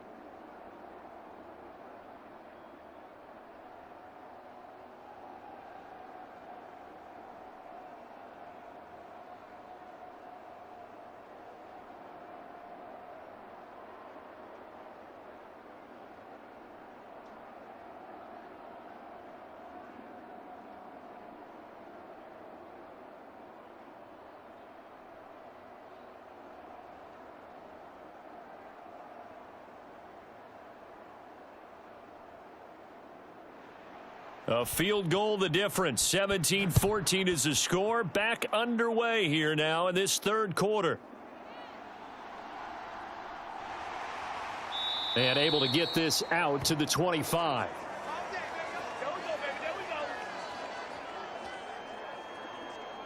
The Eagles ready to go on offense to begin quarter number 3. And despite the turnovers, Charles, and they had multiple in that first half, they still have the lead as they begin this third quarter. And they probably heard some conflicting tones at the half, don't you think? A lot of praise for what they did to get this lead, but also a little bit of scolding because they got to take better care of the football in the second half. But you and I both know the great leaders, they know how to give that little bit of vinegar in there and cover it with a big dose of honey. Here's Hurts to throw. And this will be caught by Brown. And they get him down, but not before he takes it across the 40-yard line. It's a first down, his 4th catch of the game after having 3 in the first half. And a good quarterback facing zone coverage. If he has just a little bit of time to survey the scene, that's what's going to happen. No doubt about it. If there's no pressure, he's going to continue to pick them apart because he'll have all that time to find someone open downfield. You can only cover for so long. So maybe they want to go to a zone blitz scheme, get a little bit more pressure. Remember when Carolina did that against Denver? They lost the game ultimately. They dropped the defensive end out, and he ended up with an interception in that game in Super Bowl 50.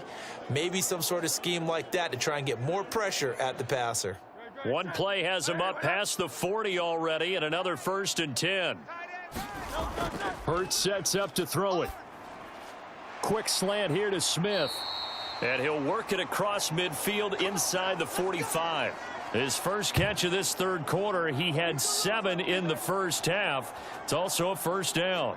Not only have they completed a couple on this drive, but they peeled off some pretty good chunks of yardage, too. Absolutely. Great start. 2 nice plays in the pass game. Now can they continue to feed off that?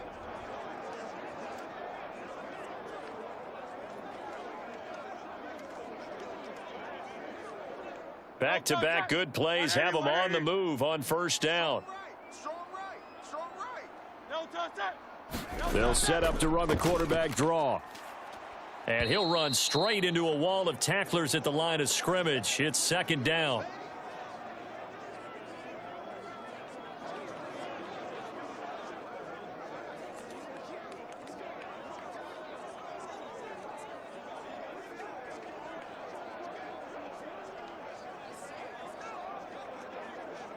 Now a 2nd and 10. Check. 4 down. Back to throw.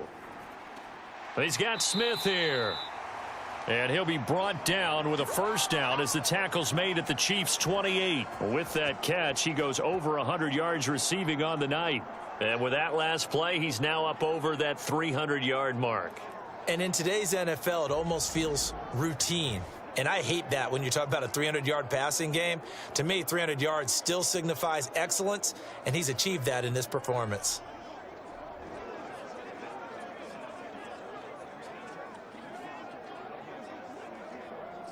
Kill, turn up. From the gun, here's Swift. And he'll work this forward for about 3 at second down. In the first half, he was held in check on the ground, but despite that lack of production, they still have the lead. Yeah, and they've got to feel fortunate about that. If they could actually get production from their lead horse, that would help open up this offense and widen this margin, too. From the 25, here's second down and 7. They'll look to throw here. He's got Dallas Goedert, his tight end, over the middle. And he'll be brought down with a first down as the tackle's made at the Chiefs' 13-yard line. They pick up 12 on the play there, and they move the chains. He's certainly done a nice job spreading the field on this drive, and here he finds his big tight end for good yardage. And that's what you have to do. Keep defenses guessing about where you're going to go with the football. From the 13 now, they work on 1st and 10. They'll look to throw. That's complete right around the 8.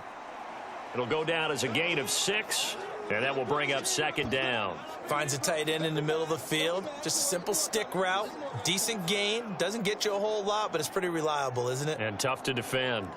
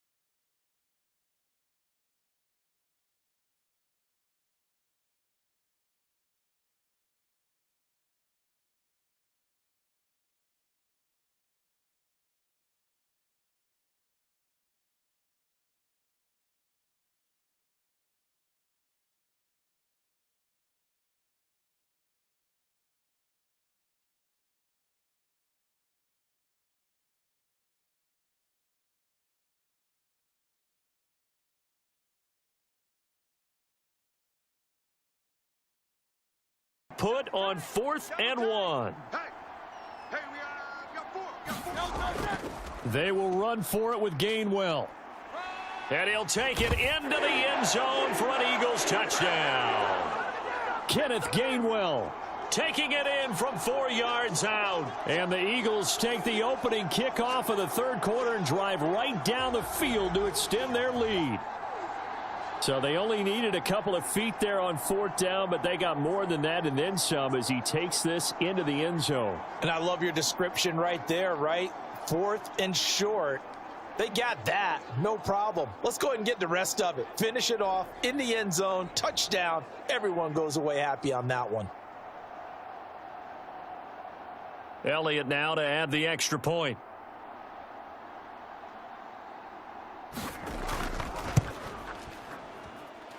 And his guys will take a 10-point lead. So the drive goes 75 yards, 10 plays. And it was Kenneth Gainwell who finished it off with a touchdown run.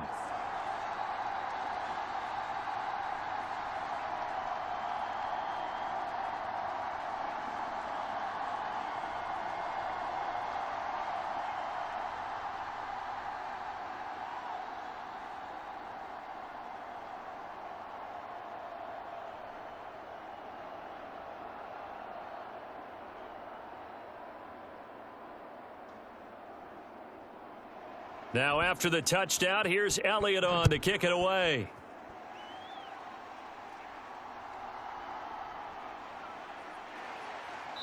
And he'll get it up just past the 20 as his guys will go to work at the 21-yard line.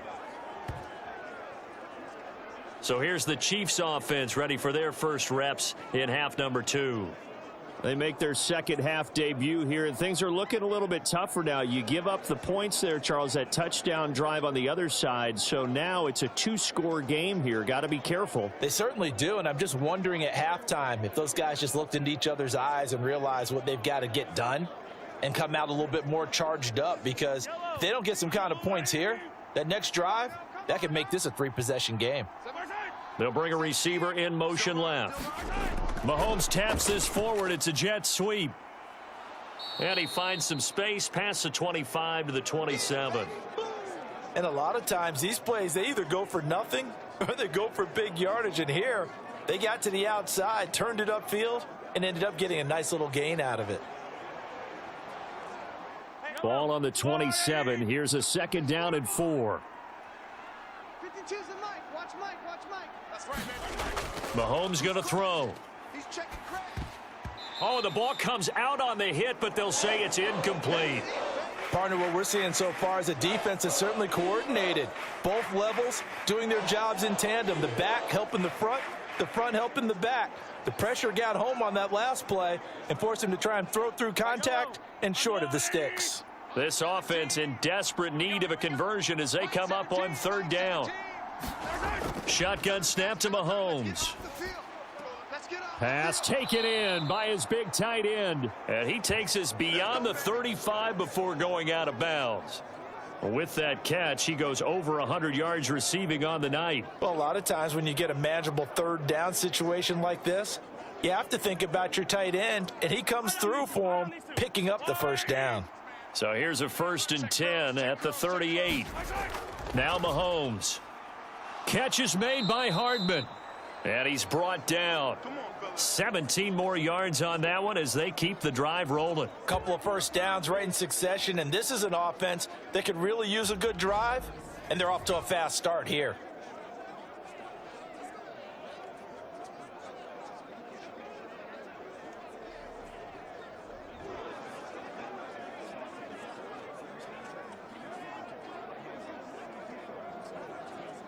So from Philadelphia territory now, here's a 1st and 10 at the 44-yard line.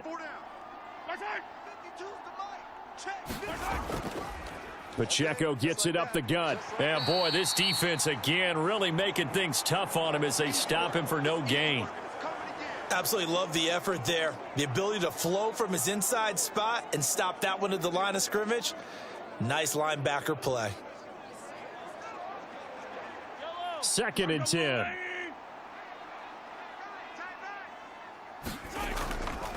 Handoff, it's McKinnon.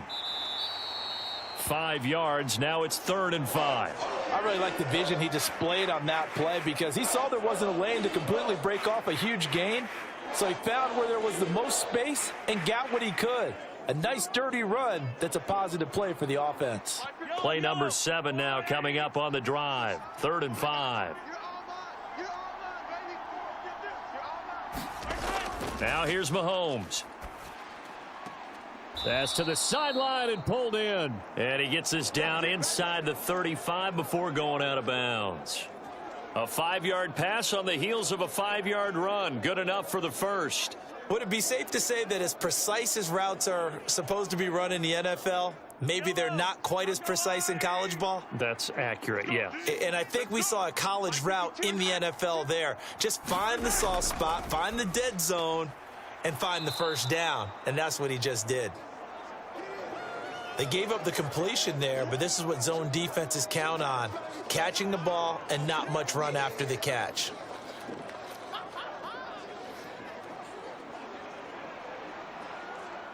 This 2nd and 4. From the gun, it's Mahomes. No hesitations, they go right back to Kelsey. And he has another 1st down as they'll get the ball down to the Eagles' 15-yard line. 12 yards there as they move the chains. They're going to empty the backfield here, so you know this ball's likely to come out quick. They let the 4 outside receivers run deeper routes and then let the tight end just make a beeline across the formation. He's able to make the catch and turn it into good yardage and a first down. On first down now, run with McKinnon. And they get to him quickly here as he stopped right around the 13. Give him a couple on the carry there, 2nd and 8. Brandon, we talk all the time about those hybrid players, guys who could do more than one thing. And I think if you're playing strong safety in the NFL today, you are a true hybrid. Part linebacker, part cover guy. And coming up, sticking his nose in the mess there and making a nice play defensively. This a 2nd and 8. Mike 17. Come on. Mike 17. Mike 17. To throw, it's Mahomes. This will be caught just inside the 10. And the Chiefs are going to have a 1st and goal as the tackle is made at about the 5. Well, he does have 1 touchdown in the game already, and while this one won't go for 6, it's enough to get him 1st and goal. But you and I both know he's going to be a little upset he didn't cross the goal line for a 2nd time in this one. Might want the ball here on the next play. Pick it up. Mike 17. They'll run here with Pacheco. And he's going to get him about 3 yards closer. He's down to about the 2. This is a critical sequence here for this offense. Things really haven't gone their way so far. This could be their chance to get back into it, but they've got to find a way to punch this ball in. From the 2 now, 2nd and goal. Mike 17. Hey, let's get off the field. Mahomes now to throw. And that's caught. It's Kelsey. Touchdown, Kansas City. Travis Kelsey, a beast in the red zone with his 2nd touchdown of the game. And the Chiefs have cut it back within a score. So a strong drive here to lead off this 3rd quarter and gets them right back in this football game. And I think we can safely call that a statement drive because they had to be saying, we didn't put our best foot forward in the first half, but we certainly mean business now. Maybe a better term, a prove-it drive. They proved it to themselves that they were ready to go. Extra point by Butker is on target. And that cuts the lead to 3, 24-21.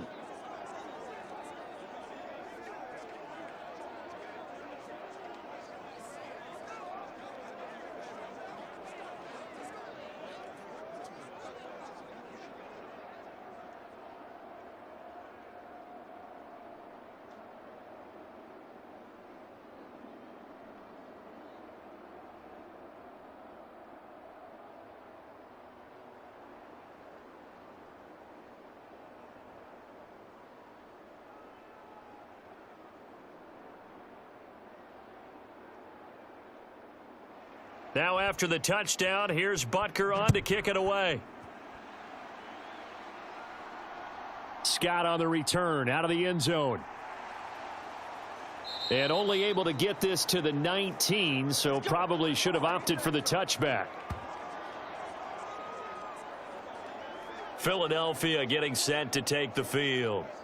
Still enjoying the lead here in the 3rd quarter despite their defense giving up that last touchdown. Now they'll see if they can get the equalizer here on this drive.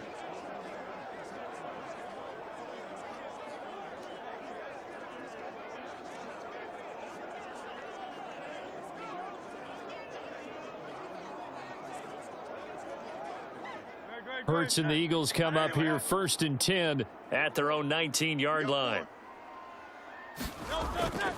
They'll start on the ground with Swift. This will be a short gain of 3 before he's brought down at the 22. He continues to struggle to find a crease to break off a big one and might need to just put that aside and just try and ram his way forward and get what he can.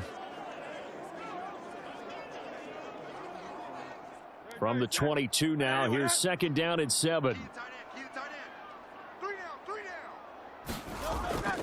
They'll stay on the ground with Swift. And he'll take it forward for about 5 up to the 28-yard line.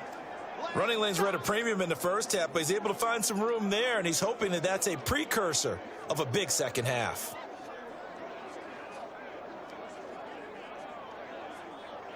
Third down and 1.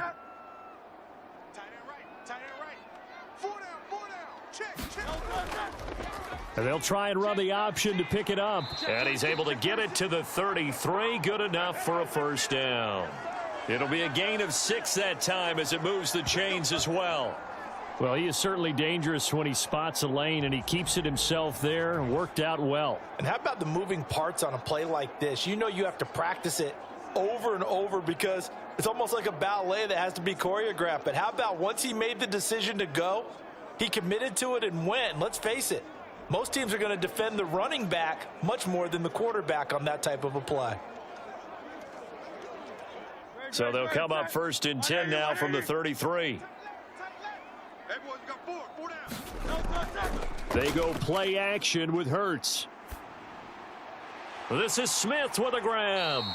And out across midfield down to the 45. A well-executed 22-yard gain.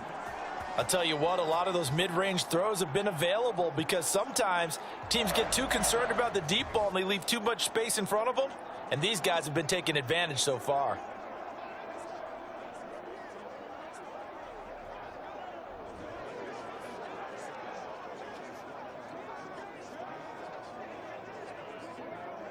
So now 1st and 10 in Chiefs territory at the 45-yard line. He'll look to throw. And a quick throw here, that's complete. And that's good for a pickup of 10 yards. And they'll be left with a 2nd and about a foot. And after that completion, you can understand why so many teams in the league are emphasizing speed on defense at every position. The tight ends have created so many tough matchups now. If you can't run with a tight end as a linebacker, this is going to be the result every time. The slot man in motion right. He's going to handle it on the touch pass. That one a 1st down pickup of 8. And this is just a little touch pass. They send a receiver in motion, just kind of tap it forward to him. Now, it doesn't turn into a huge play, but they do pick up a 1st down, a nice, consistent gain.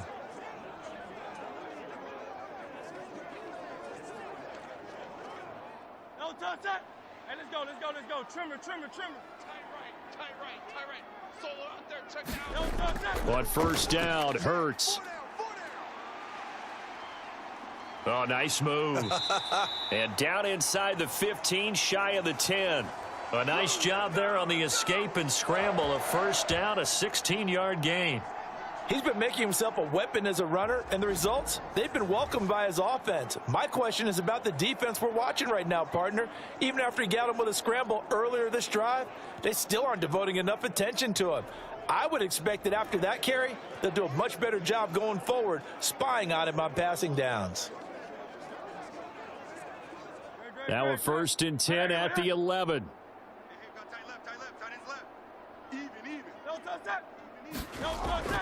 They will run straight ahead with Swift. And this has been a recurring theme tonight for sure. Nowhere to run. Back to the line of scrimmage, that's all. No gain on the play. It'll be 2nd down. The free safety roaming all the way up to the line of scrimmage to make that stop. How about his ability to trust his eyes and figure out it was not a pass play and go fast towards the line of scrimmage in order to make that tackle.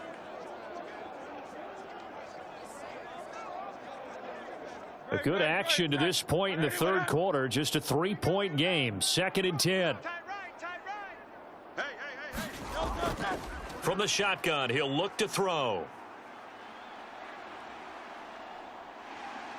Hurts fumbles it.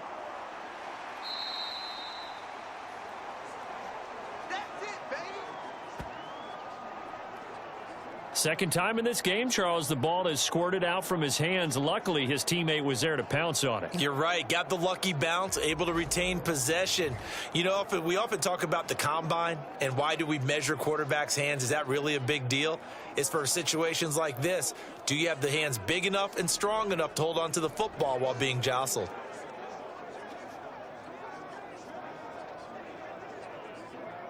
So possession still theirs, but now they face a 3rd down. Watch left. He's stopped right there. Hey, 4 down. They'll set up a throw. Feeling the pressure here and taken down. A sack back at the 7.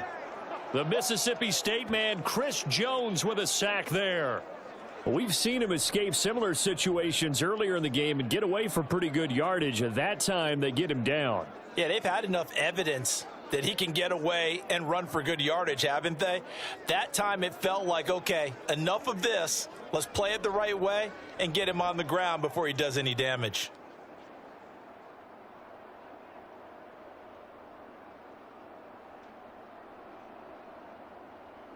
So Hurts is off, and on comes Jake Elliott for the Eagle field goal. From the right hash here, should be an easy one. And it's a fake. He's going to throw it. The fake field goal catches everyone by surprise. And the Eagles are able to extend their lead in the final seconds of this third quarter. You and I talk a lot about these special teams and how important those can be. That comes into play here. The defense, not very alert. And this is something you work on all the time as a defender. Always saying, alert, be ready for the fake. But sometimes you fall asleep anyway.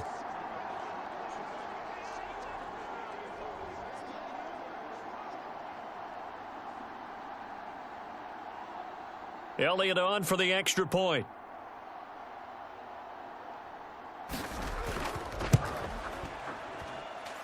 And his guys will take a 10-point lead. A pretty long drive that time. 11 plays all told. The result, Philadelphia in the end zone.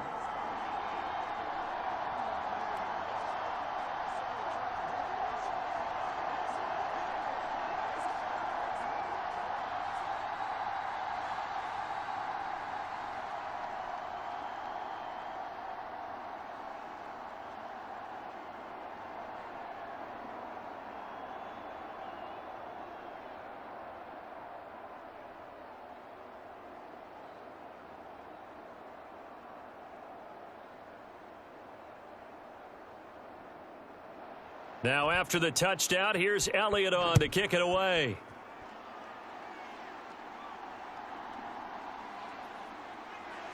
And he's up past the 20 to the 22-yard line.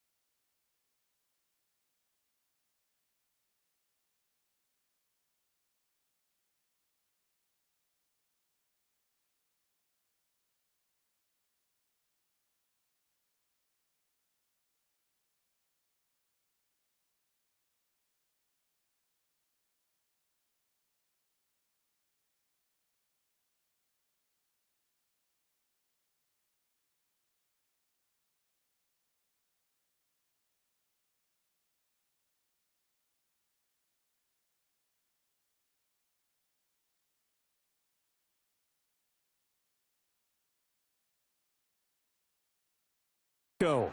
And he's able to get this one up to his 30 before he's out of bounds.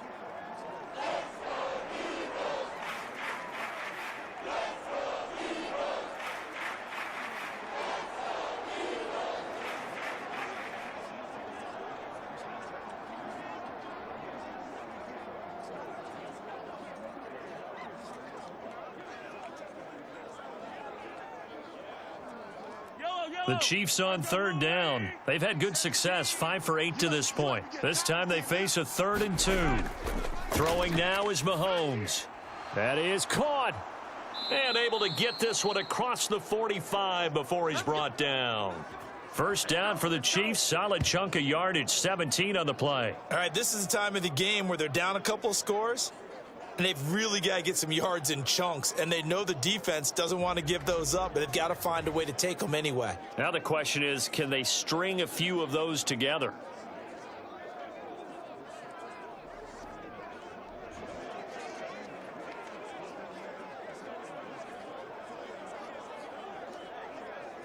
Yellow! Let's go, Lou, Eddie! Here we go! Here we go! Like 17. Mahomes now on first down. Big stop, D. Big stop. Let's go. Eluding the pressure right. And he's going to be out of bounds, but not before he takes it inside the 40. Able to make something out of nothing there. 17 yards and a first down. Give him a little extra credit there. His head was cool as the play broke down. Didn't force a throw, and in the end, got to show off his athleticism with a nice gain to bring up a new set of downs.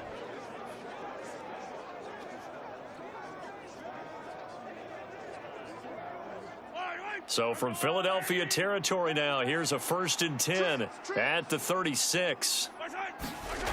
They're going to look to throw. That'll be caught by Rice.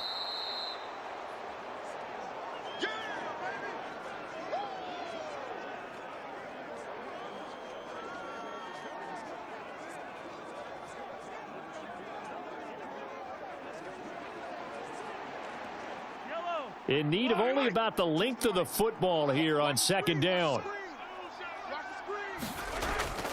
He'll drop to throw. That ball caught. It's Rice. And they've got it inside the 10 at the 8. Back-to-back receptions for him, and it's another 1st down. Just picking up yardage in bunches here these last few plays. They have moved right down the field, and just like that, they're going to be set up with a 1st and goal.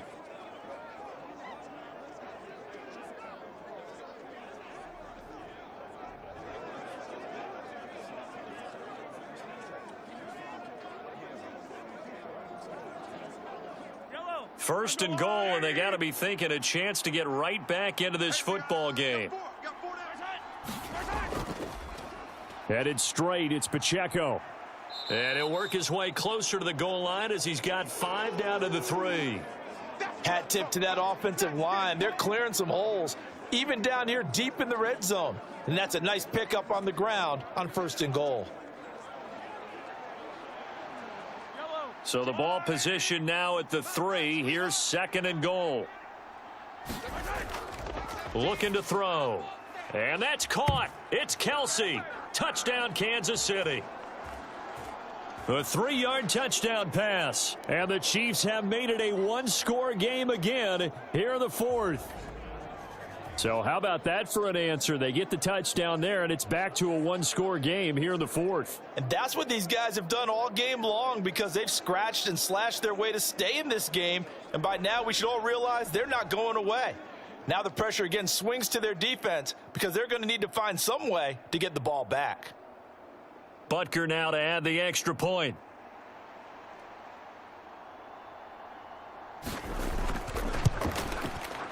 And the lead is down to a field goal now.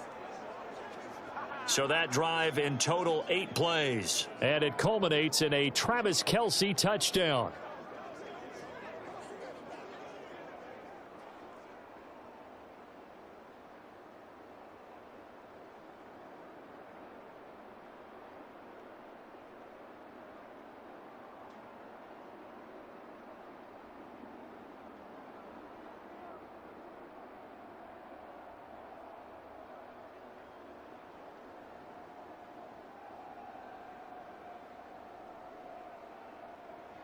Now after the touchdown, here's Butker on to kick it away.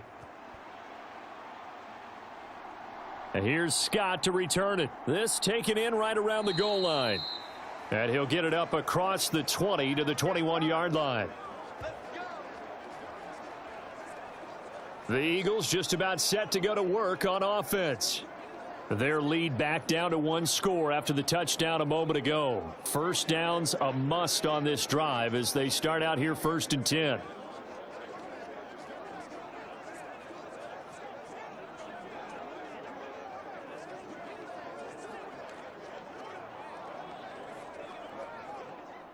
Great, set. Trimmer. Tight end, watch tight end. Tight right. Throwing from the gun, it's Hurts. And Hurts able to show off some of that elusiveness as he slides to the ground there, and in the process picks up the 1st down. An excellent way to start the drive there, 18 yards. It hasn't been the cleanest game for him, but there was a sign of improvement as he looks towards the next one. Nice bit of scrambling to move the sticks, and even more importantly, he didn't risk adding another interception to his ledger.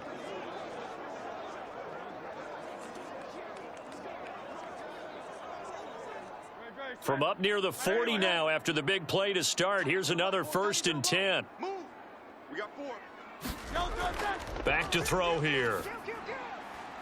And that's going to be incomplete. Too tough to hold on to that one. It's 2nd down. Have to give some credit to the defender on that when he read all of his keys perfectly and got a great break on the ball and able to force that incompletion. Here's 2nd and 10. He'll look to throw. It's complete to Brown, right side. And he'll have it past midfield almost to the 40 before being taken down. His 5th catch tonight, and it's good for a 1st down. And these guys certainly are not hiding what their intention is. They're absolutely showing it. They're definitely not going to sit on this lead here in the 4th quarter.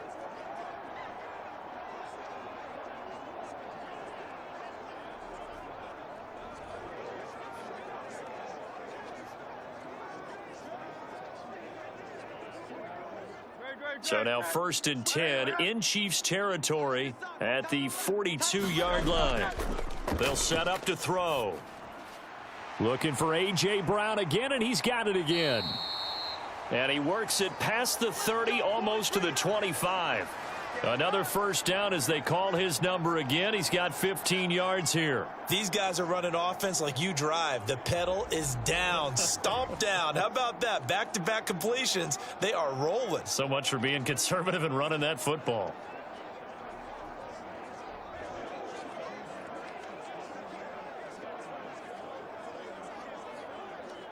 No touch that.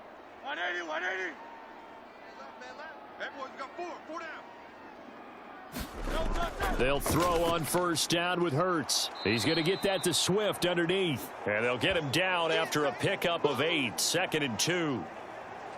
Just about every quarterback is trained to really look downfield first before you come back and make a nice, safe throw. And in this case, that's exactly what he did. Found his running back, let him create some space, and it turned out to be a nice play for the offense. 2 yards to go, 2nd down. Eyes on 13. Eyes on 13. Hurts. And look at this. They get the turnover they needed. It's intercepted. Picked off by L'Jarius Sneed. And the Chiefs are right back in this football game.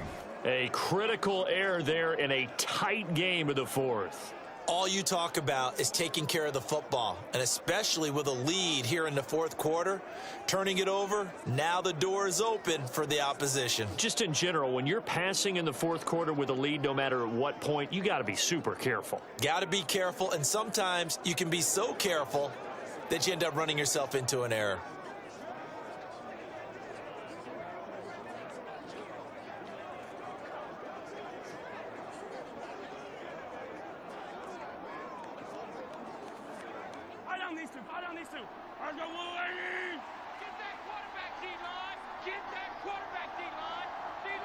In motion right, that's Hardman. Here's a fake on the jet sweep as he'll go instead with Pacheco. And just not much to be had there. 1 yard out to the 10.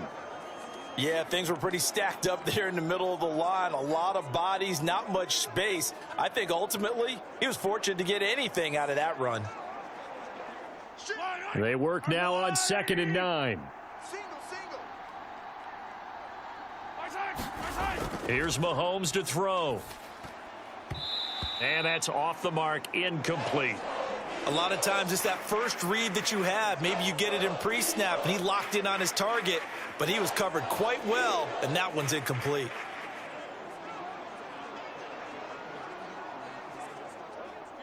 The Chiefs on 3rd down. 6 conversions and 9 tries. They've done a great job of picking these up. This is 3rd and 9. Looking to throw is Mahomes. Work in the middle of the field, and he's got a man complete. And he will have a Chiefs 1st down as they're able to get the 3rd down conversion. And here we are in the 4th quarter, partner, and watch them drive for what would be a go-ahead touchdown. And you and I both know this is where you need a quarterback who can keep his cool back there. Not just for himself, but to keep the rest of the team relaxed too.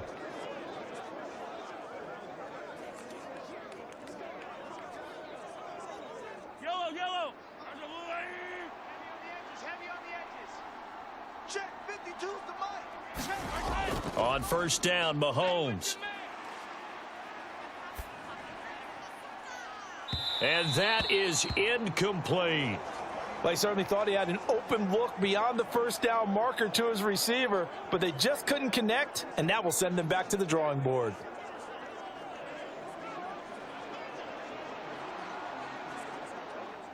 After the incompletion, they'll try once more from the 20-yard line on 2nd and 10. Back to throw again. He's going to hit his man out of the backfield, complete.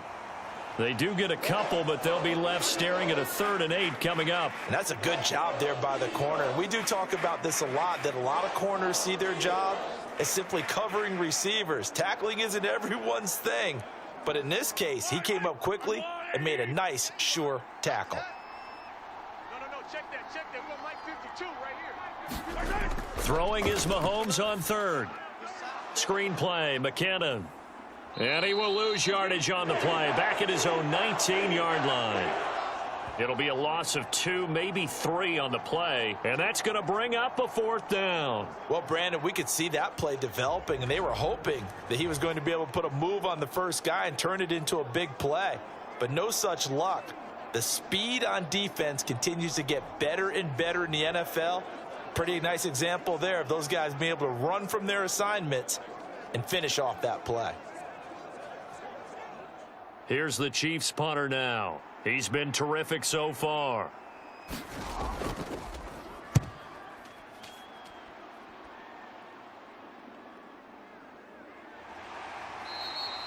We'll call that a punt of 54 yards. Well struck. And it will be Eagles football, 1st and 10. Eagles offense and A.J. Brown headed back out there. Let's see here, Charles. 6 catches, over 100 yards. Call that a pretty good day at the office. And I love the accumulation, the catches, the yardage. That means he's having a pretty good impact on this ball game and really helping his team out in a big way. Means he wants the football again, right? And it's funny because some of these receivers are very vocal about how much they're getting it. Others are quieter, but they still let you know, give me the ball, I'm going to make a play. On the ground, it's Swift to start the drive. And only able to get 2 here, stopped at the 30. All right, that's a decent game there, but it hasn't been his best game overall.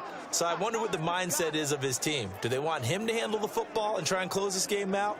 Or are they going to make an alternative plan and maybe go in a different direction? I think they need him, and this is his time to shine. Here's Hurts to throw. This short throw caught by Goddard. And down he goes, but he takes it up to the 40. It's an Eagles first down on a gain of 11. And that's a more than acceptable read right there because it's zone coverage, so timing is everything. This time he waits for his man to come open, puts it right on him, and they pick up a first down. Great, set. On anyone, hit. Watch tight end. Watch tight end. Tight end's right. Tight end's right. And they'll let the quarterback keep it here on 1st and 10. Strong run, but they get to him just beyond the 40. 2 yards the gain on the keeper, and it's 2nd down. And if you like defensive football, focus on the defensive end on this play. He does everything exactly right. Reads the play and make sure he spills it for a small gain. From the 42-yard line, here's a 2nd and 8. Hurts sets up to throw it. And that'll be incomplete.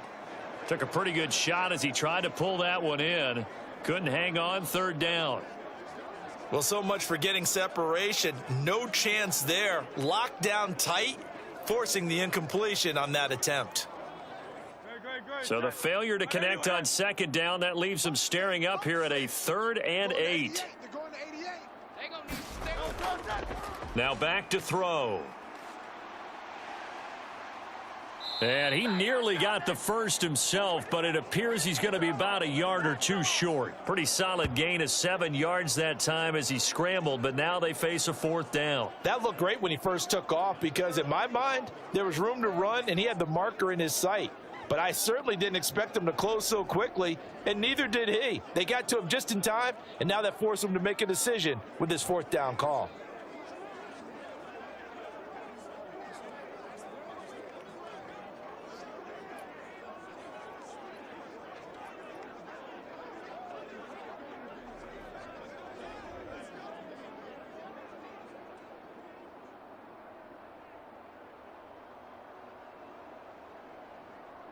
The Eagles send out their punter now as he's on to punt for the first time tonight. He gets us away. It's a good one, drawing toward the sidelines. And this one will not be returnable as it sails out of bounds. Brandon, you're never quite sure what the side judge or the field judge is going to rule there. That was awfully close, but in the end, he says it passed over the 1 yard line, and that's where they're going to mark it out. I mean, you can see it right there, right? See him walking up the sideline? Told him to stop right there at the 1.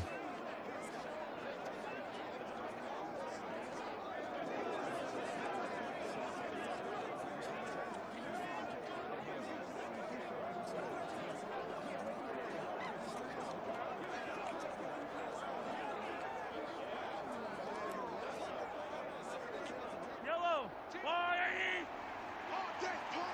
17's Mike. Mike 17.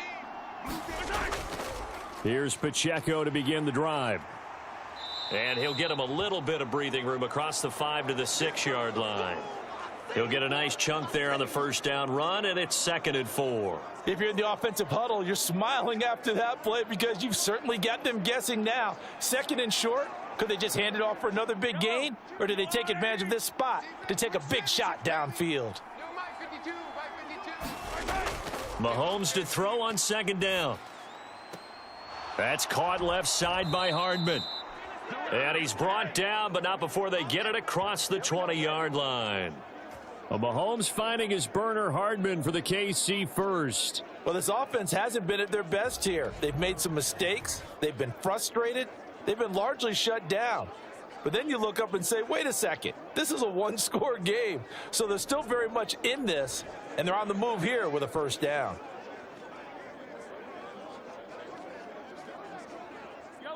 Now they can breathe a little easier, some room to operate as they've got it 1st and 10 now out past the 20. In motion left, Hardman. Now they'll fake the jet sweep and off play action. Here's Mahomes. Pressure comes and down he goes. The Eagles get there for the sack. Josh Sweat. Down he goes. The Eagles get there for the sack. Josh Sweat rushing in.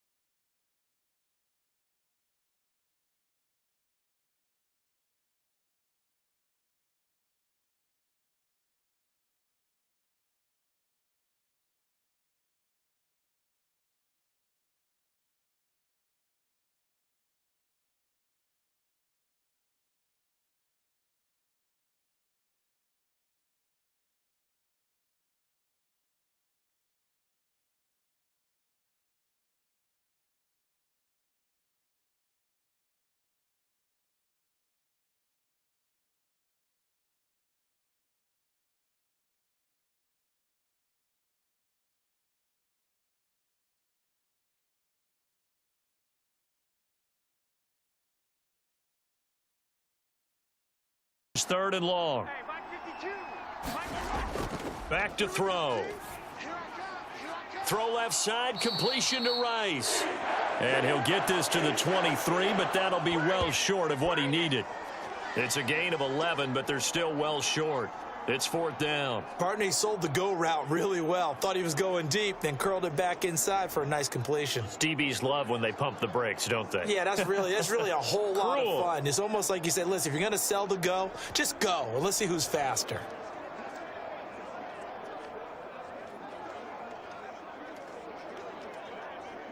Here's the Chiefs punter now, as he'll come on for his 5th kick of the night.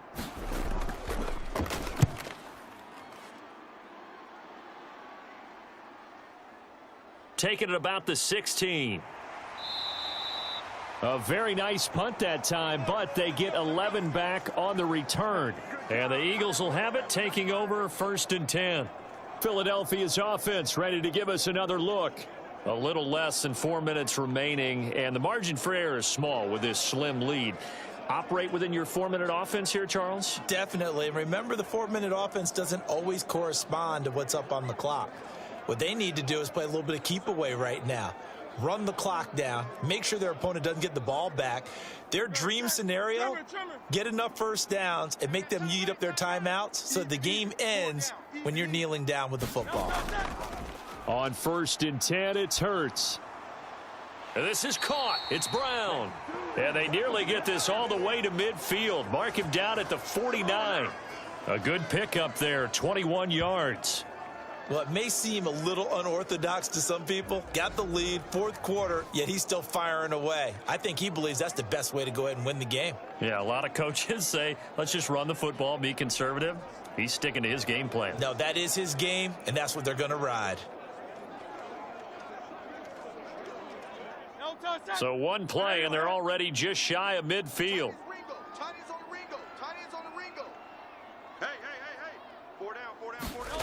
From the gun, it's Hurts. And that's going to be incomplete. Just because you've got the lead in the 4th, it doesn't mean you have to play it safe. I like the aggressive play call there to push it downfield. That time, it didn't work out.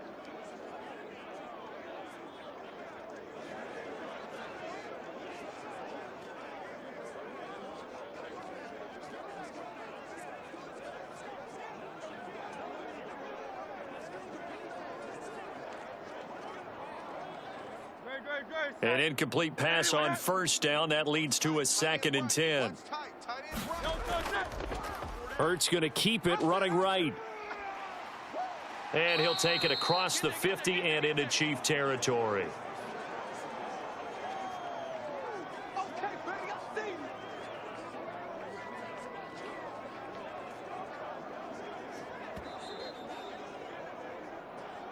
Three points separating these two sides with 2 minutes left to go in the 4th. So it's Eagle football here as we get you reset. They're facing a critical 3rd down now as they try to hold on to this lead. In search of 4 yards here to pick up the 1st down. Hey, we got 4 now. Throwing is Hurts. And he will slide to a stop. He does have the 1st down. So fresh out of the 2-minute warning, and here's another timeout taken with 1:55 remaining.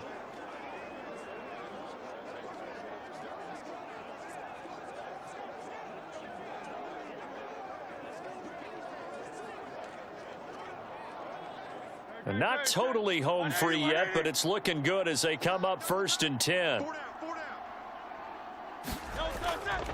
Here's a handoff to Swift. And this will go as a gain of 7 as he gets it to the 30-yard line.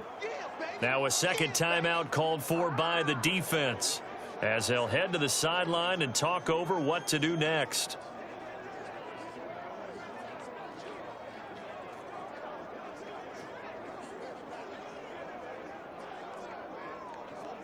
So they come up on 2nd down. If they can get another run like we just saw, would likely put an end to this thing. We got 4. He's going to get it again. Just looking to get forward and protect the ball. The Chiefs quickly now going to use the last of their timeouts as they'll head to the sideline and talk over what to do next.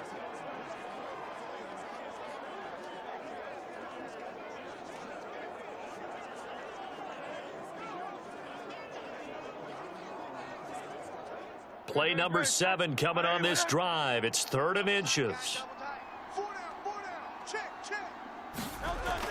They'll look to throw here. Pass taken in by his big tight end. And that should do it. He's got a 1st down. And the Eagles, they can run it out from here. He's been the go-to guy. They needed a big play there on 3rd down. Went his way. It worked out. Doesn't matter whether they've scouted it or that they think he's going to get the ball. He has a knack for finding his way open and completing the connection.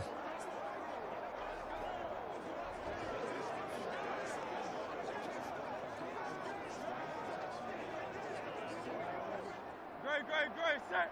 Hey, let's go. Trimmer. Double tight. Hey, boys, we got 4 down. The Eagles in the victory formation as they take a knee.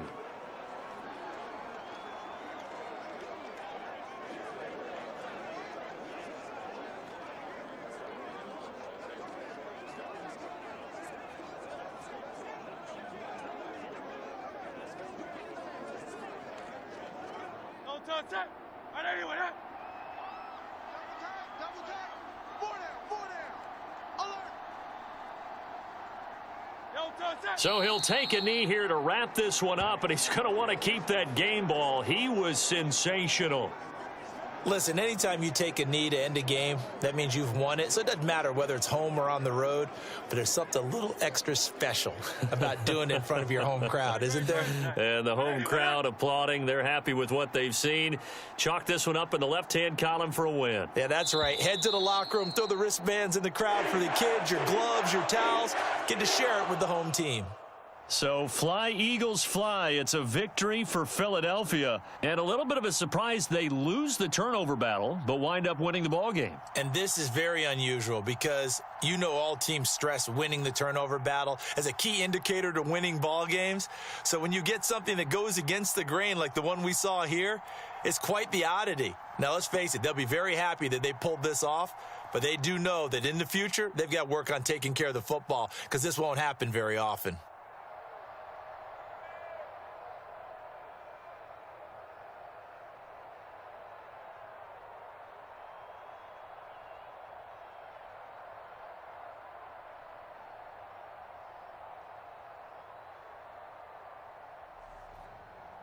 So that'll just about do it for Charles Davis. I'm Brandon Gaudin. You've been watching the NFL on EA Sports. For more, log on to easports.com. The Eagles are winners here as we say so long from Philadelphia.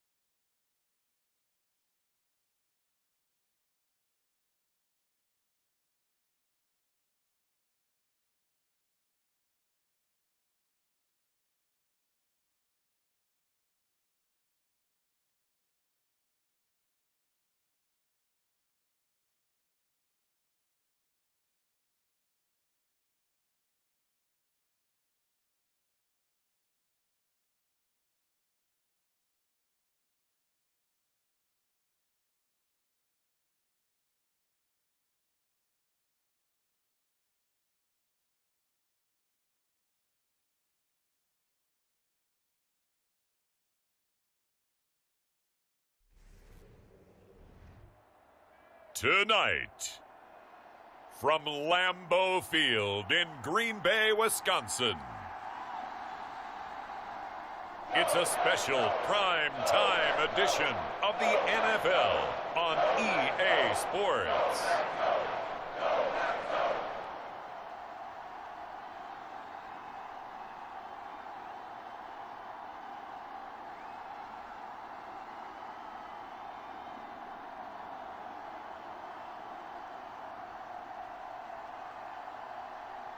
As we'll see Jordan Love and the Green Bay Packers taking on Jarrett Stidham and the Denver Broncos. We're at the oldest continually operating stadium in the NFL as you get a look inside Lambeau Field in Green Bay, Wisconsin. Coming up, we got a good matchup on tap here as it'll be the Denver Broncos taking on the Green Bay Packers.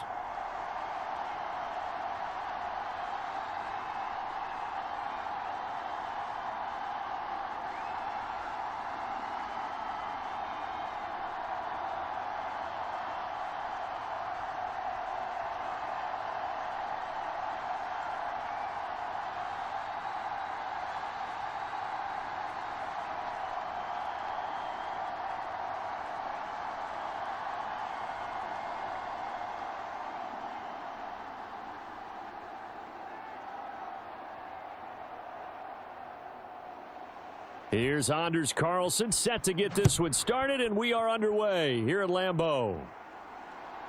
From his end zone, Marvin Mims. And he'll get it up past the 20 to about the 22.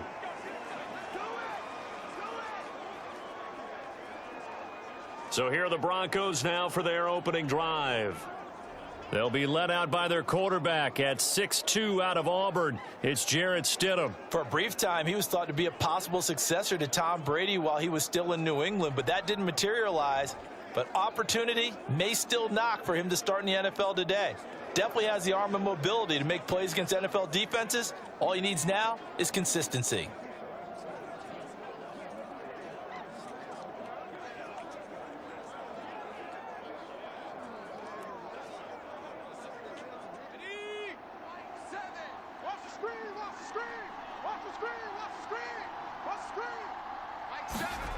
On first down, Stidham. And his first look is incomplete. Well, that was his first target of the game, and it's going to take at least one more target to get him on the board. Took a nice substantial hit to jar that catch loose from him. Incomplete pass. After the incomplete pass, here now is 2nd and 10. Here's Stidham. That's caught left side by Judy. 4 yards the gain, and it'll bring up a 3rd down.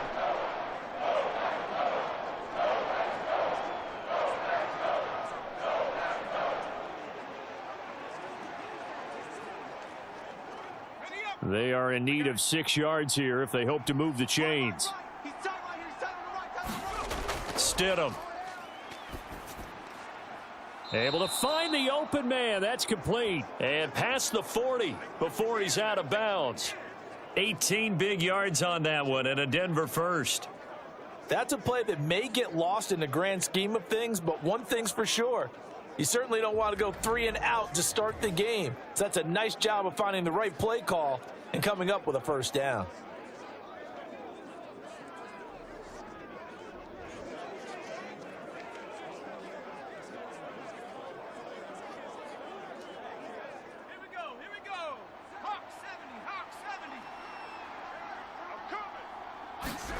On 1st and 10, it's Stidham. Open man, and again it's Sutton. And they'll get him down as he's inside the 40. He's been a one-man wrecking crew these last couple of plays. This time 18 more and a first down. And forget about the run to set up the pass. They're just coming out throwing. Forget trying to set anything up. They feel like they have the advantage. They feel like they have the matchups, and they're just attacking right now. Yep, going to the air on the opening drive.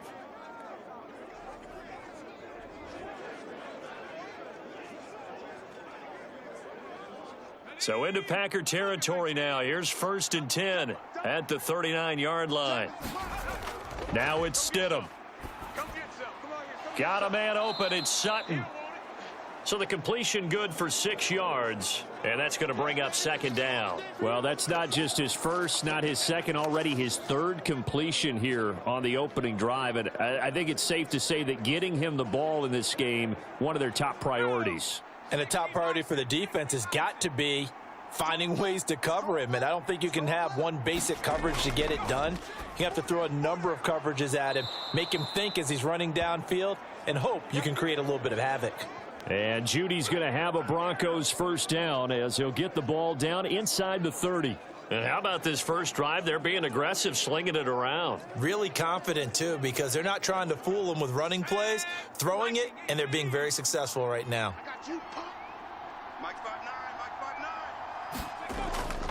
They go play action now. Stidham. This will be caught. Judy. And finally, down he goes as they work it inside the 10 to the 7. Back-to-back receptions for him, and it's another first down. A lot of precision being shown on this opening drive. They've been methodical, they've been crisp, and as a reward, they're going to be set up with an early 1st and goal.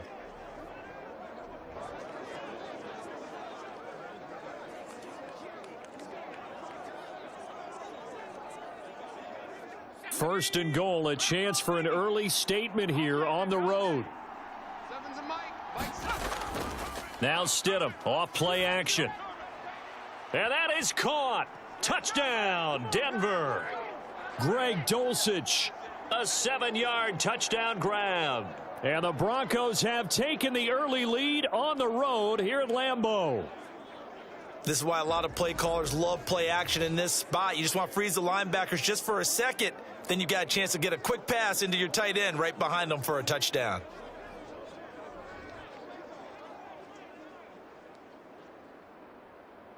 Will Lutz on for the point after.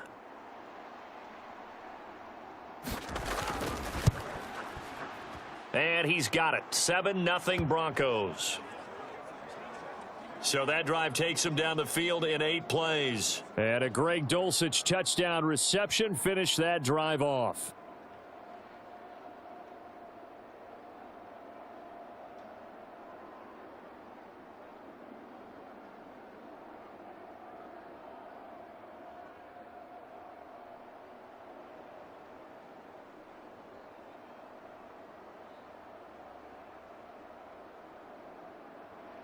After the touchdown, Lutz to kick it off. Taken at the goal line. And he'll be stopped right around where he would have been had he gone down to a knee, maybe a yard shy of there at the 24. 6'4" Jordan Love taking the field for the first time. The 2020 first-round pick from Utah State set to lead Green Bay. And at the start of Jordan Love's NFL career, he had one of the best seats in the stadium watching Aaron Rodgers work. But now he's looking for more than that. Rocket arm, big play potential, and he wants to show this organization that he's capable of being a dependable starter for the foreseeable future.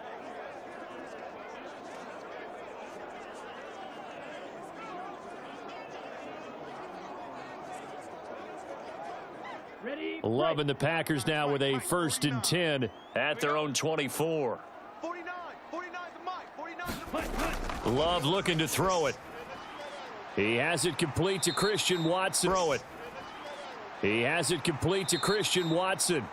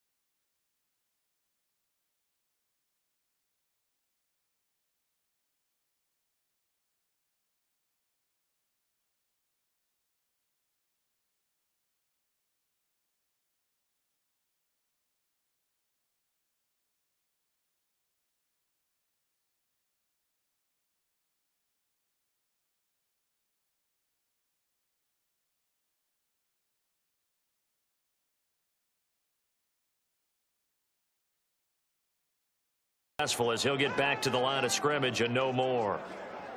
Officially no gain on the play, and it's 2nd down. As usual, the hallmark of a good run defense, linebackers making plays near the line of scrimmage. Absolutely nowhere to run there. So after the run for no gain, here's 2nd and 10. Again, it's Jones. And he's able to break out of 1 tackle, but then quickly brought down. The 2nd down play, not much better than the first, just a gain of 1 there. He's definitely tough to get down. We just saw it right there. But how about what we did see? Pursuit, wrap up, and then the big finish with the tackle. Still needing 10 yards. Now it's 3rd down. Throwing. Love. Oh, that's into a sea of bodies, and it's intercepted. Picked off by Pat Surtain. And a great return as he gets this all the way down close to the 30-yard line. And I think this is a situation where quarterback coach in the sideline is going to talk to a signal caller and say, listen, it's 3rd and long and it's still early in the game. Let's not force things here. If we don't feel good about it, let's just check something down and punt the football. So now the 2nd drive offensively coming up for the Denver Broncos. And they'll have good field position here following the interception and a chance to build on their lead as they start with a 1st and 10.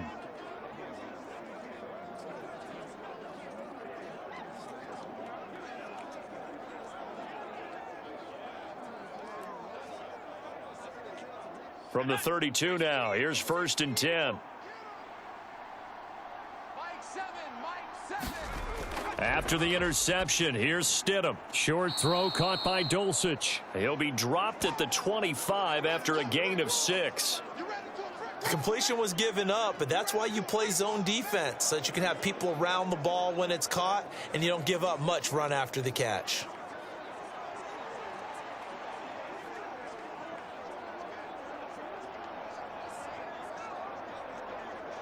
Here now, 2nd and 4.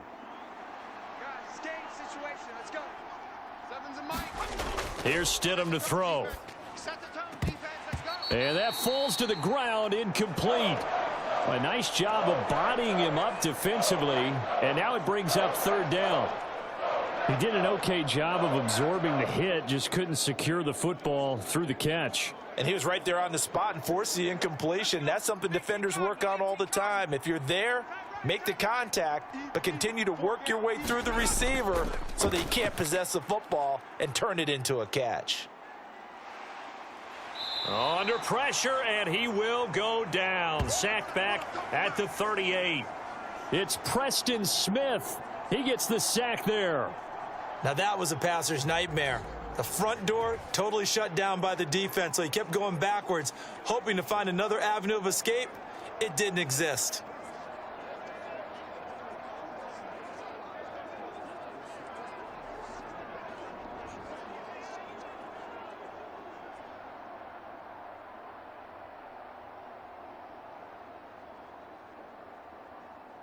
So coming on now is the field goal unit. They're going to try for 3, and he'll need all the leg he's got here. This officially a 55-yard attempt. And he has got it from 55 yards away. That was never in doubt, and that will extend their lead even further. So, Charles, they get to them with their first turnover of the game and then make it hurt a little bit extra with a field goal. And anytime you give the ball up, what's the first thing a coach tells his defense? Don't let them score off of this. You've got to put out the fire. In fact, in 2021, that's what one NFL coach termed his defense, the firemen. Go out there, guys, and don't let them put some points on the board. So after the made field goal, 10-0 here early as the kick's away.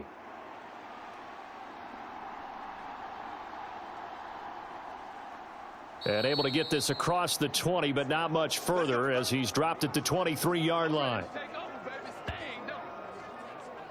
The Packers offense here coming back out for their second drive. They find themselves down 10-0 early after the interception on their opening drive led to a field goal. So now they've got to pick up the mantle a little bit. You mentioned the team's down 10. They've helped contribute to that. How are they going to get their team back into this ball game? Run the offense that you think is going to be effective and execute it at a high level. Down. 45. White. 49. Check back, check back. 49. In motion right goes Reed. And now a fake on the jet sweep and a give to Jones. And not much doing there, maybe a yard up to the 23. Oh, there's plenty of traffic waiting for him up the middle. But give him credit, he tried barreling through anyway. They're fortunate to get a yard out of that one. Now 2nd and 9. Green. Ain't no such thing as a loss. We taking wins home. Set. Go. Cut. They'll go again to Jones. And he is met at the line of scrimmage, and he goes down right there. No gain on the play there, so that doesn't help. Now they're looking up at a 3rd and 9 situation. Looked like he was trying to bounce it outside, but no success. Yeah, sometimes you got to just figure out where you're going to go, and sometimes you just have to take it to another spot. In trying to get it outside, the defensive pursuit was there and just ran him down. Oh, and his early struggles continue. Here's another one intercepted. Picked off by Justin Simmons. And he's going to return it to the 21-yard line.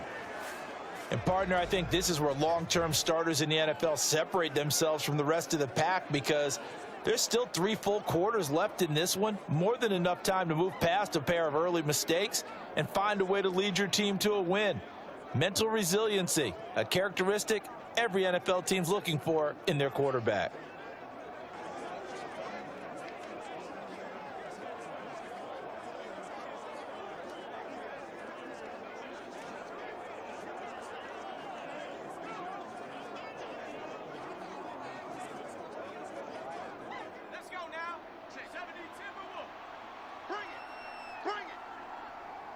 Check 59. Now Stidham on first down. That's going to be caught by Judy. And he is out of bounds, looks like right at the 15. Call it a gain of 6 on the play, and that'll bring up second down.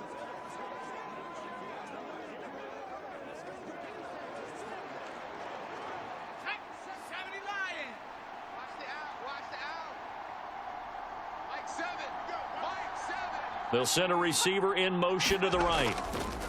They'll fake it on the jet sweep, and instead a handoff up the middle. 9 yards on the play there, and it sets him up first and goal. That's a good, nice, crisp run for a first down. I wonder if the defense might have been loosened up a little bit, maybe anticipating a pass instead of the run that they got.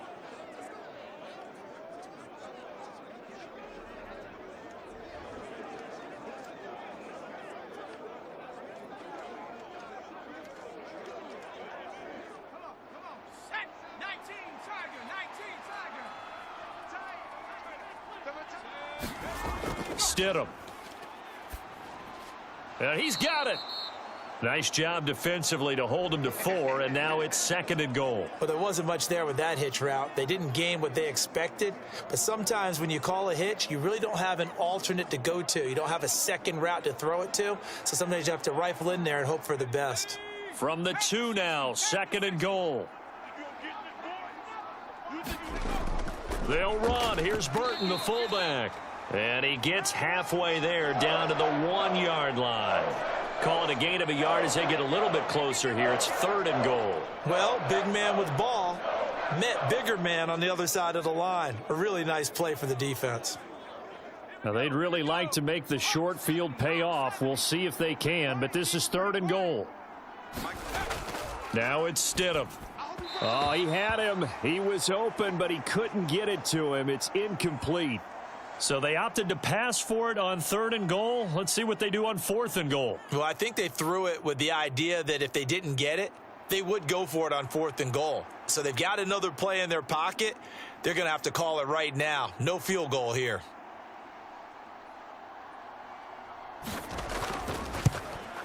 The kick by Lutz is good, and that will extend their lead even further.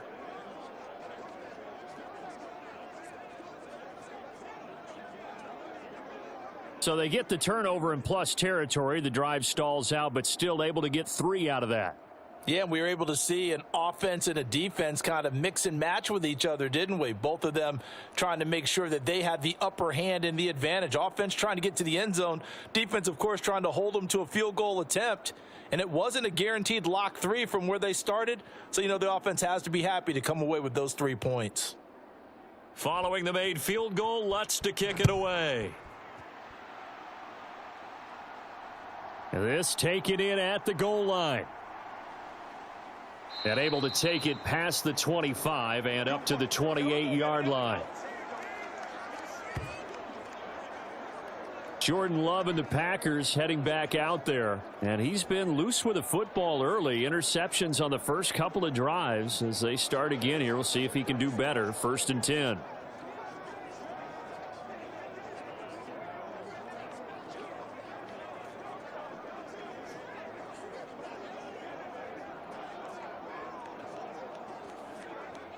Ready. 52 blue. Tighten up, tighten up. Pull it together. Stand. Hut. 49's the mic, 49's the mic.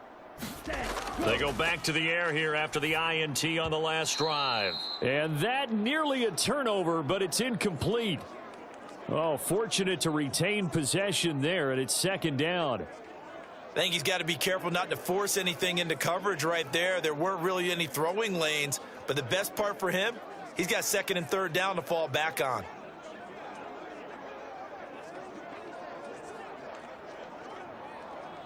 Let's go now. Now a 2nd and 10. 22. They're not ready for this, man. They're not ready for this. They still playing soccer. Stack hut. Working out of the gun. Love. Pass caught. It's Romeo Doubs. And he's going to be down at the 35. Gain of 7. Good job, D. That's right.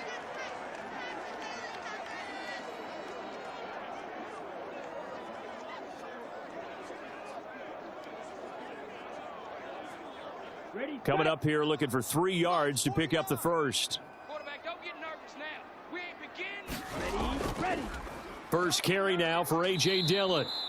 Just a yard on the run there, and that's going to bring us to a 4th down. 4th and short, partner. I mean, this would be a really risky call. Here we are in the first quarter. On your own side of the field. Own side of the field. But, boy, what a tone setter that would be to go for it and get it, wouldn't it? You're gritty today. I like it. I'm feeling it.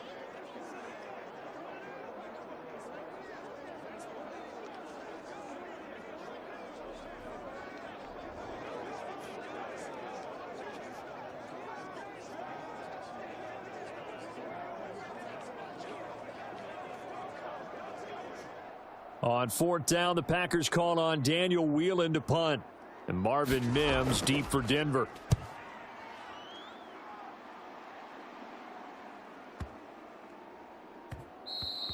And that hits at the 6 and carries into the end zone for a touchback. Denver's offense now set to go. Their drive last time, it stalled out. They were forced to take the short field goal. And the key phrase, you nailed it. Forced to, because you know coaches look at these short field goals as a last resort, right? To them, that's not how drives are supposed to end. You're supposed to put 6 on the board. That's a consolation prize. Like going to the county fair, you don't get the big stuffed animal on that one, do you? No, you don't go top shelf. That's bottom shelf material.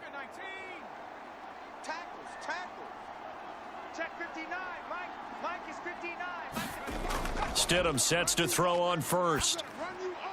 On the slant, completes to Sutton. And they work this well upfield across the 45.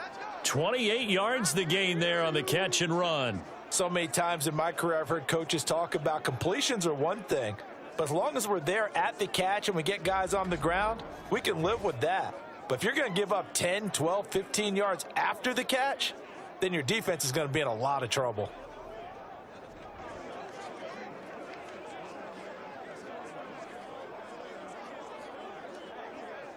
So one play, and they're already just shy of midfield.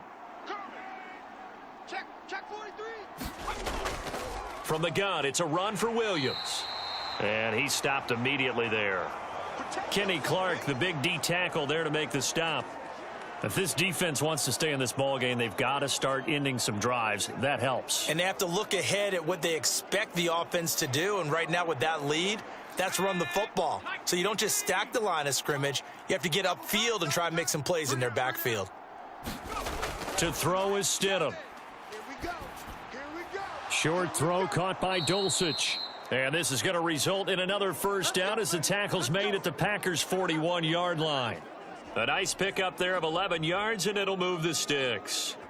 And what a nice example there of a tight end doing exactly what he needs to do. How about how he worked his way to the outside, made sure he secured the catch, and then anything after that, we count that as a bonus. And indeed, he gets enough for the first down. So into Packer territory now. Here's 1st and 10 at the 41. Seven's a Mike. Mike 7. Let's go. And they'll bring Judy in motion right. They'll fake the jet sweep and instead give up the middle to Williams. And nothing much materializing there on the first down run. He'll get a couple, and that's it. The passing game's been working quite well so far, but the running game's been a little bit of a struggle, and that's a surprise to me. Typically, when you can throw it, you've opened up lanes for your runners. 2nd down and 8.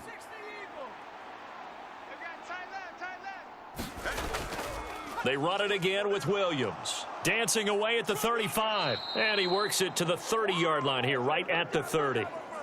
9 yards to pick up there, and it's a first down. Usually we see runs like this as the defense breaks down later in the game, but this guy is setting the tone early, running through all types of tackles and put the defense back on its heels.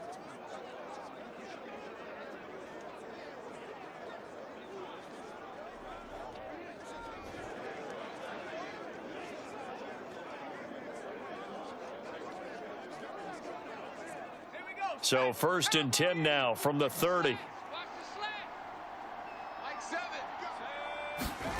Now Stidham. He'll get this one to Patrick. And he's taken down, but not before reaching the 10-yard line. A good pickup there of 20 yards. Well, that certainly has to feel good. And it's not all the time that the play caller should get all the credit. Sometimes I think in the huddle, the quarterback just says, hey, who's going to make a play for me? I just need something right here. And the end result there, nice first down. Drive keeps moving.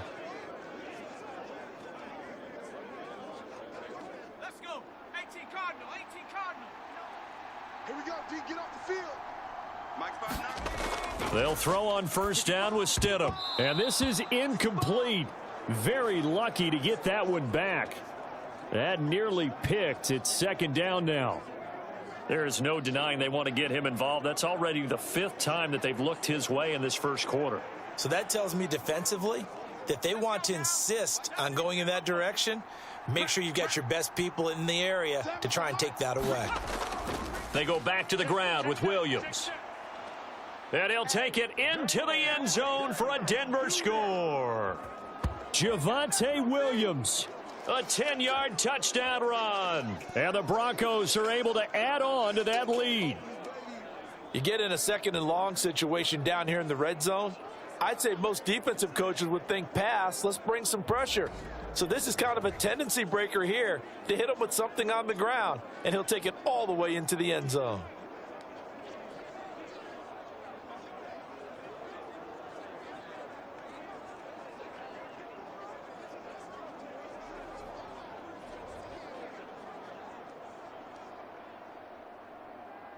Lutz will look to add the extra point.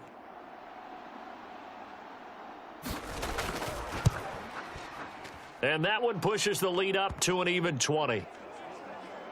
So an 8-play drive covering 80 yards. And it was capped off by a Javonte Williams touchdown.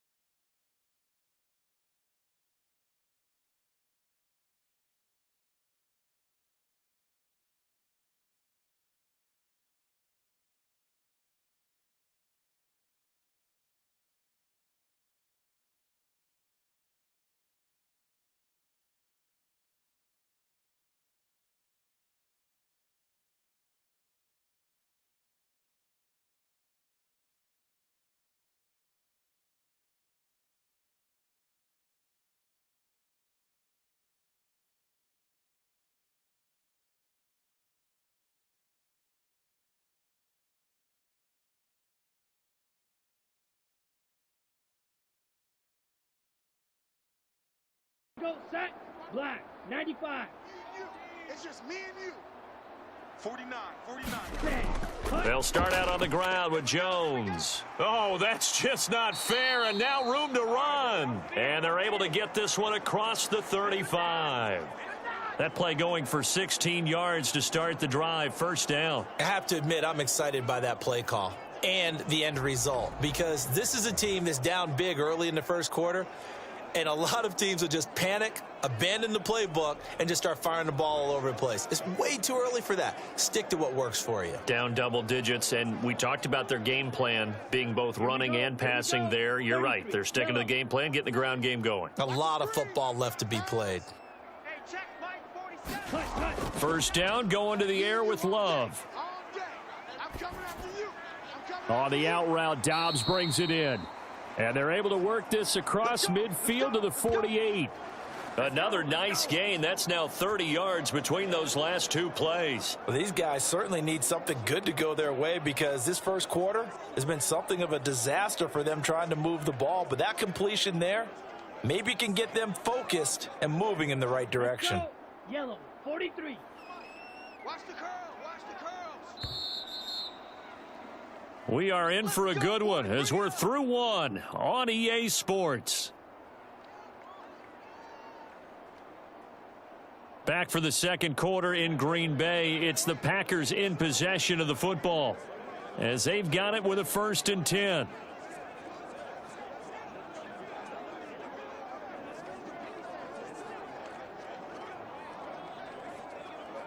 Ready, blue, 32. What's the run? They're running it. 47 Mike, 47 Mike, Mike 47. Ready, go. To pass, here's Jordan Love. That's complete. He finds Jaden Reed. And he'll go down, but not before getting this inside the 30. Chewing up big yardage. Another nice gain there. This one goes for 20.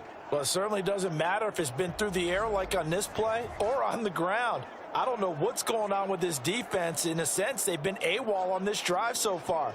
3 plays, 3 first downs given up. They've got to find the answers, and they've got to find them quick.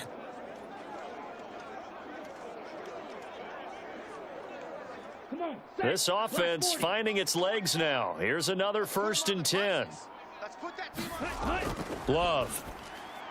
And he's going to be intercepted for the 3rd time thus far. Picked off by Josie Jewell. And the Broncos are going to take over here at their own 22-yard line. Boy, we've seen a lot of mistakes here in this first half, and another there on the interception. Yeah, they're certainly starting to pile up, aren't they? Because, let's face it, we expect a miscue here and there, but they're already down 3 scores and still giving the ball away. If they want to get back into this one, they've got to take care of the ball, because right now the way they're playing doesn't say a whole lot for their chances.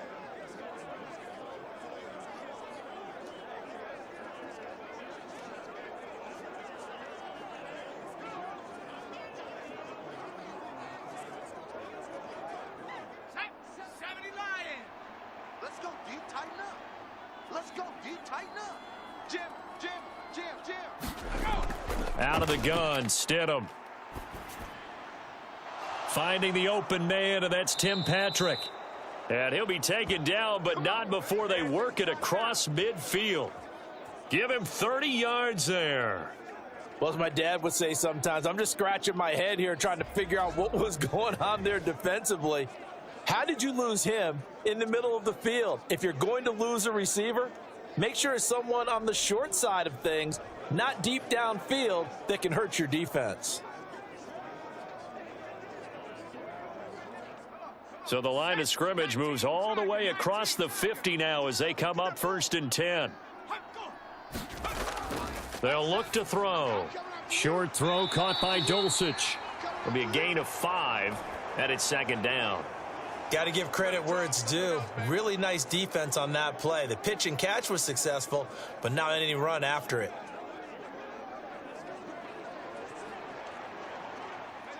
From the 44-yard line, here's a 2nd and 5. Stidham from the shotgun. Finding Sutton on the out route, who makes a catch. And he'll go out of bounds after taking it a little further down inside the 40. He's up now to 80 yards receiving in the ball game, and he's got a 1st down. All that practice time came to fruition on that play. All those timing routes that they work on through training camp, OTAs, mini camp, and just regular season, they got it done on that one. An outcut, ball was delivered, and picked up the completion. Now a 1st down carry. It's Williams. And he'll be brought down, losing yardage back at the 40. 2 yards the loss, 2nd and 12. And that's what I'd like to see out of this defense, a little fire, a little toughness. It hasn't been the best first half for them, but they did do a nice job there, forcing a loss on that play.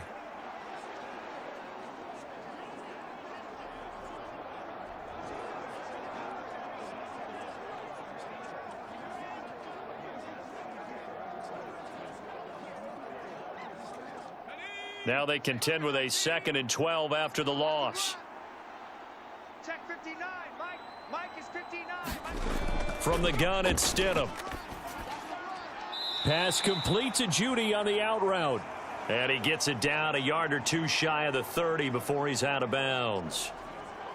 They like going to him in the slot. He catches another one. I think this comes under the heading of, until they stop him, why not go back to it? He has something going really well. Great working relationship with the guy throwing the ball, and they keep making the connection. The Broncos on 3rd down. Just 1 for 3 thus far. This is 3rd and 4. Looking to throw. And he's caught on the sideline, but he's not going to have a 1st down. They say he was out of bounds. So a big call there that brings up 4th. Sometimes the game is pretty simple. Put a few extra defensive backs on the field, give them nowhere to throw the football, force the incompletion, and get off the field on 3rd down.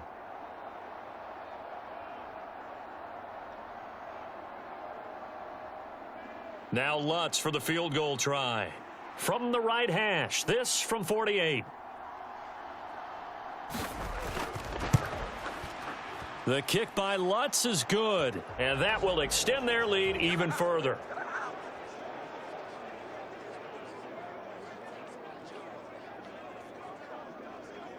So the defense able to force the interception, and the offense working their way into field goal range and able to get 3 out of it. Yeah, and give them credit for that. They took the ball, maneuvered it downfield, and while they couldn't get exactly what they wanted, which was a touchdown, they did get 3 points out of it, so they paid off what the defense gave them.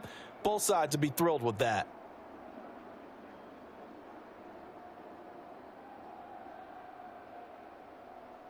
Following the made field goal, Lutz to kick it away. Nixon now from his end zone. And tackled at the 21-yard line, so a net negative there of 4 yards. The Green Bay offense ready to take over. And we don't want to call this desperation time, especially in the second quarter, but you're down. You don't want to. Well, no, but let me finish. Okay, my bad. You're down 3 scores already. You've done nothing offensively, nothing on the scoreboard. That's not a good combination. I think you just called it desperation time. I think you did. But let's face it, you mentioned this to me in a break earlier in the game. The energy level hasn't been there right from the start. We've noticed that. They've got to find a way to get on their toes and start punching instead of retreating, to use a boxing analogy. They'll start out here with a jet sweep. And nothing doing. He's immediately taken down at the line of scrimmage. Call it no gain on the play, and it'll be second down. Defensively, they had that one pretty well figured out. Yeah, and one of the things about this play, it can be even more effective when you run a lot of motion, and there's plenty of times you don't hand it off. Now Love. And this one incomplete. Too much contact to hold on to that one, and it's third down. And, partner, to me, that one was all about timing. If he's there too early, it's going to be a pass interference call. If he's too late, it's a completed pass. He was Johnny on the spot on that one. Okay, they come up to the line now facing a 3rd and 10 after the incompletion. To throw now, here's Love. And for the 4th time tonight, it's an interception. Picked off by Pat Surtain. And it's a tremendous return as they finally get him at about the 10-yard line. Well, CD, when you mentioned earlier about spreading the ball around in this game, I don't think you mentioned the guys in the other uniform. I mean, 4 interceptions here in the first half, and several different guys have picked him off. Yeah, and instead of analyzing what's going wrong with him throwing the football, while we look at the defense, they came in prepared, had an excellent game plan, well scouted, and they're taking it away at almost every turn.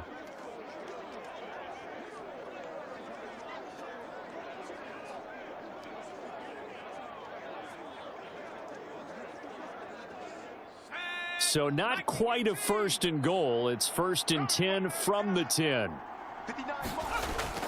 Off the option, here's Williams. Now the result here, a pickup of 8. Leaves him with 2 to go on 2nd down. Some good, strong running right there. Some power and some explosiveness. Just about got him into the end zone. Good job, D. Good job. That's the way you fly the ball. Here's 2nd and 2 now from the 3. Again, it's Williams. And he is met in his tracks behind the line of scrimmage. It'll go as a loss of a yard, and it'll set up 3rd down. We all have habits. We can be somewhat predictable, and you know me pretty well on 2nd down and short. What I like to see. Play action. Yeah, without a doubt. I thought that was a great spot to call it. Instead, didn't go their way, did it? Now, defense sold out for the run. Worked out well.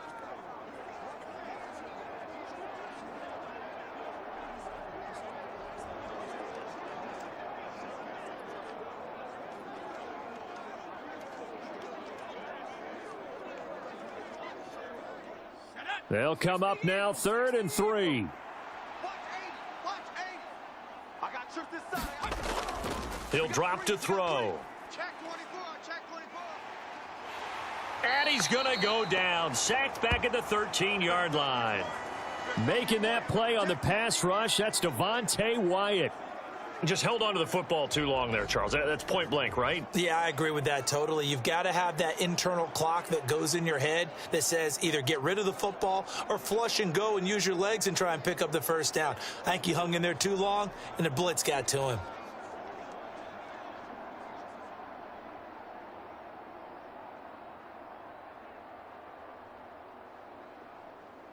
Now Lutz for the field goal try. This will be spotted at the 20, so it's a 30-yard attempt. The kick by Lutz is good, and that will extend their lead even further. You call it, we all it, baby. So the interception set him up with terrific field position, but 3 points, the end result. Yeah, we can make this one pretty simple, partner. You always want to end drives with points, but that's one that you're going to look back on and probably say, we should have done better there.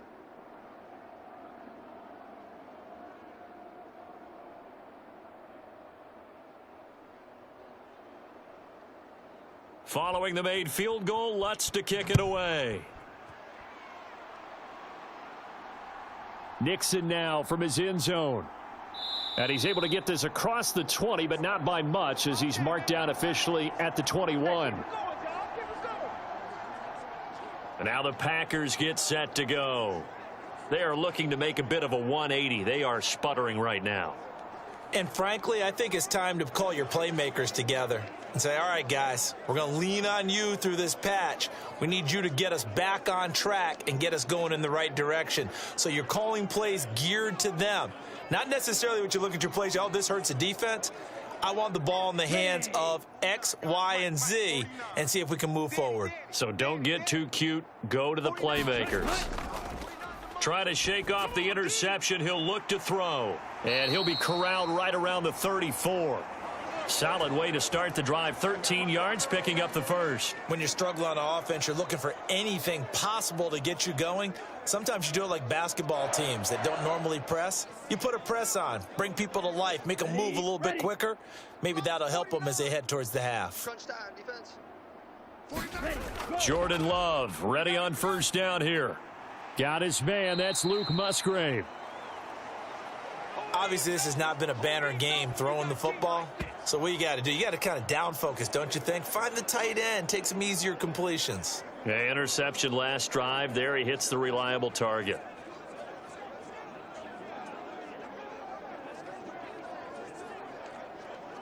Down. Now 60 second red. and 5. 60 red. You remember me? You remember me? Let's go, baby. Here's Love. This is caught. It's Christian Watson. Let's go. And this is going to be another first down as they'll make the tackle at the Broncos 40. A good pickup there, a 22. Now, that's the kind of big play you'd like to see. This first half, it hasn't gone their way, and they could use a shot in the arm, something to perk them up a bit. And they get one here in the passing game.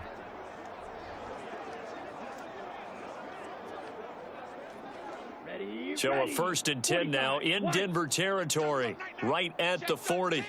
Let's go. Love going to give this one to Jones. And he can only manage to get a couple. 2nd and 8 coming up.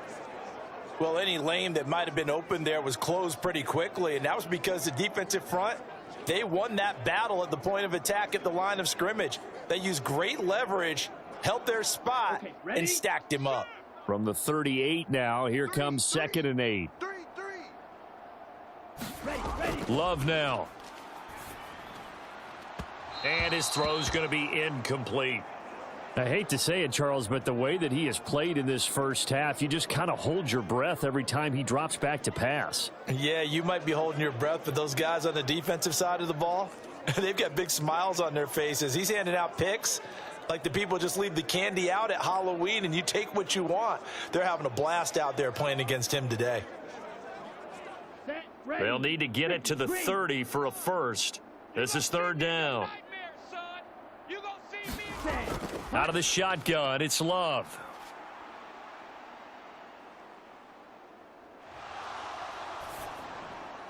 Pass taken in by his big tight end. And this is going to be another first down as they'll make the tackle at the Broncos 23. Give him 15 there, and the Packers have a first. And I don't think there's any question that this offense is going to need to hit on a few more plays like this. It's been a difficult first half for them, to say the least. And I do believe if they want to get back in this game, they need to start right now. It's kind of like making adjustments. If you try and wait until the half, it's probably too late. They need to get going right here.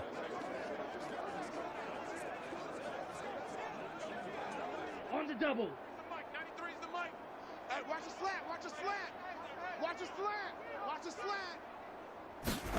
Love now to pass on first down. Right side to Watson. And he gets it inside the 10 to the 9. Back-to-back nice gains. That one for 14 yards and another first. Well, there's no disputing. He's made some poor throws in this first half, but this was a good one. And you can bet this is an offense that isn't going to pull back. They believe in what he can do. So all you can do is look forward, and they pick up a first down. Back to throw again. Now throw right side here, going to be incomplete. And a smart play there. He's probably saying, I wish I would have done that on the last drive instead of throwing the interception.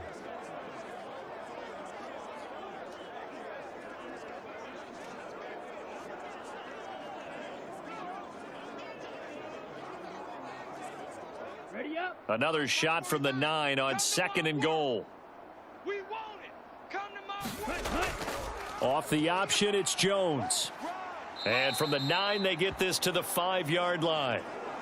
I don't even have to stretch for this one. This is 4-down territory. They've got to get it in with the deficit that they're facing. Absolutely. It's not the fourth quarter, but still, I think you can't be thinking 3 here. No, if you do that, you might as well go ahead and fold up on this one. But I don't think they're built like that. Check. 49. 49's the mic. 49's the mic. Like that. Check. 49. 49's the mic. 49's the mic. Love.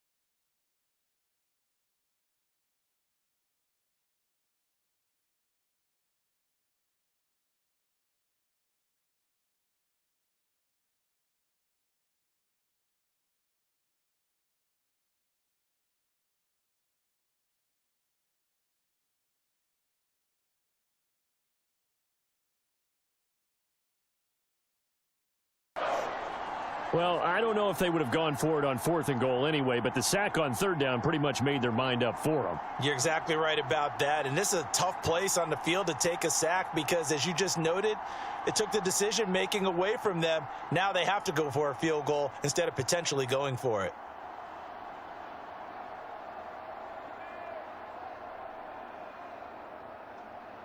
Carlson back out there now to send this one away.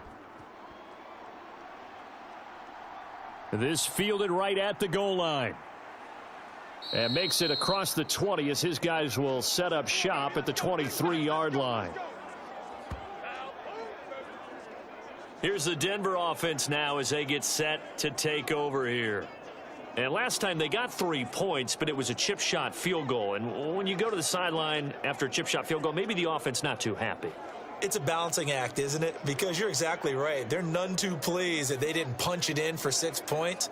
But they also have to remember they did put points on the board. 3 points is 3 points. And in this league, you take points when you can get them. Not easily done. Hey, we got 4. We got 4 down. Now they show jet sweep, but instead a run up the middle here. And good job of just fighting through one tackle there to pick up about 3. 2nd down coming up. Not a huge carry there on first down, but not all of them will be. But still, all in all, a positive play for the offense. It's all about picking up at least a few to set up what you're going to do here on 2nd down. Ball at the 26, 2nd and 7. Mike, check, 59. Now a 10th carry. Here's Williams. Shreds him with a stiff arm. And they'll get it up just short of the 45 at the 44. 56 yards rushing for him now on what was his 10th carry of the ball game. I'm not sure how much more evidence they need, partner, than to understand that if they don't start to slow him down, it's going to be a long afternoon here at the stadium because he is just shredding them at this point. And let's face it, coming into the game, they knew he would be the focal point of their attack. This is going to take an 11-man unit on the defensive side to start making plays. Let's go now. 70-10, double tight, guys, double tight. They'll stay on the ground with Williams. 5 yards on the carry. Good pickup on first down. Brandon, 5 yards on that run. Let's get back to the huddle and make sure if you're a back, you spend time with your offensive line and give them credit. Hard to move those 300-plus pounders at the line of scrimmage, and they did for a significant chunk of yardage. From just shy of midfield, here's 2nd and 5. Off the draw, here's Williams. And taking it across midfield and just shy of the 40. That one going for a gain of 11 and a Bronco first down. For a lot of guys playing this game, there's no better feeling than running right through a tackle. He's able to lower his center of gravity and churn his legs for a really nice pickup.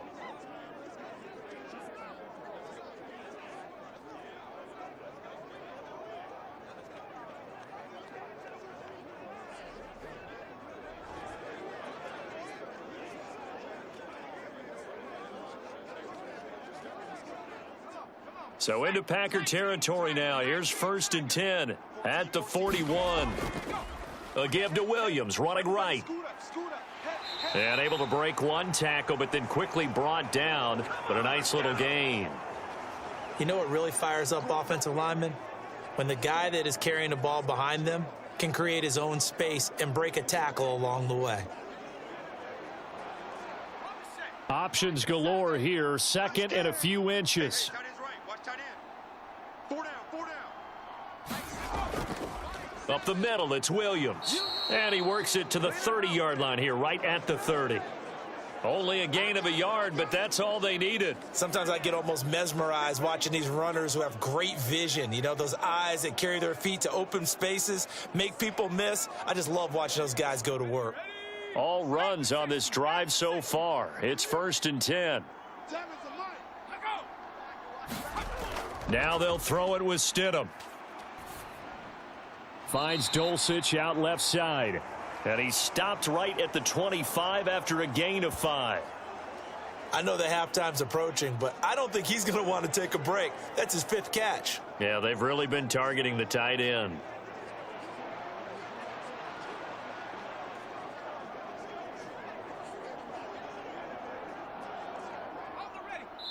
And we've hit the 2-minute mark in this first half of action.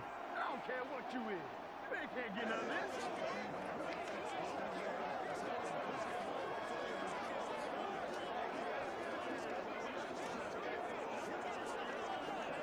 So from the 25, this is 2nd and 5. Here's Stidham.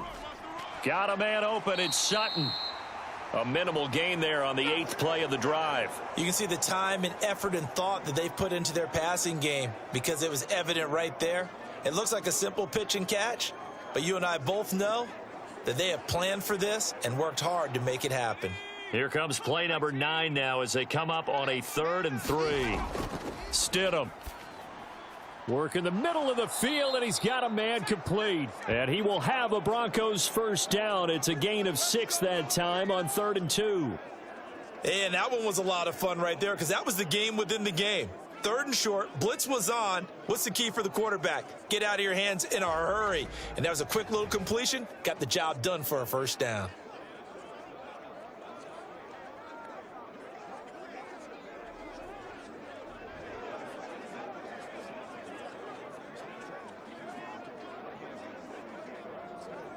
So from the 17 now, here's a 1st and 10.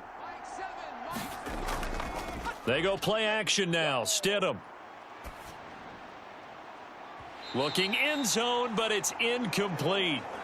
That was a touchdown if he could have hung on. Instead, it was a well-timed collision to jar that one free.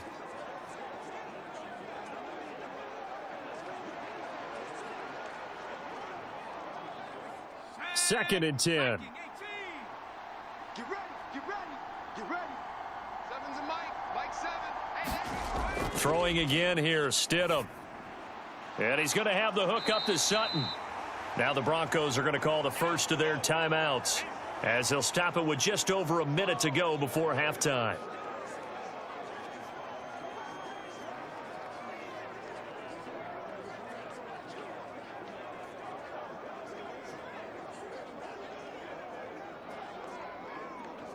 Here now, 3rd and a yard.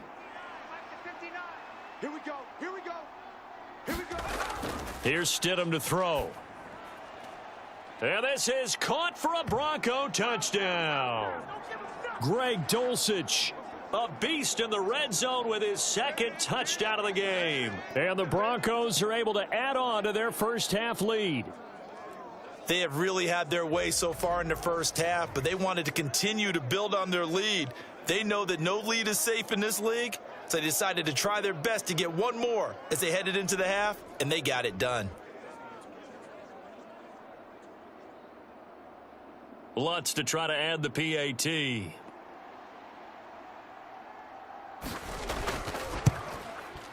And the lead is now an even 30. So that drive, 12 plays in length. And a Greg Dulcich touchdown reception finished that drive off.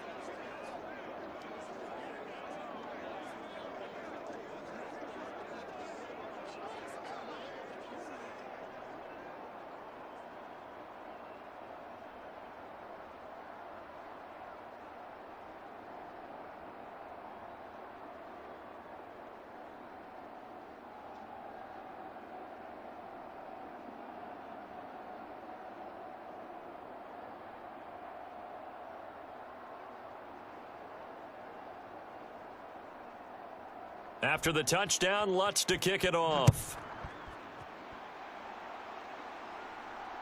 Nixon now from his end zone. And ultimately, he stopped right where he would have been if he had simply gone down to a knee at the 25. The Packers with a football here late in this first half. And with a little under a minute remaining, they may try to put something together here just to try to cut into that deficit.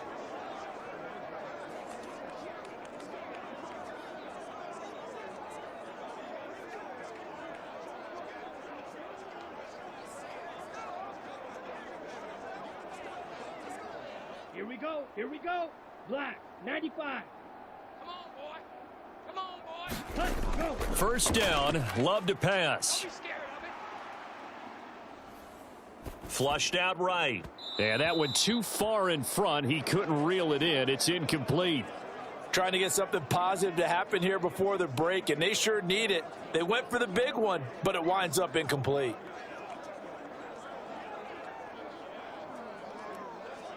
Let's go. An incomplete pass leads to 2nd and 10 from the 25. Hey, check Mike 47. Check Mike 47. Throwing. Love. Setting up the screen here. Aaron Jones. Oh, he breaks a tackle, and he's got an alley. And he's got this almost to the 40 before going out. 14 yards, good for a Packer first down. It's been a very one-sided game so far. They got to change what they're doing right now, don't they? You can't wait till the halftime speech to make an adjustment. No, you can't, because if you're doing it right, you're adjusting from series to series, and they need a big adjustment here to try and put some points on the board. On 1st and 10, Love. He'll find Jones again, complete. And he's able to get this one out closer to midfield across the 45. That'll give them 8 that time, and they'll be left with 2nd and a couple. Not only did we just see back-to-back nice gains, but we're also seeing the confidence rise, not just for the guy who caught it, but the guy throwing it as well. And these back-to-back catches here out of the backfield, that can set something up downfield in a later sequence, right? A lot of the time, it starts to draw the defense closer to the line of scrimmage. So to your point, show this swing pass, show this check down. Maybe later on you heave one deep when you catch them close to the spot.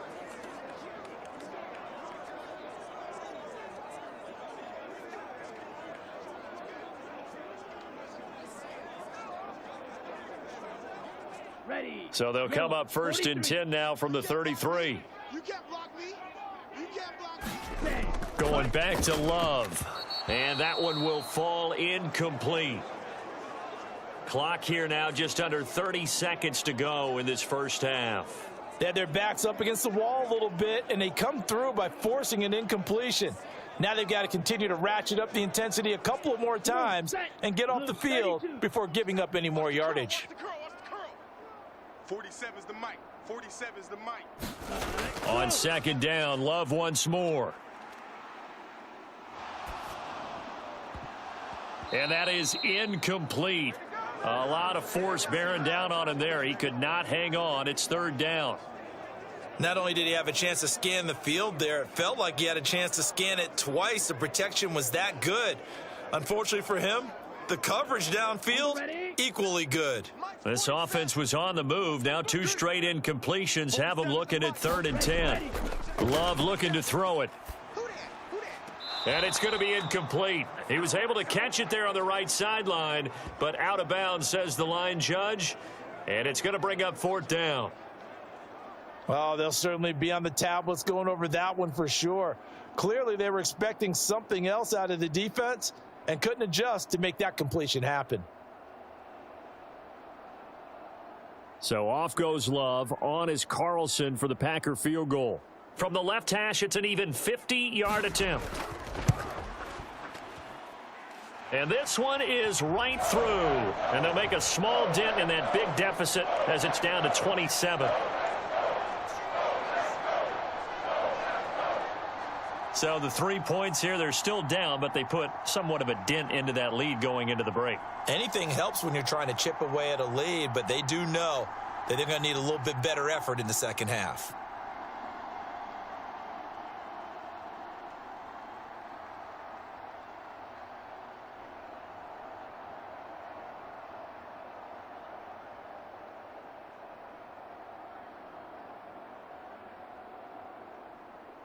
So not much time to speak of remaining in this first half as the kick's away.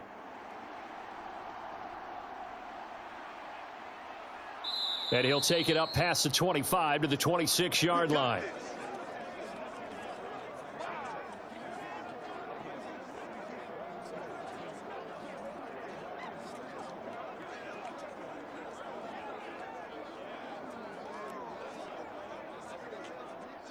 The Broncos onto the field, ready to start their next drive.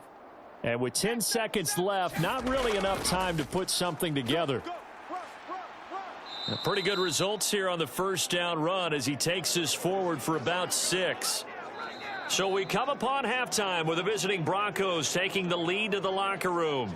As we'll head down to Orlando, that's where we find our man Jonathan Coachman at our EA Sports Halftime Report. Coach.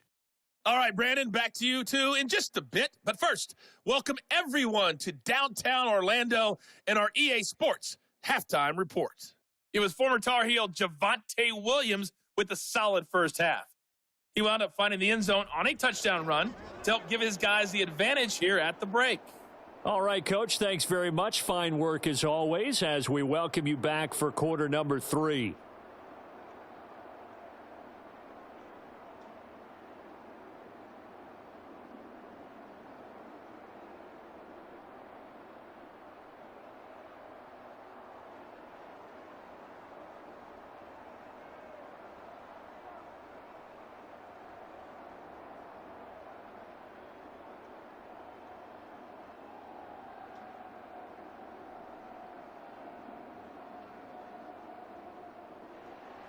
The Packers set to get the football first, and they are trailing on the scoreboard as we resume action, ready for the third quarter. Keyshawn Nixon now on the return. And the tackle going to be made right there at the 25-yard line. Jordan Love and the Packers heading back out there. Any surprise in your mind he's out there to start the second half after 4 first-half interceptions? I used to be surprised by a lot of things, partner, but in this case I'm not, because you know they want him to be their guy. And the only way to truly establish that is to give him a chance to work through some of the issues he had in the first half. Love going to break the huddle, lead the Packers up here 1st and 10 at their 25-yard line. They'll come out throwing here to start the drive. A short throw to Musgrave. This will be stopped about 2 yards shy of the marker. 8-yard gain, 2nd and 2. Coaches always harp on the quarterback reading the defense and getting it to the open man. That's good recognition there. And how about what he did after the catch? Yeah, hit your tight end, let him get some rack. Yeah, when he gets moving, not many guys want to come over and put a hit on him, do they? On 2nd down, it's Jones. Oh, what a move. And he'll bring it up here to right at the 40-yard line. 7 yards there and a 1st down. 2nd and 2 is prime time for a little bit of a gamble, isn't it? Open up the playbook, go play action, toss that bad boy deep. But in this situation, go ahead and give it to your back. Let him pick up a 1st down. Keep the sticks moving. Double dog, that's the way. Mike's 49. And they'll keep on the ground with Jones. And he is going to be stopped cold behind the line of scrimmage. Officially, it's a 1-yard loss. That's going to bring up 2nd and 11. And now you have to wonder, partner, at what point in time do they forget the running game? It's been a struggle so far in this one. I would think they'd have to start throwing it a little bit more.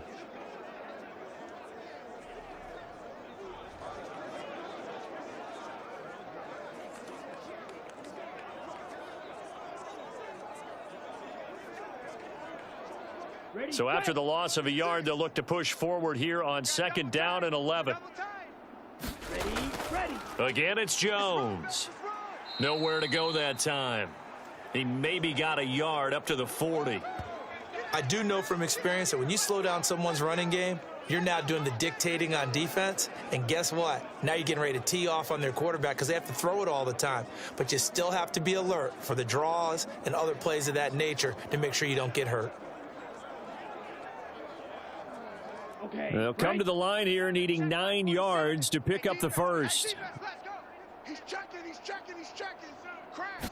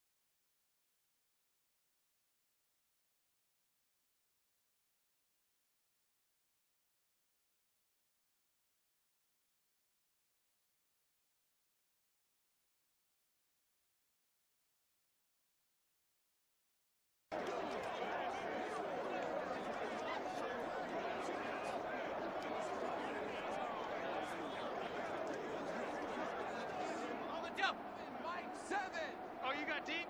Tight end right. Hey, we got 3 down. The busy night continues for Williams. And he'll take this ahead for about 4. 2nd down coming up.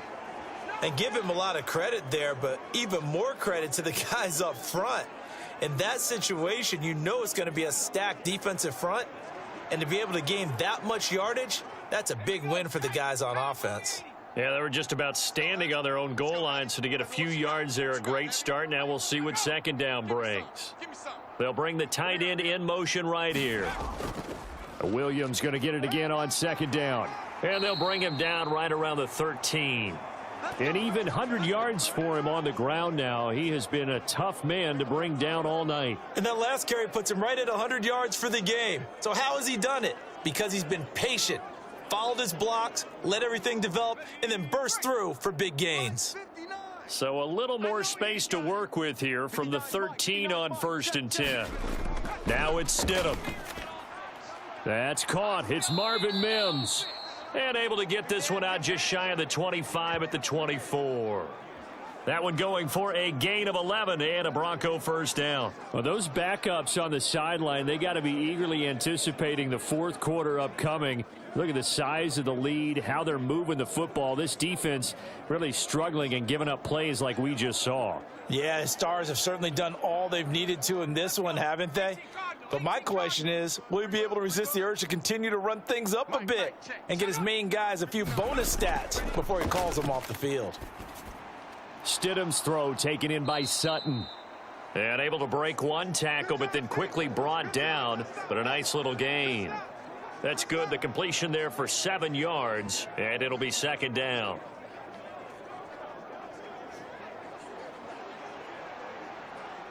Ready? Like 7. Come on, baby. Come on, let's go. Tight ends on the Lucy. Tight ends on the Lucy. Tight ends on the Lucy. Now a toss left side. It's Williams. And he is going to lose yardage here. Chalk that up as a 4-yard loss, and now it's third down. When this offense gathers to watch the tape, they're going to like a lot of what they saw. They put up big numbers, but they might fast forward through that last play. Oh, there won't be any fast forwarding, partner. I've sat in those sessions before. You end up spending more time on the bad plays than you do on the good ones. That's just the nature of coaches. But I know sitting in that room, when you've had a big game, the night that they've had, you don't want to hear that. You just want to focus on the good stuff. Here comes third down and 7. Now Stidham. He's got his target. That's complete. And they're going to have this across midfield and inside the 45. A big one there on third down. They hit for 30 yards. Everything's been going right here in this one. This offense, they've been in complete control from the outset. And here's another big play. These kind of routes have been open all game long, and they continue to take advantage.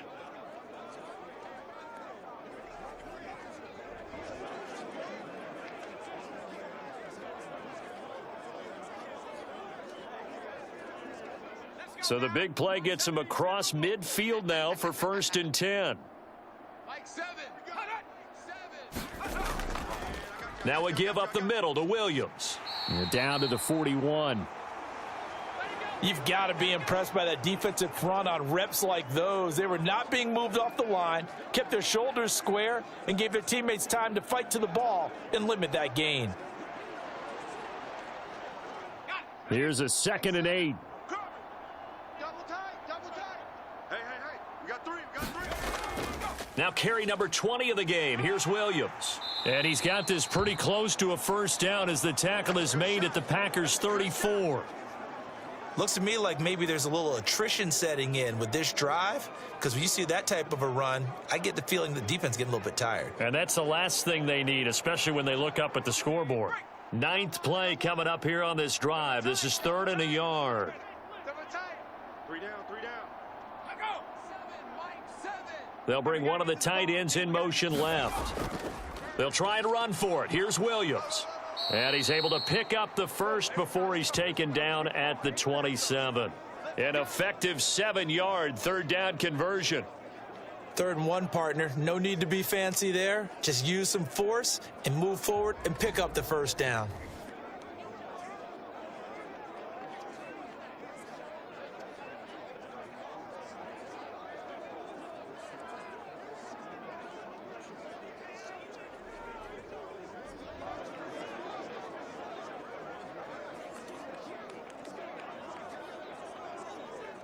So 1st and 10, and if they score on this drive, might have to start digging into our second half blowout material. Like 7.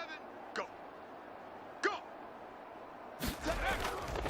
They run it again with Williams. And for one of the first times all night, he is going to go nowhere as they bury him behind the line. That was all Preston Smith navigating into the backfield. He gets the tackle for loss. Well, that was one of the few times they've been able to contain him thus far. He's over 100 yards for the game, but he lost a bit off his total on that carry.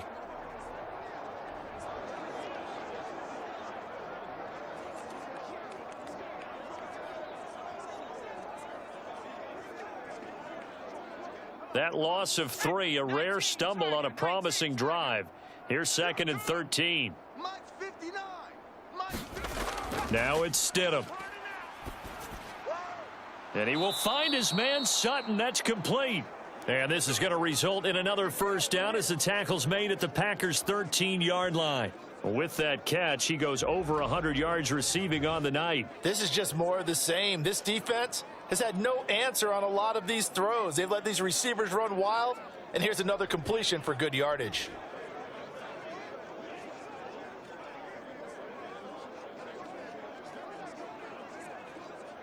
From the 13 now, they work on 1st and 10. Mike 7.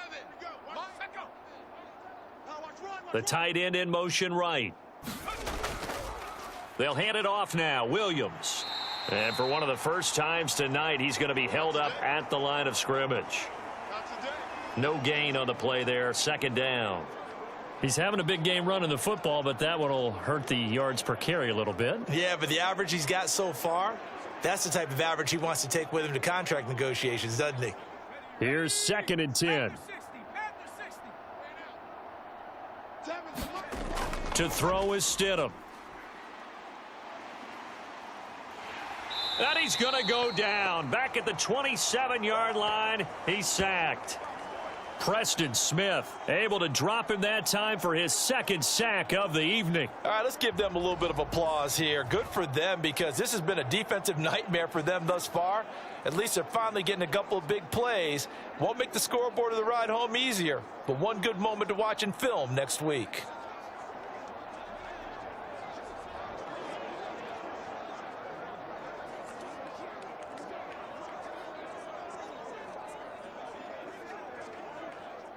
And let's see, the Packers defensively 6 DBs, so a dime look on 3rd. Could play coverage or bring pressure. Stidham.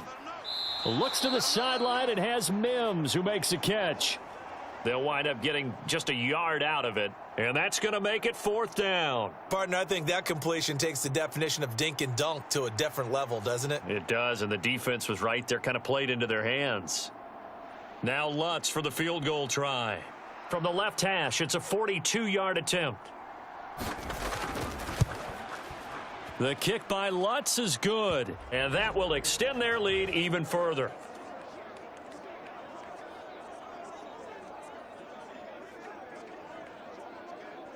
I got to think at this point, 3rd quarter, if you're able to hold on to the ball, get 3 at the end, that's all you're looking for. I would agree with that, because right now, this is a job well done by them. In fact, it's almost time for handshakes, a little dap on the sidelines, maybe even start to discuss post-game plans. And for the guys who haven't played yet, go ahead and get loose. Your time is now. Following the made field goal, Lutz to kick it away. Here's Nixon taking it about the 1. And he'll be stopped up at the 25. Let's go.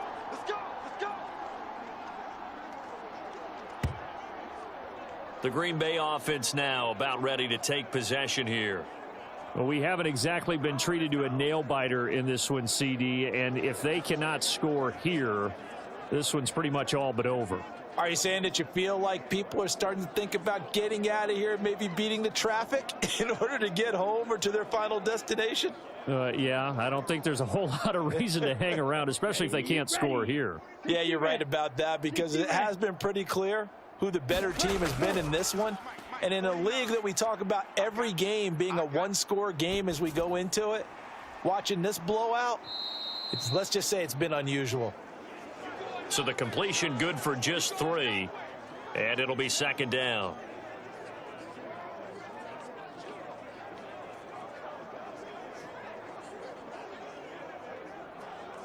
Set, ready, 45, white. That boy's got 4 down. Working out of the gun. Love. And that'll be incomplete. Took a pretty good shot as he tried to pull that one in. Couldn't hang on. 3rd down. We saw this a lot in the first half, and it continues. These receivers just not able to get much separation. So that means they have to win the 50-50 balls. They've got to go up with the defender and find a way to start coming down with them. And this time, contact and another incomplete pass. Glove. Now a quick throw there, but it's going to be incomplete. And you can tell just by looking at them that this offense is a frustrated unit. things are really unraveling here. And as a head coach, time to earn your paycheck. You've got to find a way to keep it together as that brings up another 4th down.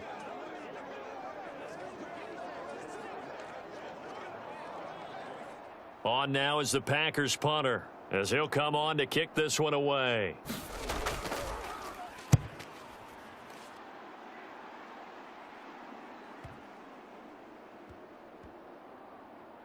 And a nice job here to down this one right on the 5-yard line.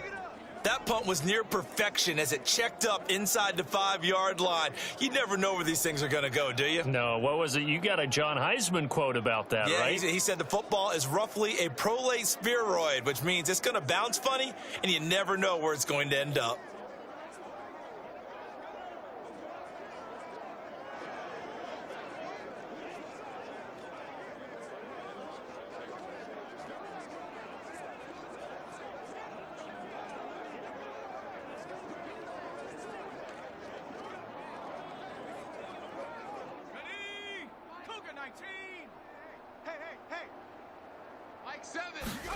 Stidham from down around his goal line. Sutton reeling it in on the left side. And that's good for a pickup of 10 yards. And they'll be left with a 2nd and about a foot.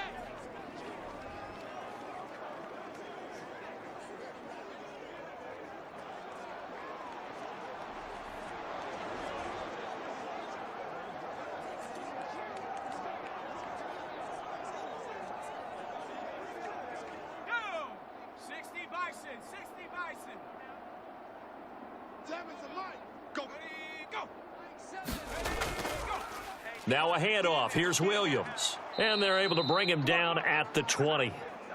A gain of 5, good enough for the 1st down.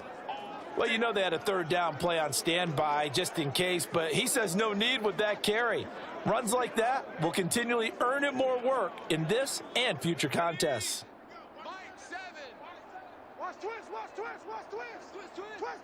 And they'll bring Judy in motion right. He'll get it here on the jet sweep. Oh, and this one may need to go back to the drawing board. He's going to be swallowed up right away. He'll lose a yard there, and it's 2nd and 11. Well, as a wideout, when you take that handoff and you're coming around the edge, you're expecting to see nothing but empty space in front of you. But if not... well, things can go south in a hurry, and that's exactly what we saw on that play with a loss.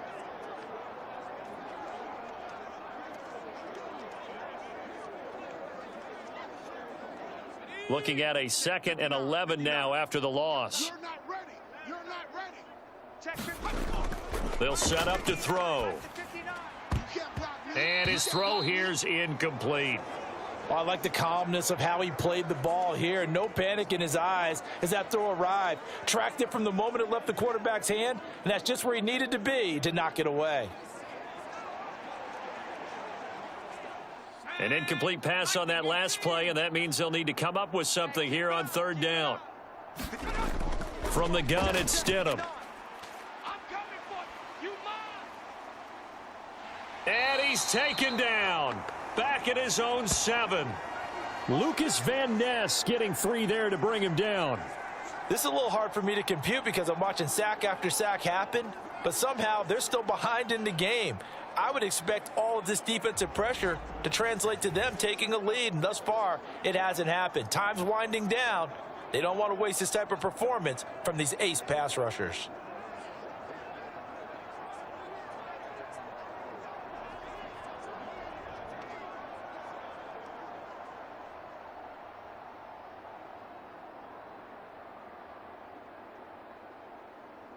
Here's Riley Dixon now, as his first punt will come from inside his own end zone.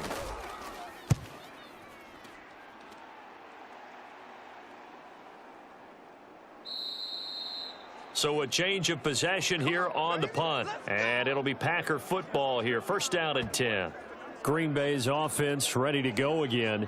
Well, this has been a tough one for them, Charles. They've struggled really on both sides of the football. And one thing that's really plagued them, the turnovers. They've had issues keeping the football in their possession. And every game that's ever been played, all coaches talk about taking care of the football and limiting turnovers. And in this one, After we saw that first turnover, we worried that things would snowball, and it certainly did, especially on the scoreboard. So good field position for the Packers as they come up 1st and 10 at their own 42. They'll try and get the running game going with Jones. And he works his way forward to pick up 4 yards there, 2nd down. Well, at the end of all that hitting and hollering, it was a 4-yard run, so the offense is going to go back to huddle and feel pretty good about themselves. Defensively, you have to feel okay because you didn't let it turn into a bigger run, but the goal, shut it down for 2 yards or less. That's when you start to feel good about yourselves. Love now on 2nd down. He sets up the screen to Jones.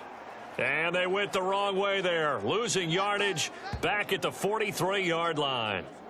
They'll wind up losing 3 here on the play, and that's going to set up a tough 3rd and 9. Well, it looked like the defense, they were ready for that one. Really left him almost no room to work after catching the ball. He could throw every move in the book at him. They were there, and they tackle him for a loss. The Broncos going dime. 2 extra defensive backs for 3rd down. Playing pass all the way. To throw now. Here's Love. And, oh, my goodness, here's a 5th interception. Picked off by Pat Surtain. Well, that is now his 5th interception thrown in this game. And, Charles, you've got to tip your cap to this defense. I mean, they have been so impressive reading these passes, stepping in those lanes, and picking them off. Yeah, sometimes the best offense is an excellent defense, and they've done exactly that. What do you think, partner? A season's worth of highlights in just 4 quarters? I think that's what we're seeing from this group.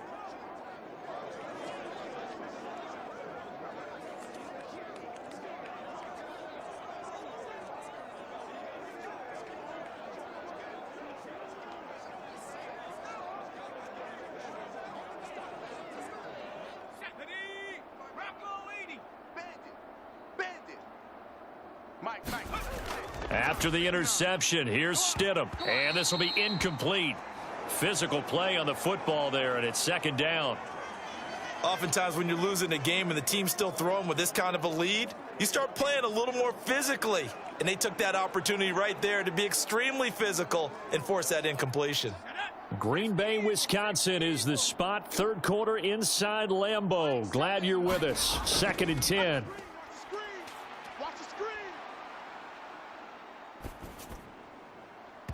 And this one incomplete.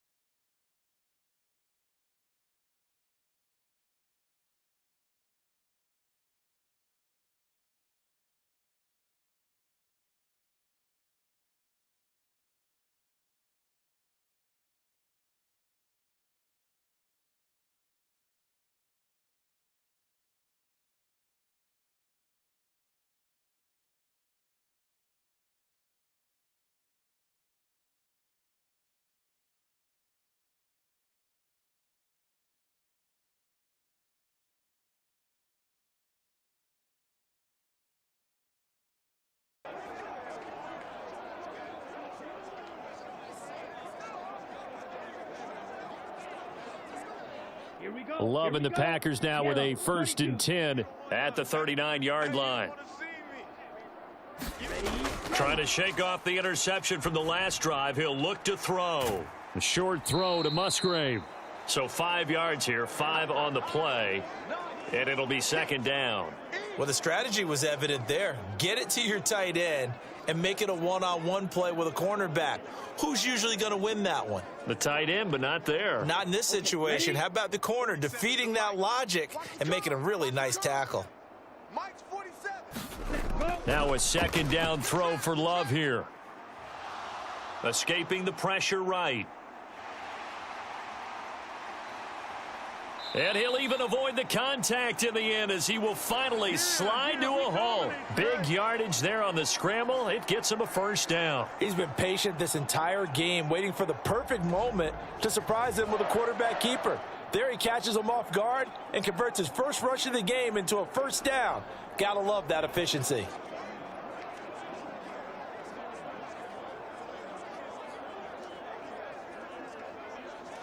So the big play gets him all the way down to the outskirts of the red zone here for 1st and 10. Go. To pass, here's Jordan Love. And my goodness, another interception. Picked up by Caden Stearns. And he takes this one back into the end zone. And the Bronco defense has a touchdown. And Charles, for this offense, those interception woes they kind of had in the first half have now followed them into the second half. And for this defense, they take advantage, turn that into a pick six. And that defense is in a spot now where they're thinking about ways to close this game out. And as confidently as they've been playing, I expect them to do exactly that.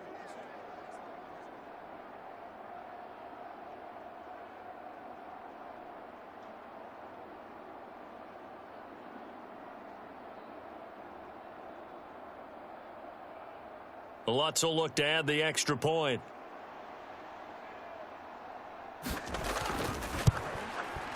And the lead grows even larger here in the third quarter.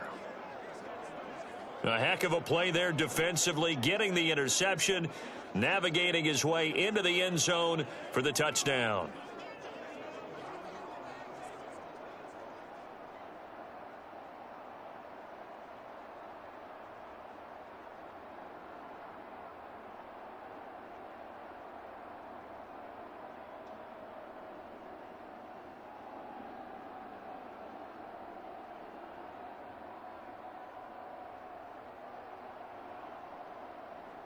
So they'll get another shot on offense following that pick six. And now the kick is away.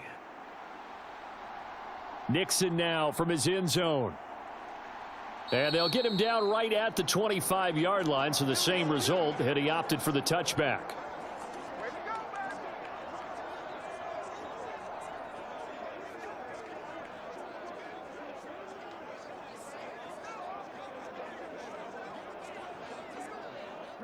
And this should be the final play before the quarter ends. Love back to it here after the pick six. That's complete to Dobbs. And he'll go down, and that will do it for the third quarter of action. 3 quarters have come and gone. You are watching the NFL on EA Sports. Back now at Lambeau. And this is a blowout so far as we get set for the fourth quarter. A very one-sided affair.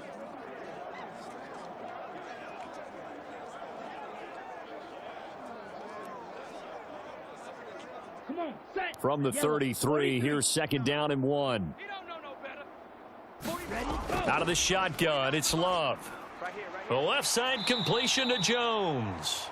And Jones going to have a Packers first down as he gets this up past the 40. It's an 8-yard pickup and leads to a new set of downs.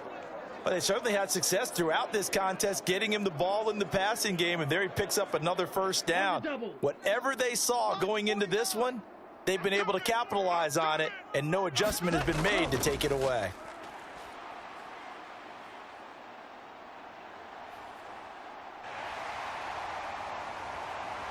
And he gets this to the other side of midfield across the 45 before going out.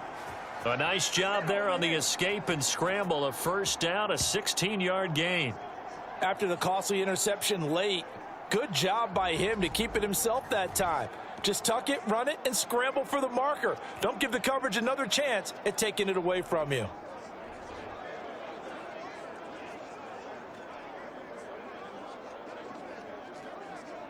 Here we go. So a 1st and 10 now in Denver territory at the 43. Love now. This one swung out here to Jones. And this will leave him a yard short. Nice pickup of 9 yards on first down. And we see another pitch and catch there to the running back. This position just continues to evolve. They become just as critical to the passing attack as a lot of receivers, tight ends, because their ability to make people miss in the open field can really generate Big plays for an offense. Love from the gun. Throwing left side, and Watson has it. That catch puts him over 70 yards receiving now as he's got a first down. Now that was pretty. They executed that curl route versus zone coverage, and that changes things a little bit because against man, it's often a tight curl, tight, sharply run route. Against zone, you're just looking for that open spot, that dead area, so you may curl it a little bit wider just to get to that place. And usually a tight window. He fired a bullet in there for the completion. And Love's throw brought in by Watson. That'll go for a gain of 7. And it's second down. When you see zone defense and you know you've got a drag route on as your primary call, you've got to be really careful as a passer about how far you let your guy go because he might wander into some tough coverage.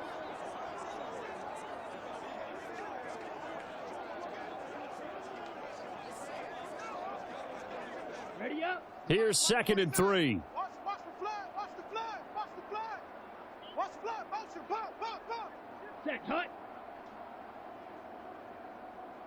Ready, go. They will throw again here with Jordan Love. And it's caught. And it's a Packers touchdown. Luke Musgrave. An 18-yard touchdown grab. And the Packers are finally into the end zone here in this 4th quarter. And CD, they just haven't had a whole lot to cheer about here, but it may be cliche, but give them credit for this. They've continued to fight and scratch and claw, and they get the touchdown here in the 4th quarter. And I'm okay with that cliche, all right? Maybe it'll alleviate the sting a little bit because at least they can look in the mirror and realize they fought all the way through. Horrible game for them, not one they'll want to remember, but at least they'll keep their heads up and have some pride when they leave this stadium. Carlson's extra point up and good. As they make the score just a slight bit more respectable here in the final quarter of play.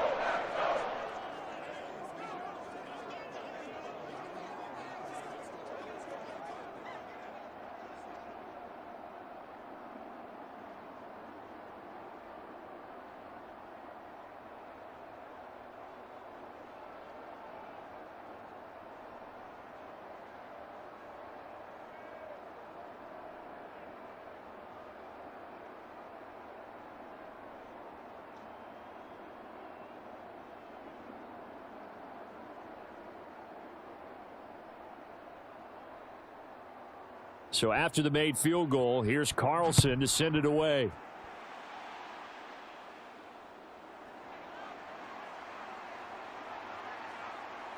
And a nice return sets him up pretty good here right at the 30-yard line.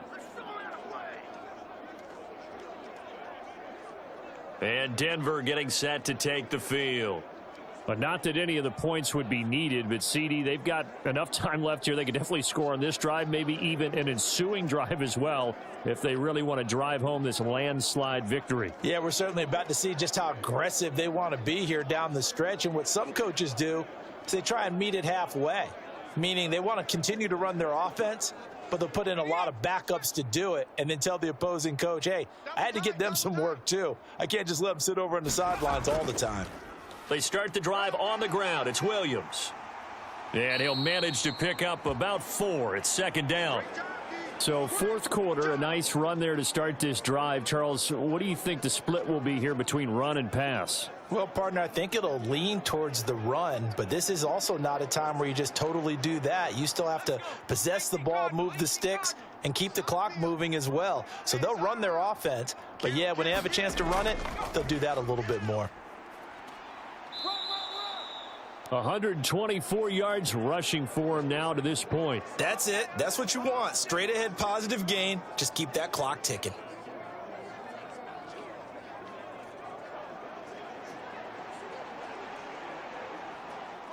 Historically, this is such a tough, loud venue, but you can hear a pin drop right now. A lot of fans long gone, not used to seeing a lopsided score like this. And he will have first down yardage as he's brought down at the 41.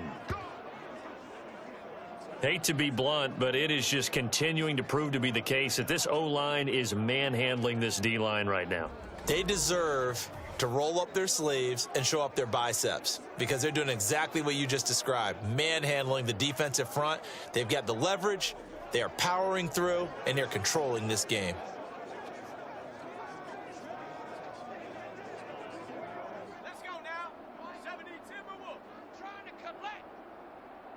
7. Mike 7. Go. QB's trash. Now a first down carry. It's Williams. A good cover defensively as they get to him just beyond the 45 after the juke. It's a 6-yard pickup, and it gets him to 2nd and 4. Brandon, I've got to think this offensive line has got some smiles on its faces. And I know it sounds crazy, but they practiced for this back in training camp. They knew they'd be in situations where it'd be extra defenders in the box coming after them, trying to keep them from locking down a game. Right now, they want to show the world they're up to the challenge. And this will be taken across midfield and into Green Bay territory. And give him about 4 on the play, but he's marked short, so it'll be 3rd and about the length of the football. Pretty good job defensively. Thought he was going to get it, but they knew where that marker was, and they stopped him just short of it. What it does is emphasize that strategic football and situational football is not just played on the offensive side, is it? Defense understanding, as you noted, where the first down marker was and making sure they didn't get there. 2 yards and able to get the first down in the process. Brandon, unfortunately, I've been here before. They've had 2 opportunities to stop them, so this is demoralizing. They haven't gotten it done. Now you're calling all your blitzes, all your attack defenses, but you're not worried about playing your normal position. You're going to take chances now. Well, you said it. 2 third-down opportunities to get off the field. Couldn't do it, and the clock continues to roll.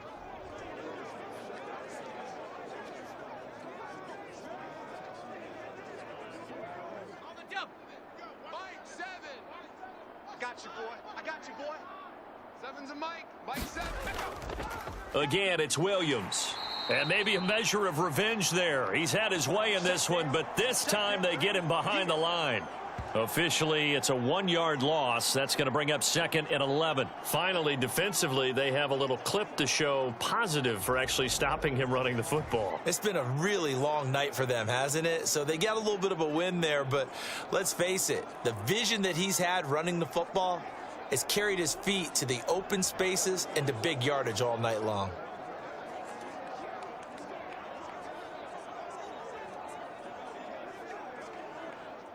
So after the loss of a yard, they'll look to push forward here on 2nd down and 11. On the option to give to Williams here. And a 6-yard gain gets him right around the 43. On a 2nd and long, it's really nice to see an offense that has enough confidence to run the football in that situation. I think that goes back to their practice and game planning. They've seen things that they've seen on tape and in previous games that led them to believe that even in a long-distance situation, they can still run the football and gain enough yardage to put themselves in a good spot on 3rd down. That is caught. And this is going to result in another first down as the tackle's made at the Packers' 25-yard line. 18 big yards on that one and a Denver first. Tell you what, partner, the way he's been slinging it in this one, I think he should be ticketed for a baseball cap and a set of headphones for the next drive. He's been absolutely sensational. But one thing we both learned about quarterbacks in this league, they often stay on the field longer than you expect.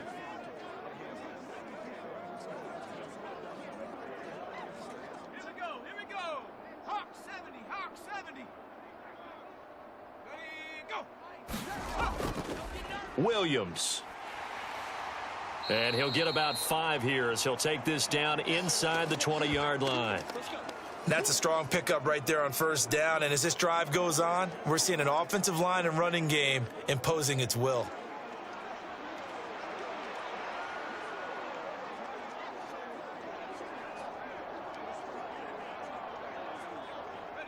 Second and 5. I can't believe they let you play. I can't believe they... Stidham. Over the middle, complete to Judy. And the Broncos are going to have a 1st and goal as the tackle made at the 10-yard line.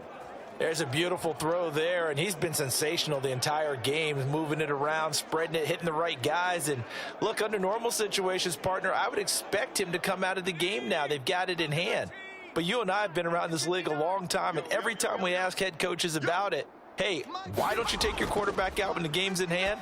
They just kind of give us that look like that's what he's paid to do. So it's a very unusual situation. I'd want him out. They tend to leave him in.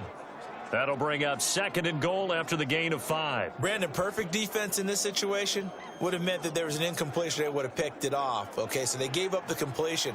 But I really enjoyed watching how the defense stayed in sync, stayed in great communication, and as he dragged across each zone, you see him pointing, communicating. There he is, and they passed him off to each defender. Ended up making a nice play, even though it was complete. Give him right around 4 on the carry. We'll see if they want to keep pounding here on 3rd and goal. And he continues to pile up the yardage. That puts him over $150 now. And this defense has really had its problems trying to keep him contained. 3rd and goal as they look to pour some more salt in the wound. Mike 5'9", Mike 5'9". And they'll try and run the option to pick it up. He's not going to get there. That won't even be close. It was blown up in the backfield. That'll back him up 2 yards and also bring up 4th. Well, you know, if you've got the defense laying back, maybe that option works. But if you're coming hard on 3rd down, it doesn't work because you force the hand of the quarterback and the runner too quickly, and most of the time, unsuccessfully.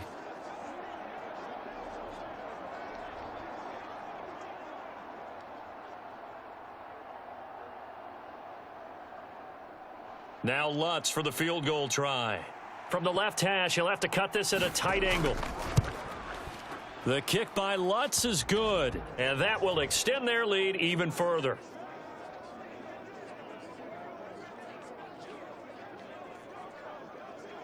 Well, ultimately not really sure that they're going to need those 3 points, but they'll take the 3 and they pad that lead. Yeah, this one's already wrapped up, but you and I both know if you're an offensive coordinator, you never let up on the gas unless the head coach tells you to do so. And maybe you've actually clicked him off in your headset so that you can keep calling plays and trying to add to this lead.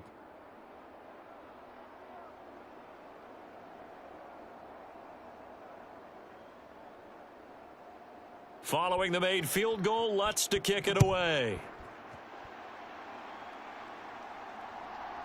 Nixon now from his end zone. And this return will net positive as he gets past the 25 and up to the 27-yard line. The Packers offense now, they get ready to head back on the field.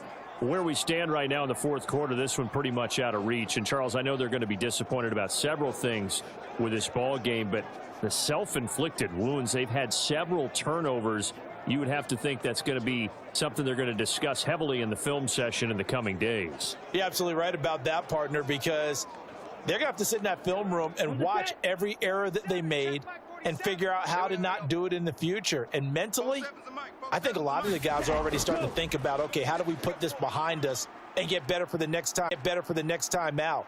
This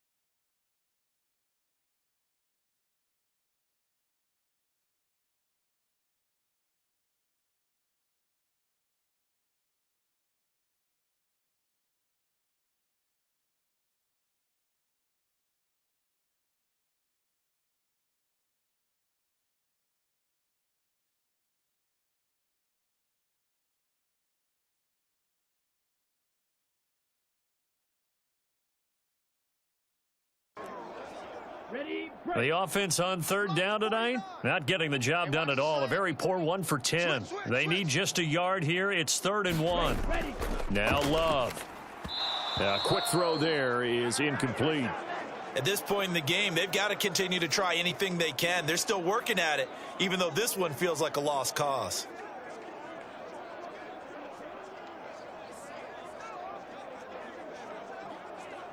On now is the Packers punter, as he's on to punt for the 4th time tonight.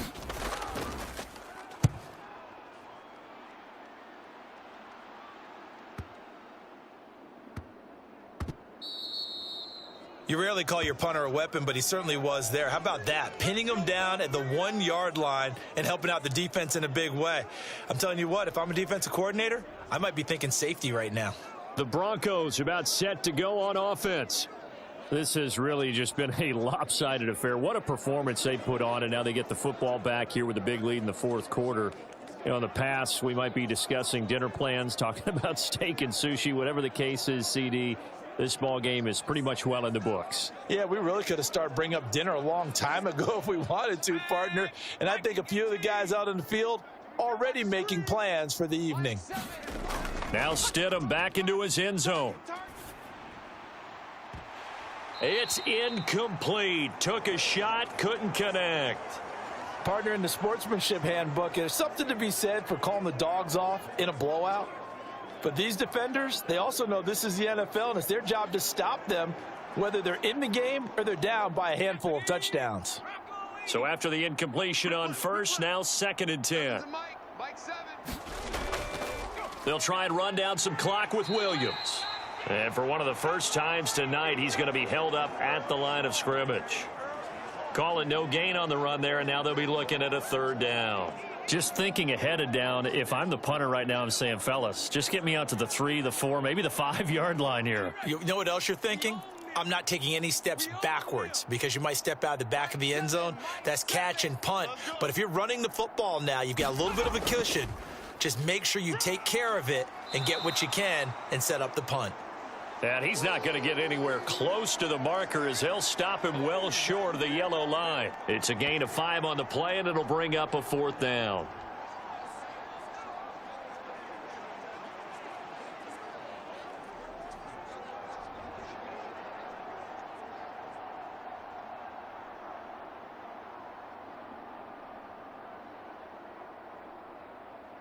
Here's Riley Dixon now, as he'll kick it away for the 2nd time.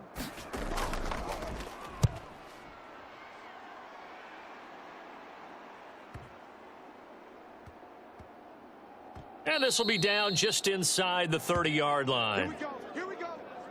Here we go. Another drive coming up for this Packers offense. Well, we said it at halftime that they would need a nearly perfect second half to erase that deficit that they were facing, CD. But unfortunately, the second half has pretty much been a carbon copy of the first. Yeah, that early lead was almost insurmountable the way their opponent was playing. And, partner, they do have some good news, though. This one is getting close to being over, and they can try and hit the reset button starting tomorrow. Love going to break the huddle, lead the Packers up here 1st and 10 at their own 27.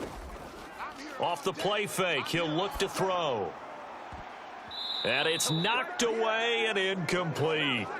Zone coverage there, and they were playing deep. That makes it obviously a little bit harder to run by guys. And that time, there was not much of a window to get the ball in there, and it winds up incomplete. Let's go now. So now 2nd and 10 after the incompletion on 1st down. All day, defense, all day. All day. Throwing again. Love. That's to the tight end, Musgrave. And we are inside of 2 minutes left in this lopsided affair. So it's Packer football here as we welcome you back. They've got a 1st and 10 as they search for a late score. Here we go, set, 50, green.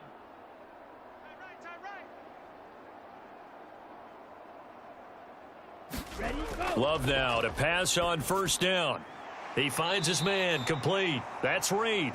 And they're well past midfield, just a yard or 2 shy of the 40.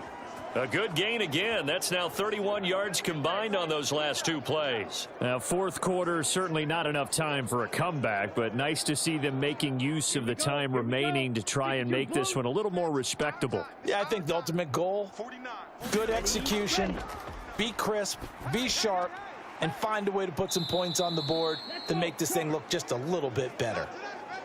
Well, offensively, that's the mismatch that you want. You want to force a linebacker to try and cover your back out of the backfield, out in some open space. But linebackers nowadays, they run like backs, and they take a lot of pride in covering. What a nice play he made there in the open field. To the air again, Love. This complete to the tight end, Tucker Kraft. And this is going to be another 1st down as they'll make the tackle at the Broncos 21. They give him 17 yards that time as that'll move the chains. Well, I mean, look, obviously there's no 20 or 30-point play in that playbook, but they can try to end things here on a positive note despite trailing big, and that looks like what they're trying to do here by pushing the ball downfield. Well, let me go with the heavy cliche then, partner. Just control what you can control right now And all they can control here is how their final plays develop.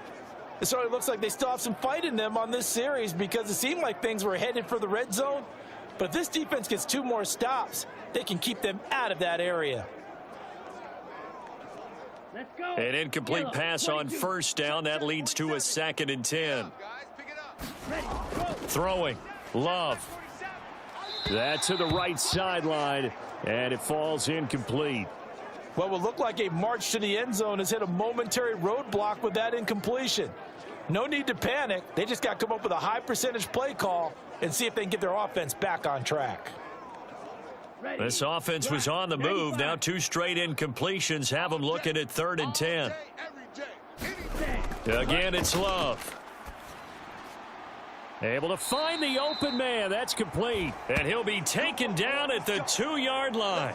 They're able to convert on 3rd down, and that sets up a 1st and goal. With the score where it is, this was probably going to be 4-down territory if they didn't convert there. But what a nice job of working his way open, making sure he secured the catch, and setting up 1st and goal. Love looking to throw it. And this is caught. Well, they get 1 back, picking up the late touchdown here, but still down big. Well, that's just how they drew it up, CD. His first read was there, got it to him quickly, and into the end zone. Absolutely excellent execution by all involved. And the coordinator, gotta give him credit, found the perfect play call. Quarterback let it fly as soon as the target came free, and his guy made a nice catch. Just how you draw it up in practice and then execute it in the game. Carlson on for the extra point.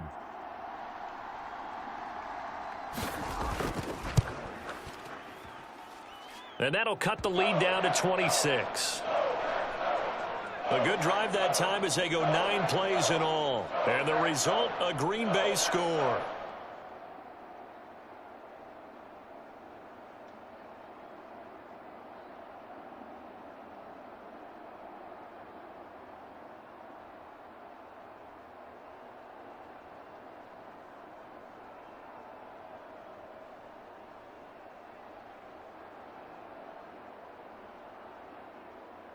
So now Carlson, after the touchdown, called on to send this one away.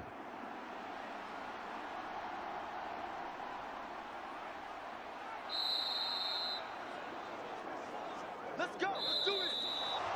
So that last kickoff, just a mere formality, obviously, Charles, wrapping up a game that they should be very happy about in which they got the win. Yeah, I thought they were clearly the better team by the end, and they earned this one with a terrific game plan and consistent effort throughout. Only fitting that they had the ball when the clock hit 0.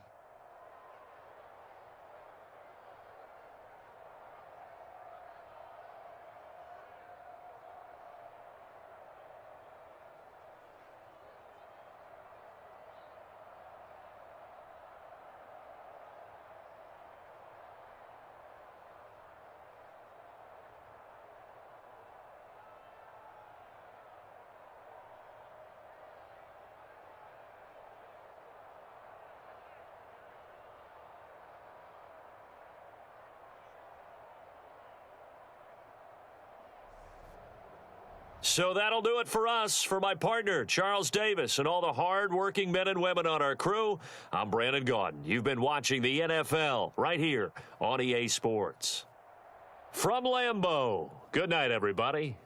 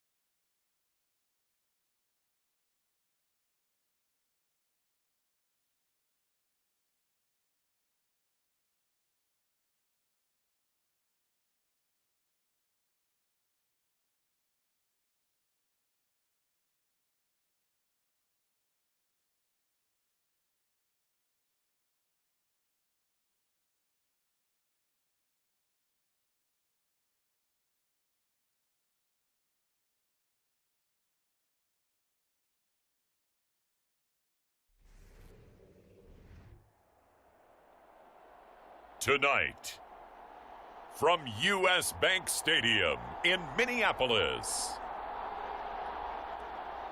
it's a special prime time edition of the NFL on EA Sports.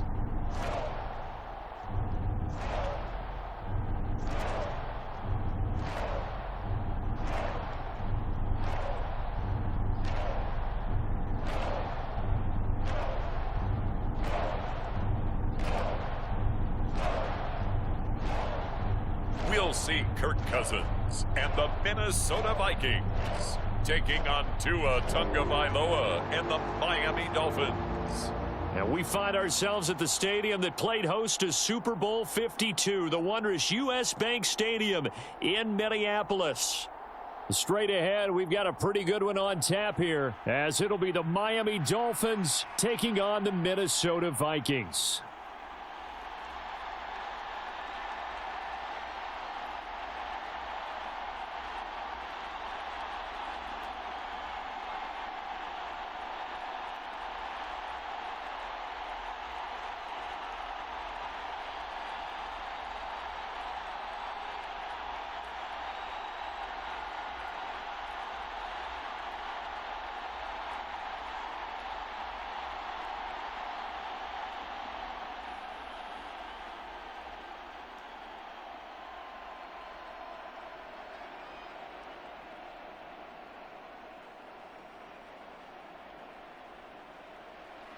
Here's Jason Sanders now to get this one started, and we are underway from downtown Minneapolis. Kene Nwangwu now out of his end zone. And ultimately, he stopped right where he would have been if he had simply gone down to a knee at the 25. Under center for the Vikings, out comes the former Michigan State Spartan and longtime veteran Kirk Cousins. And one nice thing you can always say about Kirk Cousins is that he's consistent. Always puts up nice numbers each and every year. If there is a downside to his game, it's been the lack of playoff success. All in all, though, a formidable starting quarterback at a time in the league where it's tough to find your franchise guy. First play and a first pass for Cousins. Finds his man. There's Jordan Addison. And he's going to get a good gain of 9 here up to the 34. A good safe pass there right off the bat. That's almost a rhythm play. That's what we like to call it. Get them into rhythm early, something safe, something they're confident about, something they feel good. And once that's completed, then you just keep moving from there because the confidence elevates. Let's go, defense. Let's get out the field, defense. Now an end around as Cousins will just pop this forward. A gain of 5, good enough for the first down.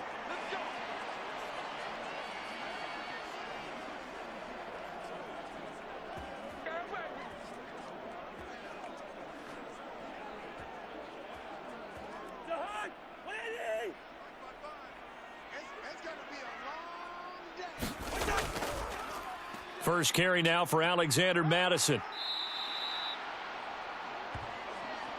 Okay, he didn't break that one all the way, but you got to know that he feels like he's right on the verge, and that's probably exactly what he's telling them in the huddle right now.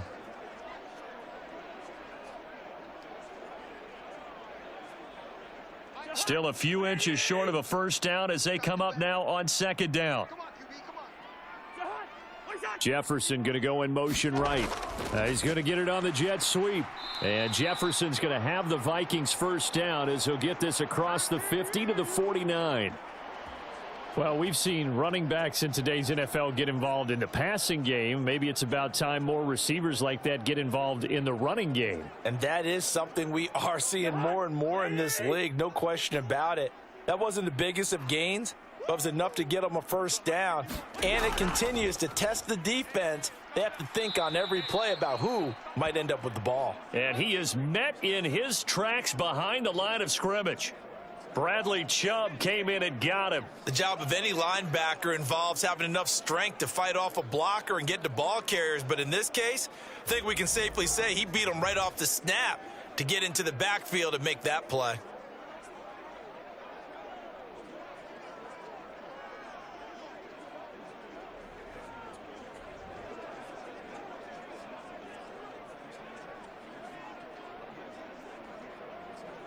After the loss, they'll come up 2nd and 13. They'll try to throw now. Cousins. Going for the deep ball. And that will be incomplete. Tried to dial up the long one way out there, but it'll be 3rd down. That's some good closing speed there defensively, because that looked open for a minute. But that's great work with the ball in the air. Never gave up, converged on his man, and broke the play up. The 7th play now of this opening drive. This is 3rd and long, though. Cousins. They'll get this underneath to Madison. And they will advance this across midfield, but still well shy of a first as he's tackled at the 47. 5 yards, not enough, and it'll be 4th down. We can make this one pretty simple. Locked up all of his progressions downfield, forced to get it to his running back. But how about the way they ran to the football and knocked him down to force a 4th down?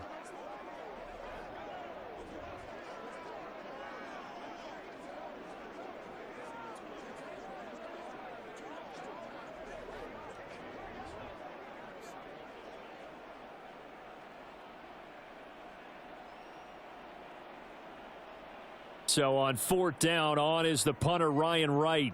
Braxton Berrios deep for Miami.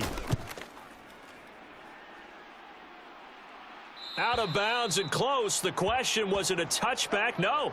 They'll say it crossed out at the 2-yard line. Excellent placement, and off that bounce, Charles, I didn't know where it was going to go. It can be an inexact science as to where they place it, but they say the 2-yard line. Yeah, I don't know how they really determined that. And let's face it, at the end of that play, one side's going to be happy, the other team's going to be unhappy. So, what they do, shorten the hypotenuse? I mean, how do they figure that out? You know that stuff. You're the smart guy. No, that's you, partner. They're coming out with a jumbo package to start the drive.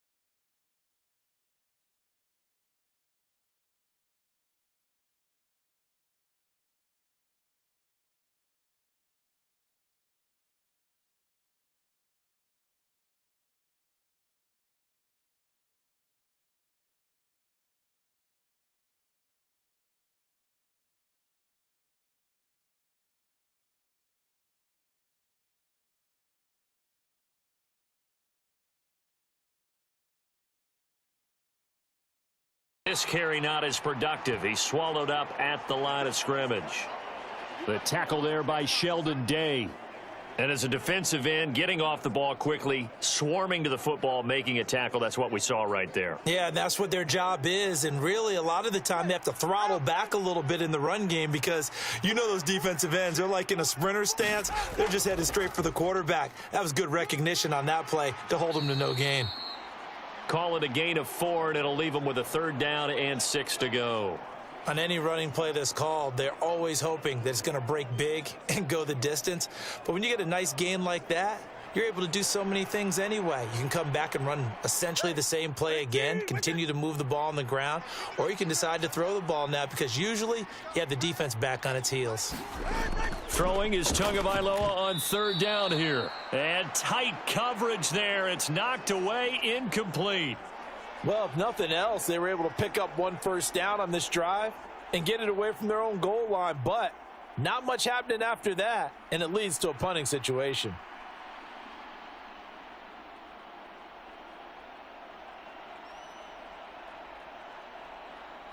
Jake Bailey on now to punt here on 4th down. Brandon Powell deep for Minnesota.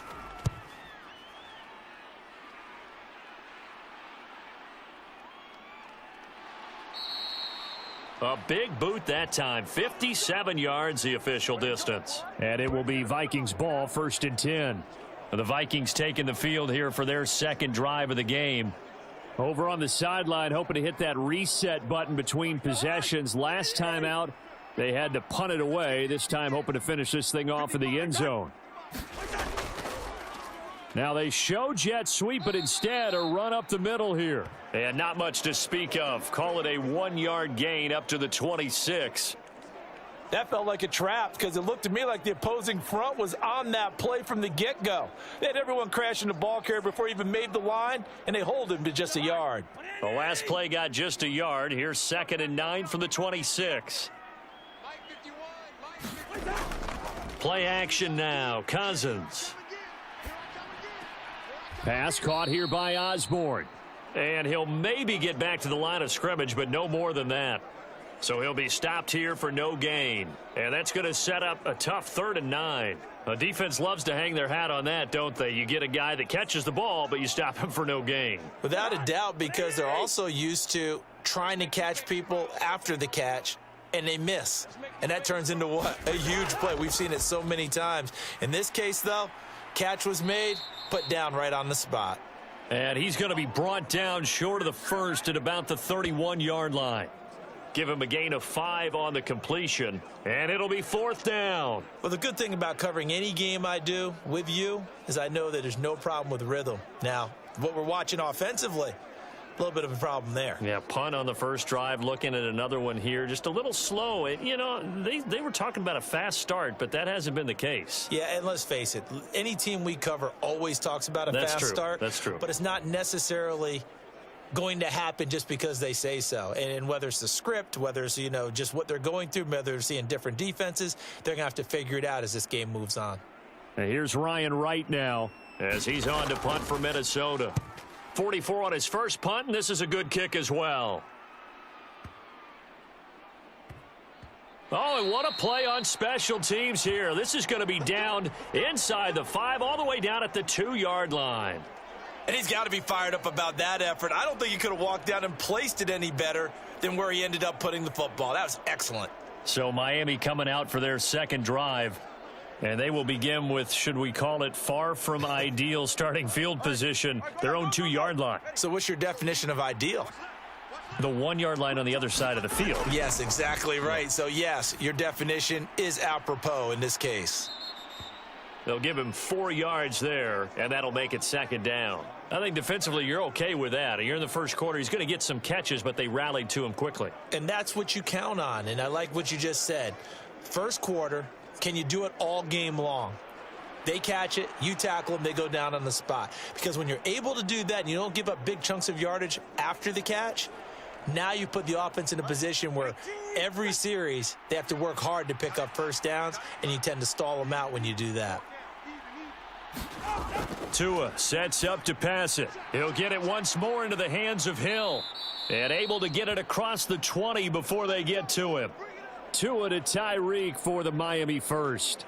That connection seemed to work out okay on the first play of the drive. Why not go right back to it?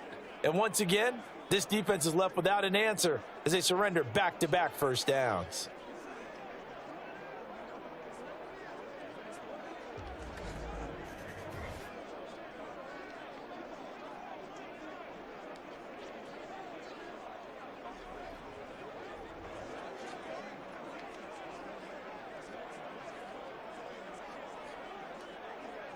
Now they can breathe a little easier, some room to operate as they've got it 1st and 10 now out past the 20. Up the middle they go with Mostert. And they'll get to him quickly here as he'll get a yard, just a yard to the 22. Well, sometimes you just have to give credit to the defense. Great job there at the point of attack, holding up. They won their battles at the line of scrimmage, left him no space to try and run. A really nice job swarming to the ball carrier. From the 22 now, here's 2nd and 9. Throwing now is Tagovailoa. And he'll get this into the hands of Braxton Berrios. And he's taken down but able to slip across the 35. His first catch, good for 16 and a first. But one of the ways that quarterbacks keep all the receivers alive in a play, never lock in on any one guy. Make sure you keep your eyes moving, scan the field. And here he finds the open guy for a nice pickup.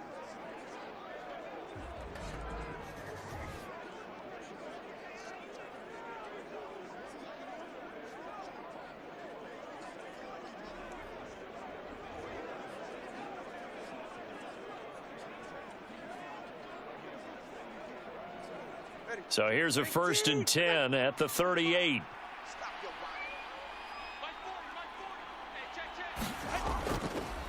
body. A run with Mostert up the middle. He'll take it past the 40 to the 41, 2nd down. Yeah, I don't know if it's exactly a win-win, but if you're on offense, you'll take that kind of a run, all right? It was kind of stacked up, found a little bit of yardage, and frankly, they're pretty close to staying on schedule on offense. The playbook is still open for the coordinator. From the 41, here's 2nd down and 7. Going to the air, Tagovailoa. And that is incomplete. A lot of force bearing down on him there. He could not hang on. It's 3rd down. It's another zone defense. It looks like it's open for possibilities, but they did a nice job patrolling the middle of the field and forcing an incompletion. Here's play number 7 on the drive. This is 3rd and 7. Tua going to throw. And it's going to be incomplete. He was able to catch it there on the right sideline, but out of bounds, says the line judge. And it's going to bring up 4th down. Well, they've got man coverage on the outside, and my scouting report on these DBs tells me that they love to take matters in their own hands. They want man coverage, not zone. And there was good coverage there that forced the incompletion. And the punter Bailey on now as he sends this one away.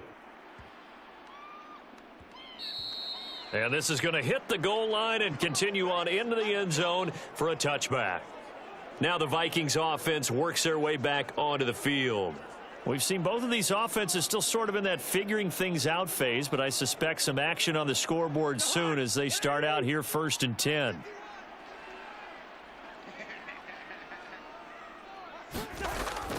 They'll begin on the ground with Akers. And he is brought down at the 22 after a gain of 2, and it brings up 2nd down. Certainly a nice job there by the defense rallying to the football and getting him on the ground, but I think the play gets made by the defensive front because if they can't get upfield, their job is to go ahead and get low, almost get into a ball sometimes, stack things up, and make it difficult for the runner to find a hole. Now this one complete downfield on the left side and past the 40 before he's out of bounds. 19 yards to pick up there. Move the chains.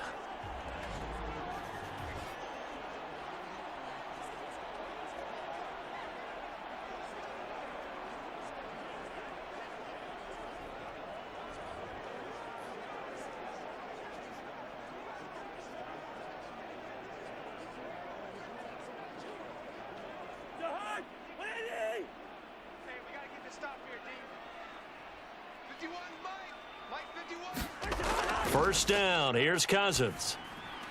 Oh, he tries to force it in, and it's intercepted. Picked off by Jerome Baker. And the return this time will go out to the 42-yard line. Oh, timing is everything on a route like this. He tried to drive that football into a tight spot. And if you're a little early or a little late, chances are there's going to be someone there. And sure enough, this one's going the other way. The Dolphins about set to go to work on offense. And, partner, I know so far, and we're still in the first half, but you love this game as a defensive guy. 0-0. We'll see if the offense can get going on this drive. Well, you know how they talk about music to your ears? How about what it does for your eyes when you watch something like this, right, where these teams are locked in and going at it, no points going up on the scoreboard? I'm loving it. You're exactly right. Well, switch over, though, to an offensive mindset for a moment. What do they need to do here to get on track and get some points? Well, I think a couple of ways. Number one, you pull out something that maybe they haven't seen before. Coaches always talk about unscouted looks. Maybe you give them something that they haven't seen on tape, and now you shock them that way. The second, run your basic playbook, but run it so well that you give your skill position guys a chance to make big plays individually. Heck of a broken tackle and able to work this down near the 23. It's a 7-yard carry to set them up with a 2nd and 3. A nice run here early on. It doesn't take a great play caller to realize you want to establish a guy of his caliber with runs like this early because they will pay dividends as the game progresses. 2nd down and 3.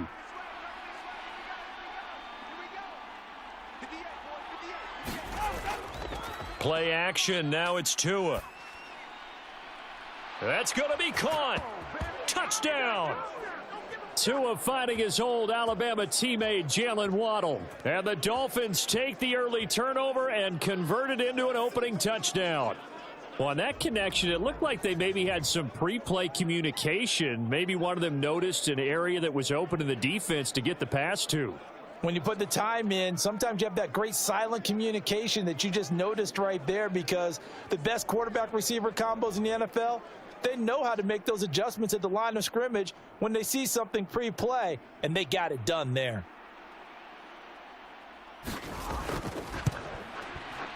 Extra point up and good by Sanders, and it's now a 7-0 game.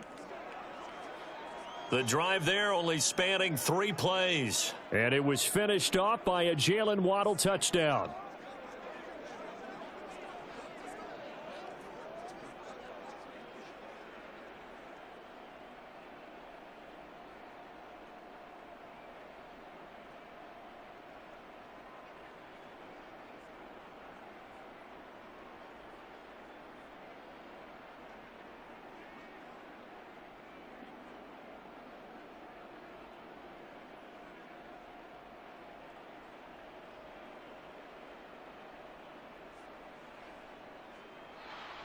Now after the touchdown, ready to kick it away is Sanders.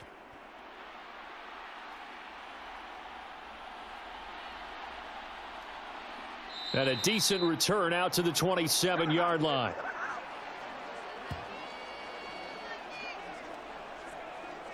And now out comes Minnesota.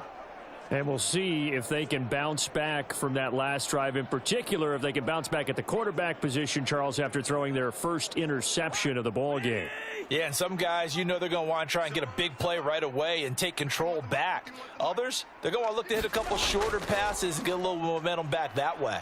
But for the defense, that goal's not changing a bit. They want another pick. You're exactly right about that. In fact, you've got to watch them a little bit, because in coverage, they may cut down their gaps a little bit, maybe their splits a little bit, in order to try and get to the ball even faster.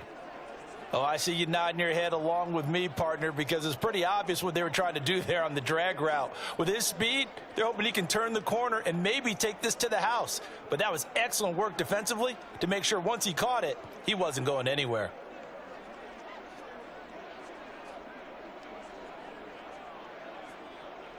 From the 31, here's 2nd down and 5. They'll go Madison up the middle. And he'll get this to about the 34, a gain of just 3.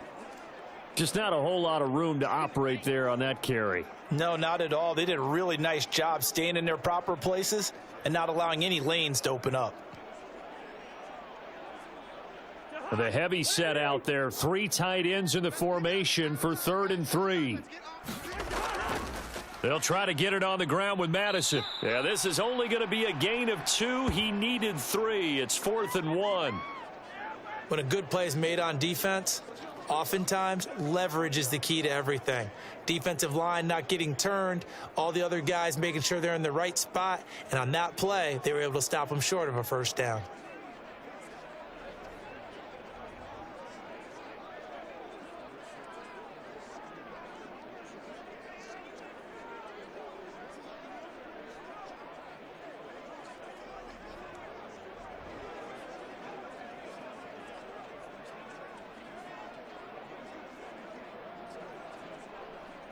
And here's Ryan Wright now as he's on to punt for Minnesota.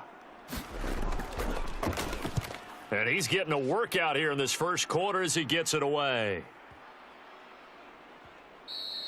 And this one hits at the 1, continues on into the end zone for a touchback. Miami's offense set and ready to go. They've got a 7-0 lead in the football as well as they start out 1st and 10.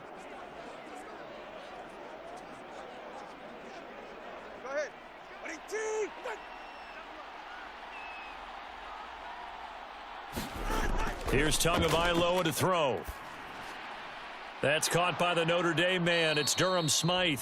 And he gets this one just shy of the 40, down at the 39. First play of the drive, a success, 19 yards. Well, that tight end position, it just seems to continue to evolve every year in the NFL. Yeah, you're getting really terrific athletes. A lot of them maybe were wide receivers at one point that continue to give you speed, great hands, and big bodies, which make them excellent targets for quarterbacks.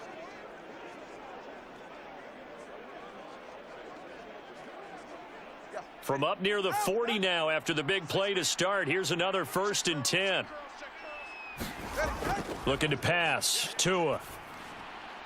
This one thrown underneath to Achane. And he's going to get a solid gain of 9 before being brought down. 2nd and right at a yard.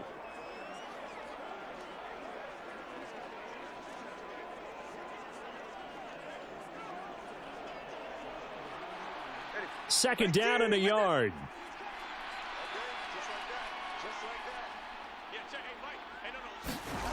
Now Tua. Oh, he rifles one, and that's going to be intercepted. Picked off by the linebacker, Jordan Hicks. And a terrific return as he takes this thing all the way down near the 20-yard line. Well, that's a drive killer right there. Not a really confident throw either. This one was kind of up for grabs, and it's going to come down the hands of the wrong team.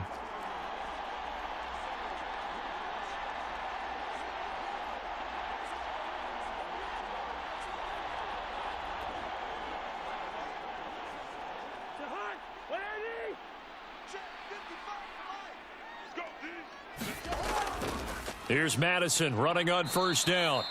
And he's going to be met at the line of scrimmage and taken down. No gain on the play. It'll be 2nd down. After one, 7-0 on EA Sports.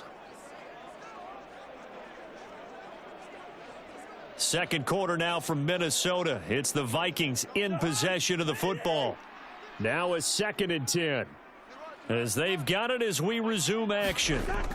Throwing, Cousins. This one brought in by Jefferson. And he'll get him inside the 15 down to the 14-yard line. They get 7 out of that, so they're left with a 3rd and 3.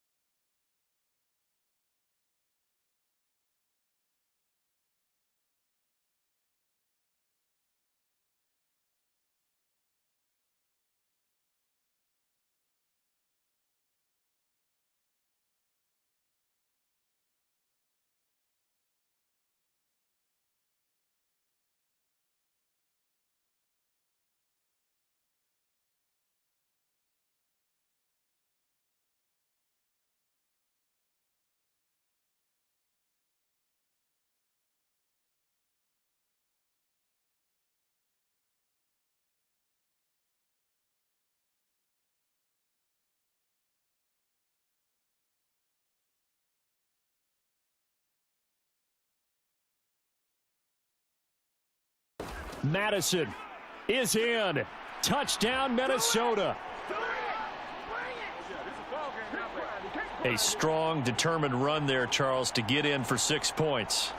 This is why it's such a team game, isn't it? And I know it sounds really generic and it sounds almost trite, but the blocks were made up front, offensive line, collective victory at the line of scrimmage and downfield. And how about the finish to the run all the way into the end zone?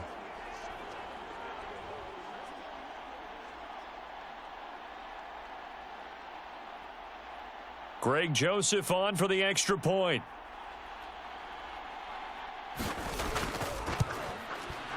It's up and good, and we're tied at 7 here in quarter number 2.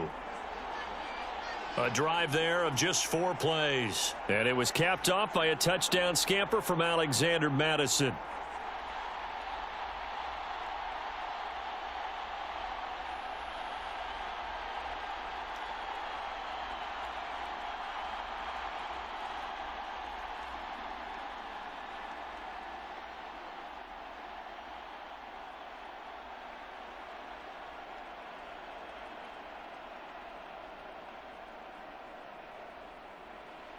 So all even at 7 now as they kick it away.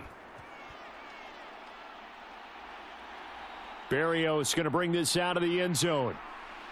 And they'll get him down right at the 25-yard line, so the same result had he opted for the touchback.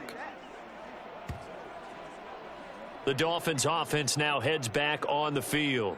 They had the interception last drive, led to the tying touchdown, so 7-7 the score as they begin 1st and 10. All right, go ahead, go.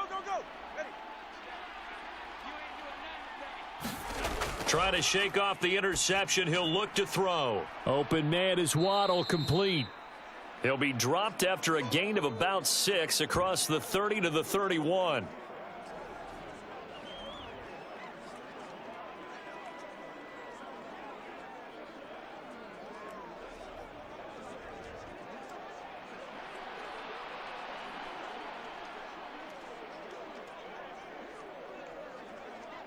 They'll come up now 2nd and 4 from the 31.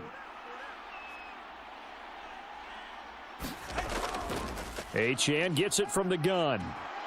And they get him down, but not before he takes it across the 40-yard line. A 10-yard pickup, and it's enough for a Dolphins first down. Partner, if you want more carries, I think we saw how you get him.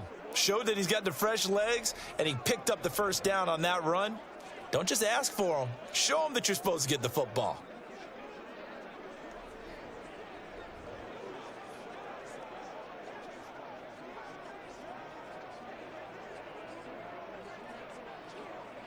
Ready?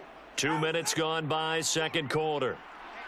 Let's get off the field, B. Let's get off the field, B. Tua now on first down. Got a man complete to Cedric Wilson. And he has a big gain inside the 40 before being dropped. Well, they had a gain of 10 last time, now a gain of 20 here. Well, that was a fun one to watch right there. A nice in-breaking route and plenty of room in the middle of the field. And he was able to get behind the linebackers and grab the completion for a really good pickup.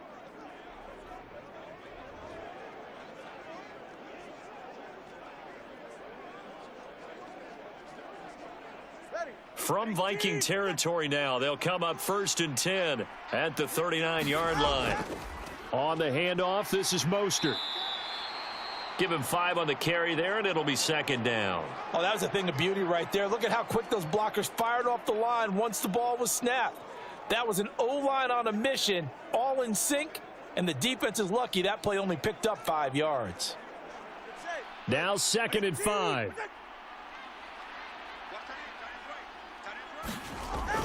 Up the middle, Achane. And a short gain down to about the 33. They follow up the gain of 5 by only getting 1 there on 2nd down. In order to play really good run defense when you're playing a 3-4, those 3 guys up front, the nose tackle and the guys they call the defensive ends, they're usually big people because they're going to have to eat up a lot of blockers because it's usually 5 on 3.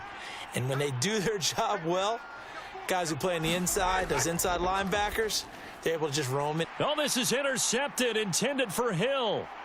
Mekhi Blackman's got it.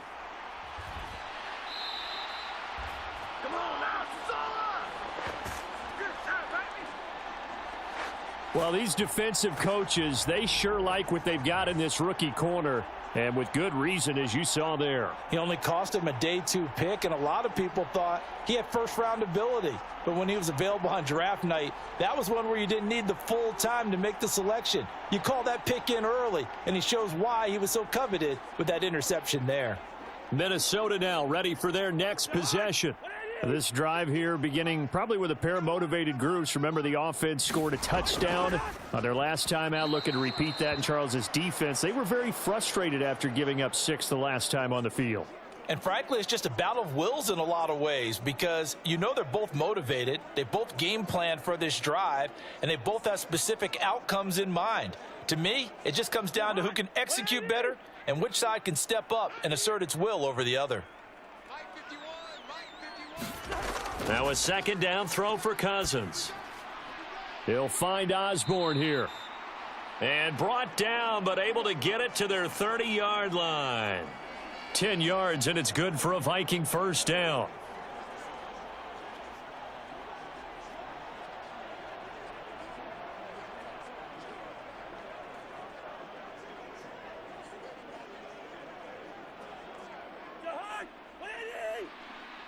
Big stop, D.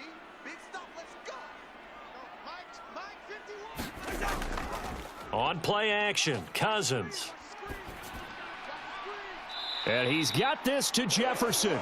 And he will reach the 8-yard line before going out.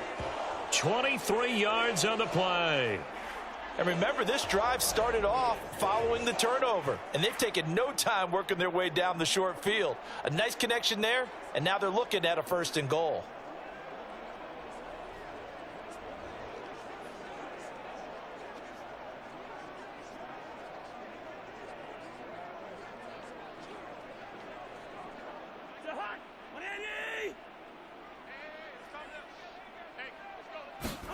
Cousins again. Quick hitter here. It's complete. That's good for a gain of 6. 2nd and goal. Well, if you do read man coverage, Brandon, the drag route's a pretty good one to run against it because you're running away from people on it.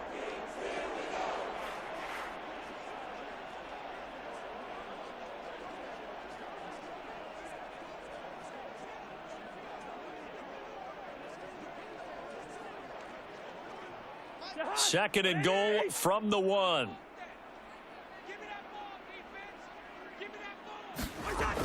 On the toss, Madison. And he goes backwards on this one, losing yardage to the 7.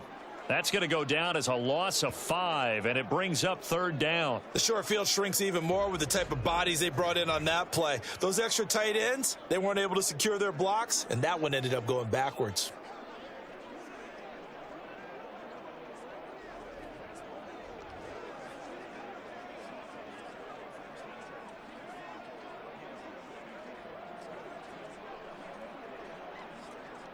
Now, they'd really like to make the short field pay off. We'll see if they can, but this is 3rd and goal. Cousins now. Right side, it's the tight end, Hockenson. They're able to hold him to 3 there, and that leads to a 4th and goal. excellent job there defensively. Gave up the underneath to the tight end on 3rd down, and they made sure that they did their job. Got him on the ground and prevented him picking up a 1st down.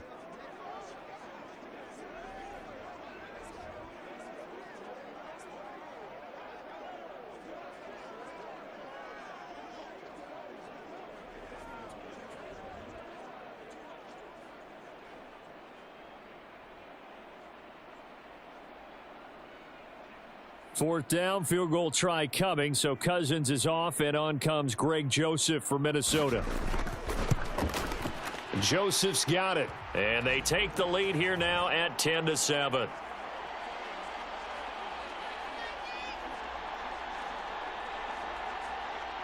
So the turnover leads to points as they add 3 there. Yeah, what a sequence there, and a nice one for them. They forced the interception, put together a little drive, and then come away with 3 points. Nothing to it, partner. Just do it.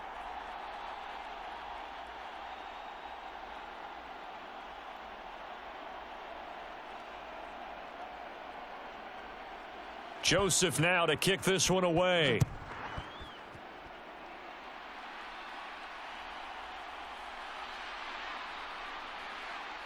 And he's up past the 20 to the 22-yard line.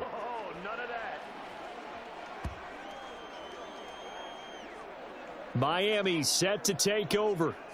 And they've sort of lost their way, partner. How do they recalibrate and get this proverbial train back on track?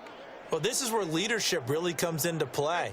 How's the head coach handling it? The offensive coordinator? Sometimes they just make a joke. All right, guys, you had your fun? All right. Throw it out the window. Yeah, let's get back on track here. And sometimes that'll work just fine. I guess it's time now to lean on that leadership. It's a pickup of 4, and it'll bring up 2nd down. Well, they did throw interceptions on their last 2 drives, so no surprise at all they decided to start it with a running play. I'm actually a little bit surprised, though, that they got as much out of it as they did. Yeah, decent little gain. Puts them in a pretty good spot for 2nd down.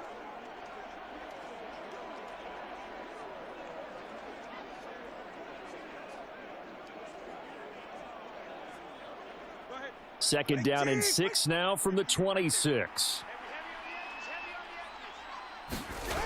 Here's Tua. That's going to be caught by Waddle. And he gets this one just shy of the 40. They'll mark him down at the 39. Couple of Alabama guys there. Tua to Waddle for the Miami first. Yeah, we dominate today.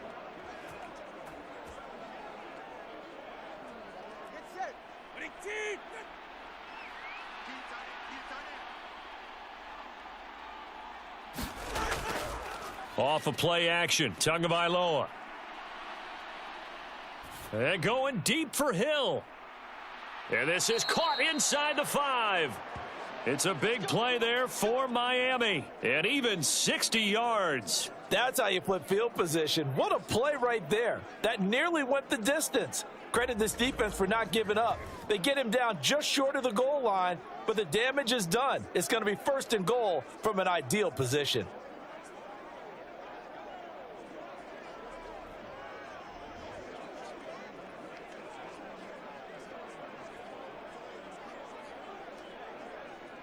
After the big play, a chance to finish now on 1st and goal.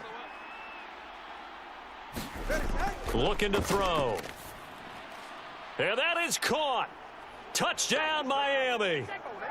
Durham Smythe from a yard out. And the Dolphins are able to move back in front. The touchdown all set up by the big play one snap before, but they finish it off here with a shorter completion, this time for the score. I like how they stuck with what got them there, right? The big pass play, got the momentum going, right? You create it with a play like that, and you come right back with another pass play to finalize things off. Sanders now to add the extra point.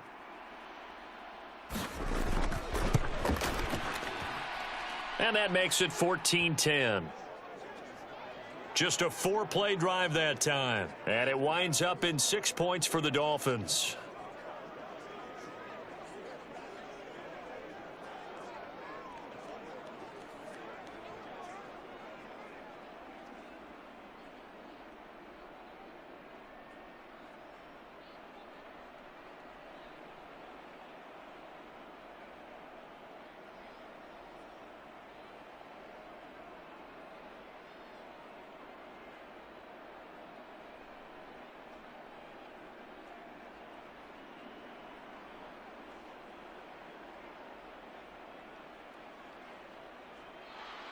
Now after the touchdown, ready to kick it away is Sanders.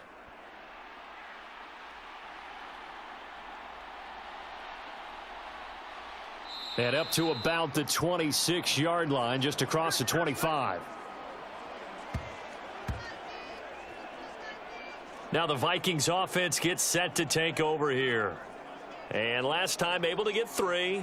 It's not what they wanted. They wanted 6, but they got at least something. They mustered something out of the drive. They'll take it. I like the way you've described it. Not ideal, but they'll take it. Anything to put some points on the board. But this time on offense, they don't even want to see the field goal kicker trot on the field. They want that ball in the end zone. Yeah, they'll be going for 6. Right off the bat, it's a first down to start the drive, 12 yards. Anytime you hear the term an explosive run, most teams I know define that as any run over 10 yards, and they got that and more. How about a lot of credit for the big guys up front? That offensive line firing out, creating plenty of space, and a big run ensued.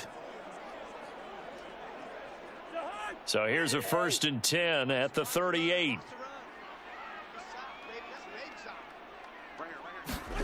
Cousins going underneath. He's got Hawkinson.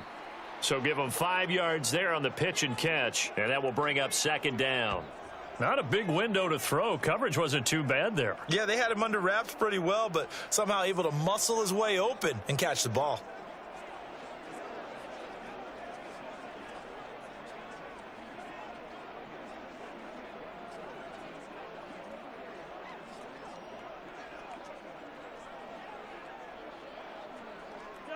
Here's a 2nd and 5. Now Cousins. Complete. Jefferson the target. And he'll be brought down just shy of midfield at the 49-yard line.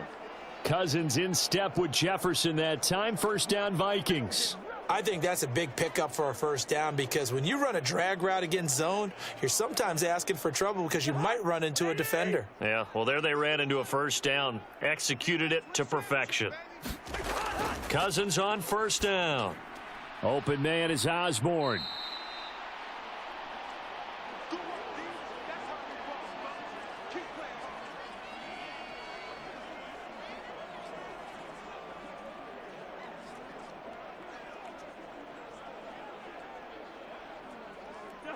So not quite a first down just yet as they come up on 2nd and less than a yard. To throw, Cousins. Now a quick throw there, but it's going to be incomplete. The coverage keyed in on him since that last completion his way. He earned a little more attention on that route, and that made it a lot tougher to get a clean throw his way. The Vikings on 3rd down. Just 1 for 5 to this point. They're looking at 3rd and a few inches. They'll throw again. Cousins. Work in the middle of the field, and he's got a man complete. Touchdown, Vikings. Justin Jefferson. 41 yards. And the Vikings have taken the lead. So the quarterback drops to throw, looks over, and boom, a guy that wide open. He has to be thinking, wait a minute, this is some kind of a dream. This is too easy. Yeah, a great dream. One you don't want to wake up from. But for the defense, almost feels like there was a bust in coverage.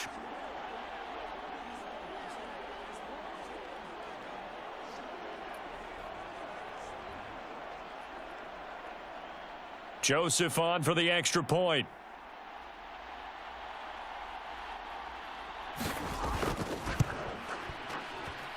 It's good, and they'll take a 17-14 lead. So that drive, 6 plays, 75 yards. And it was all capped off by Justin Jefferson's touchdown reception.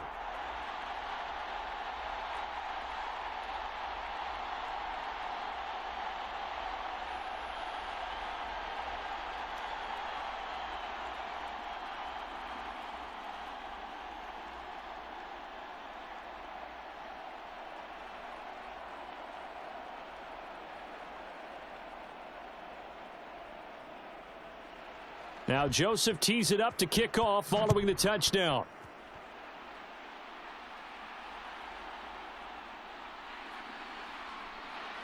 And he takes this near the 25. Just a little pass there. Call it the 26.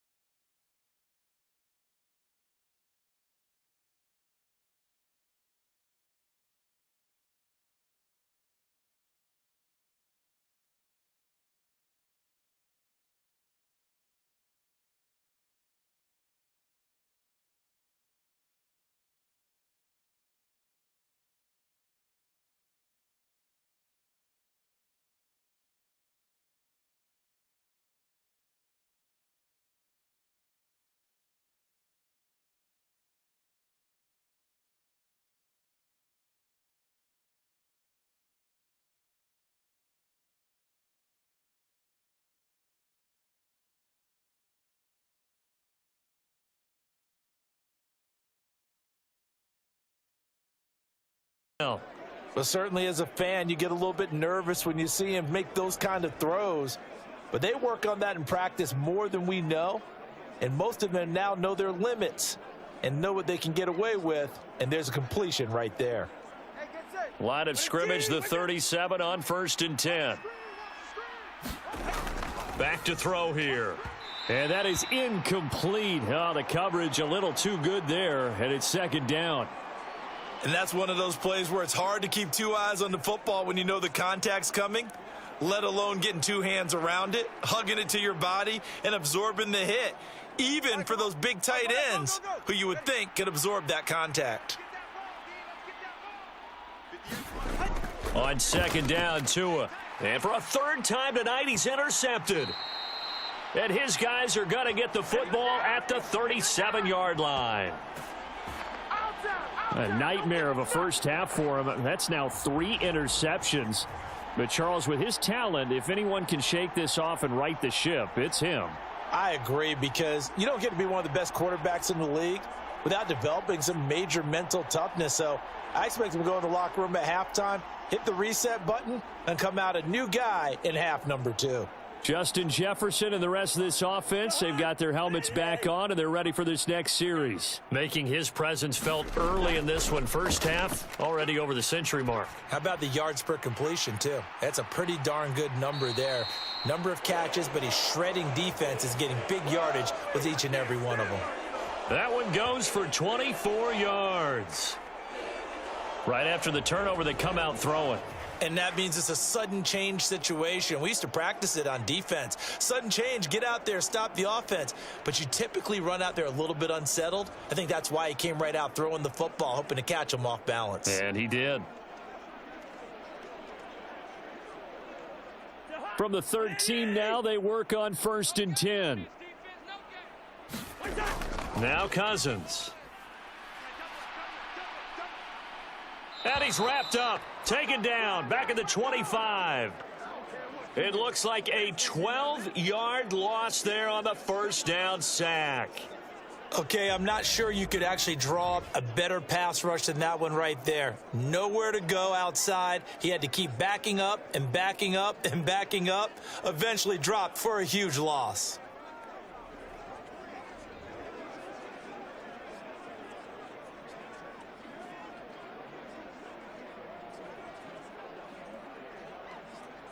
That huge loss on the sack makes this job much more difficult. It's now 2nd down and 22 yards to go.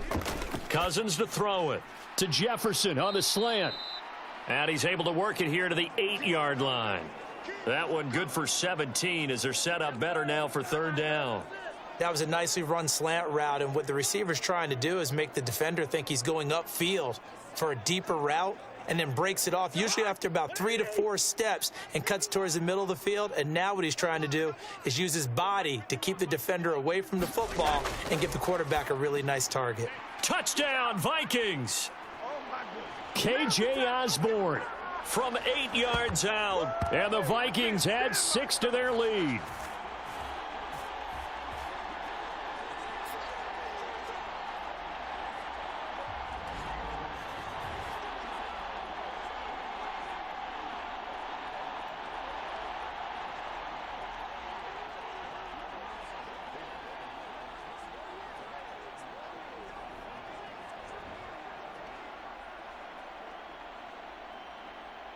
Joseph now to have the PAT.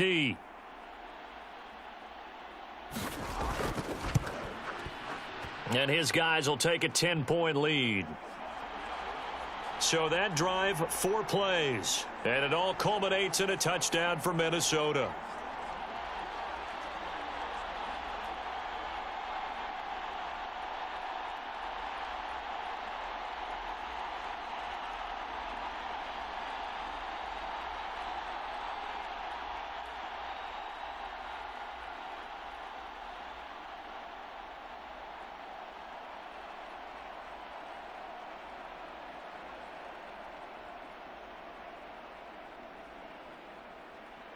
Now Joseph tees it up to kick off following the touchdown. Berrios now from his end zone. And tackled at the 21-yard line, so a net negative there of 4 yards.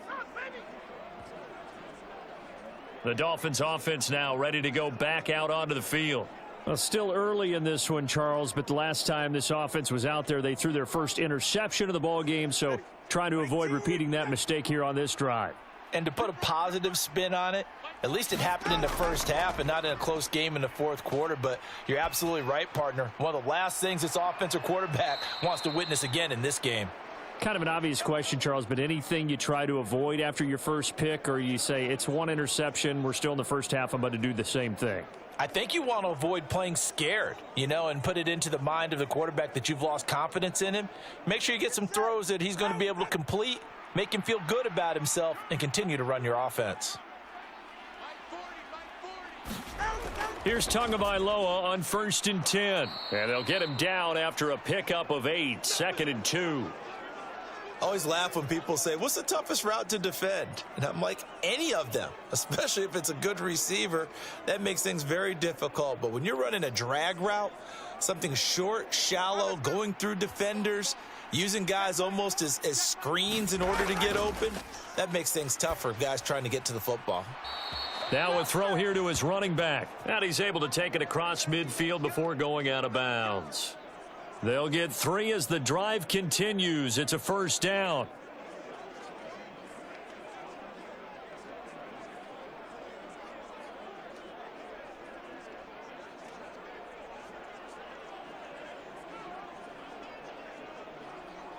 44. Ready? Ready, team! Trip, trip. You got trip, you got 3. Back to throw again. And this one is going to be off the mark, too far out in front.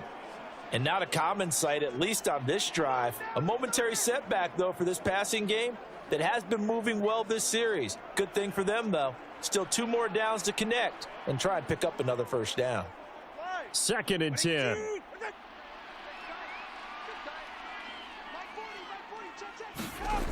Again, they will throw it with Tagovailoa over the middle and complete to Waddle. They get 7 out of that, so they're left with a 3rd and 3.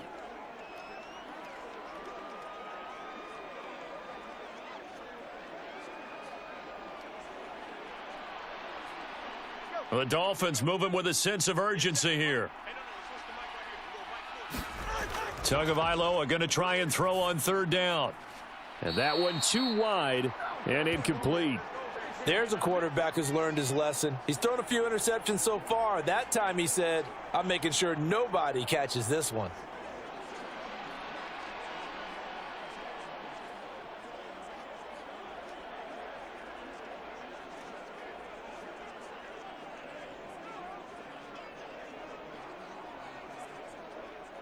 Here's Jake Bailey now.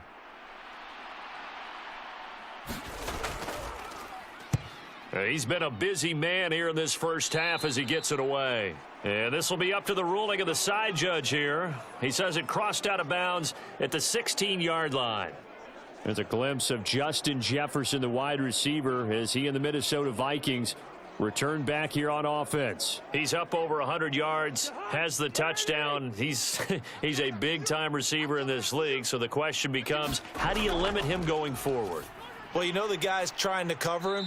They haven't had a whole lot of success thus far, and while they will still accept the challenge, maybe you have to change your focus. You have to get after the quarterback a little bit, disrupt his timing, because right now it feels like pitch and catch.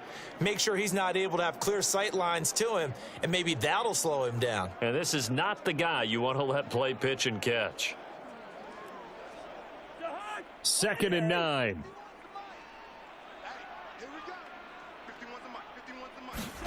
Throwing is Cousins. They'll set up the screen here to Akers. Now the Vikings will use the 2nd of their timeouts as they get the stoppage with just under 50 seconds remaining in half number 1.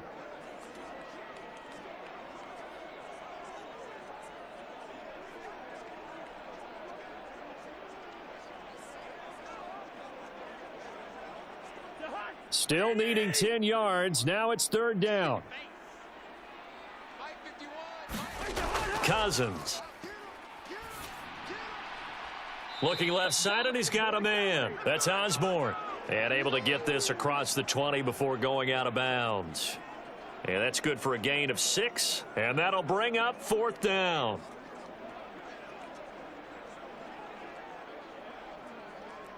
And here's Ryan Wright now. He's been terrific so far.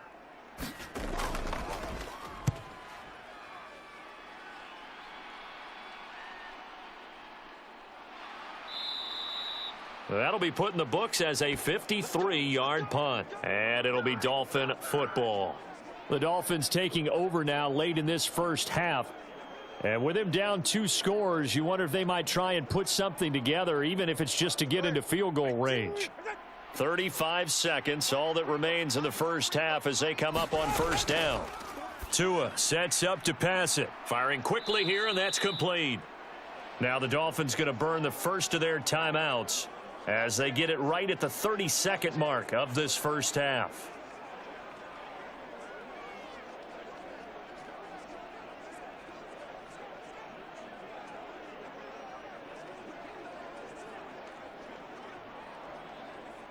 And the ball on the 30. Here's 2nd and 4. And this time they'll just keep this on the ground. The Dolphins going to take their 2nd timeout. So that means they're down to 1 remaining here as we head toward halftime.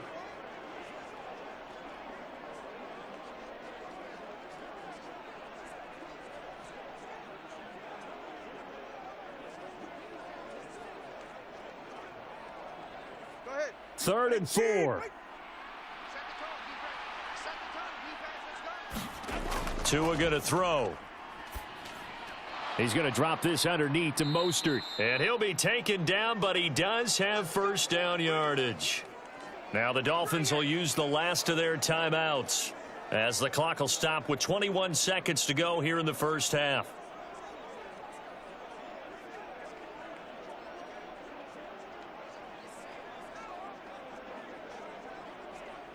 From the 34 now, here's 1st and 10. Throwing now is Tagovailoa.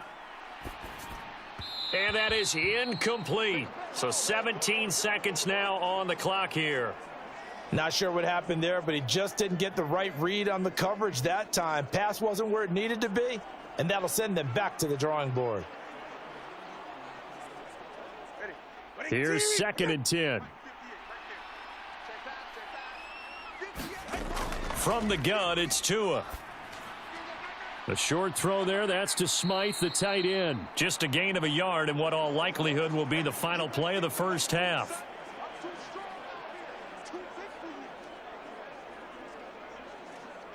So we've reached halftime here in Minnesota with the Vikings on top. As we send you down to Orlando, where Jonathan Coachman has our EA Sports Halftime Report. Coach.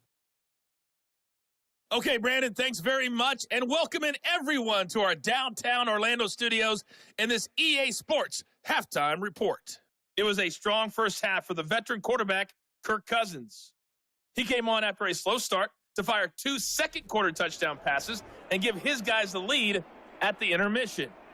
All right, Coach, thank you, and we welcome everyone back for quarter number 3.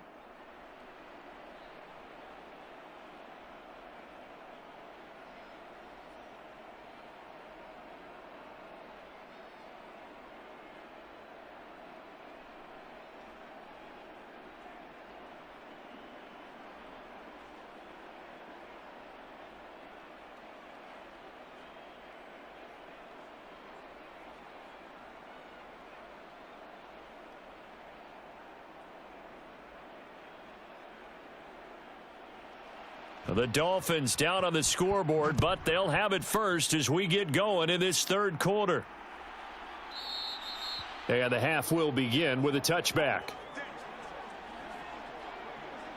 Tua Tagovailoa in the offense heading back out. And he's got to be wondering what happened in that first half. 3 interceptions, very uncharacteristic. And even the great ones go through phases like this, like what we just saw. And most of them, they have such a mental capacity to throw it out and essentially start over.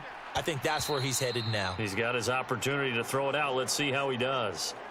This defense is continuing to contest every deep ball that is thrown downfield. And look, it doesn't matter whether you're playing man or zone. Eventually that becomes man on man, and you've got to trust yourself and go up at that moment of truth and make a play on the football. So the incompletion, and now it's 2nd and 10, again from the 25-yard line. They run out of the shotgun with Mostert. And from the 25, they work this to the 29, a gain of 4. That second down play call was not to pick up the first down. It was to accomplish what they did, to get them into a manageable third down, because they had incompletion on first down, so they were behind the sticks, so to speak. They needed to make up some ground, and they did.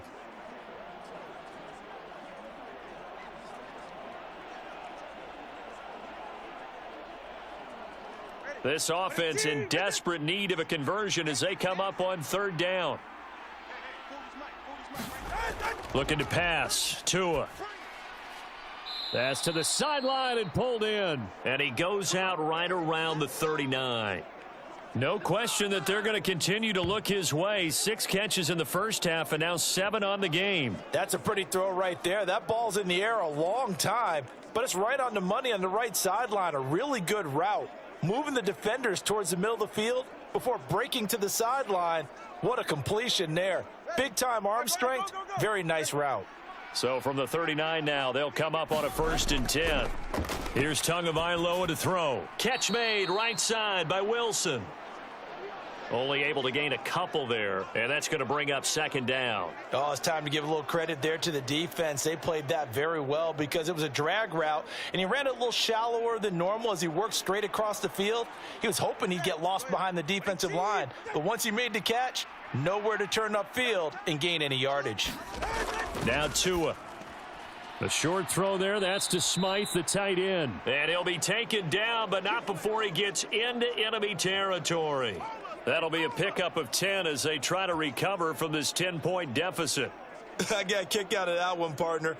You and I talk often about trying to hide receivers in certain situations, but a guy of his size, can't really hide him. But the tight end drag route, definitely an effective way to sneak him across the formation for an easy completion and a first down. So the completion good for 7 there, and that'll bring up second down.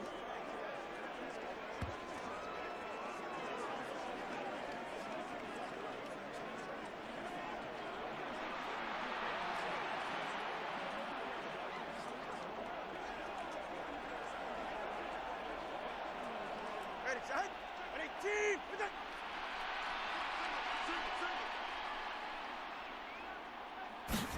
Tua setting up shop to throw again. Got a man. It's Berrios complete. And he'll go out of bounds after taking it a little further down inside the 40. Just his second catch of the game so far. This one moves the chains.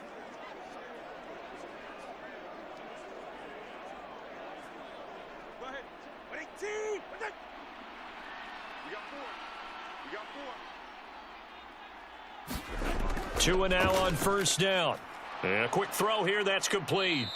And the result here, a pickup of 8. Leaves him with 2 to go on second down. Well, it certainly feels like there are more stars at the tight end position than there were even 10 years ago. And I think it's become more of a glamour position because of the ways it can hurt a defense, and guys want to be involved. They can be in line, close to the line of scrimmage. They can split out like receivers. But hands, route running, speed, and some toughness to go across the middle, you put it all together, you got a heck of a tight end candidate. Second and a couple.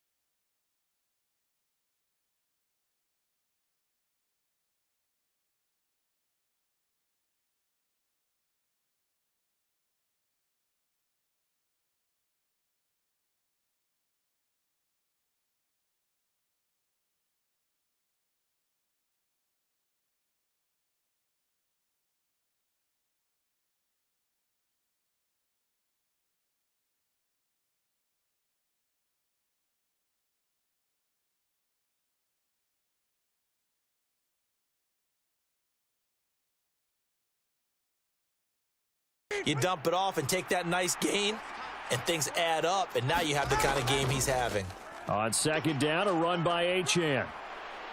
And he's brought down. Mark that as a gain of 16 to set him up first and goal. So a decent deficit at this stage in the second half. 4-down territory? No doubt about it. There's not a chance that he hasn't looked ahead and said, okay, if we gain yardage on this play, this is what we'll do going forward. If we lose yardage, this is the play call that I'll have ready.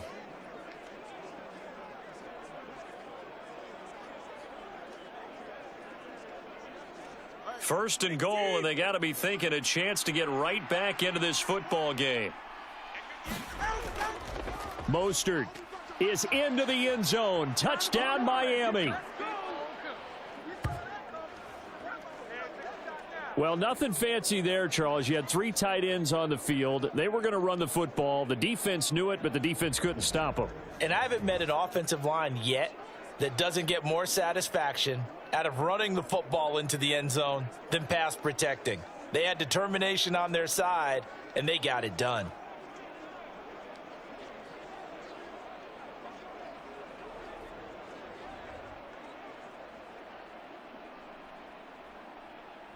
Sanders on for the extra point.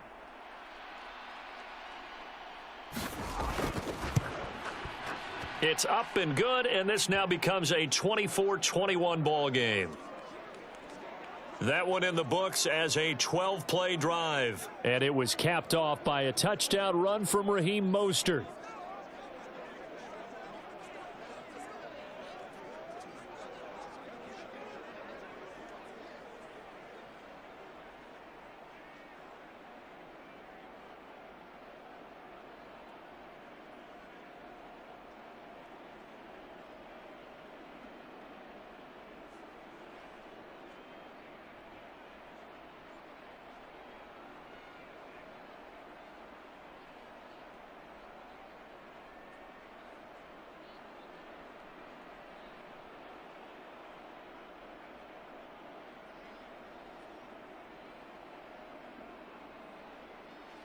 Now after the touchdown, ready to kick it away is Sanders.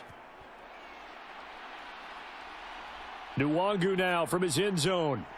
Escapes the defender. And he'll be stopped right around where he would have been had he gone down to a knee, maybe a yard shy of there at the 24. It's the Vikings' turn on offense. We get ready for their first possession of the second half. And maybe some renewed pressure on this unit following the touchdown a moment ago. It's back to a one-score game. And because of that pressure, because it's now a one-score game, they know this is where you need to slow the momentum change, because otherwise that could overrun your team. You've got to be careful right here. And they're able to get this one across the 35. Give them 13 yards on the opening play of the drive and also give them a first down.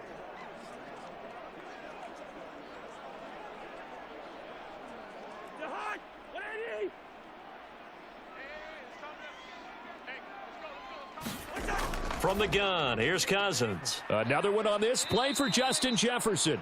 And he'll be out of bounds after getting this one across the 40.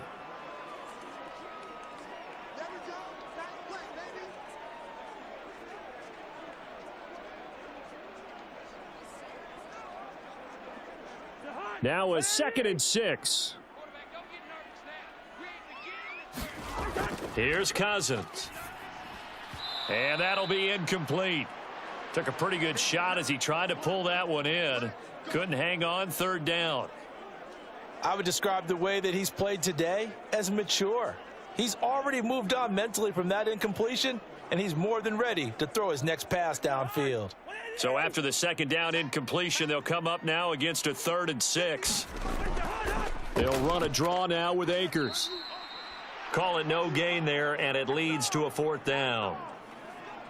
Delayed give there out of the gun. Defense was ready. And I'm not a big fan of a draw play out of the shotgun formation because the quarterback's not having much action where he's getting away from the line of scrimmage. He's catching the football, making a little head fake, and then handing it off. You should be able to read it as they did there.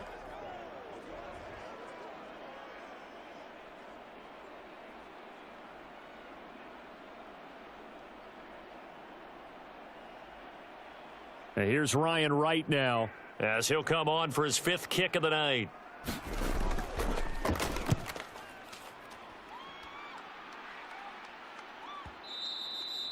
And a little too much mustard on that one. It hits a couple yards into the end zone. A missed opportunity there maybe to pin them back. Out comes the Miami offensive unit now. They get set to take over.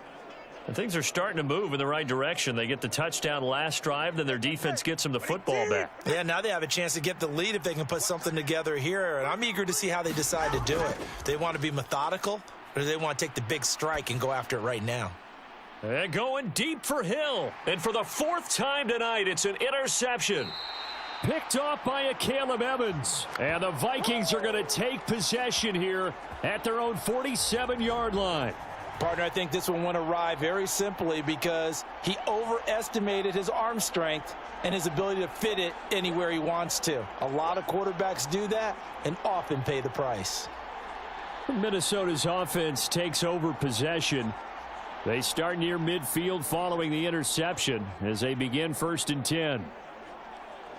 Cousins and the Vikings with a 1st and 10 on their side of midfield at the 47.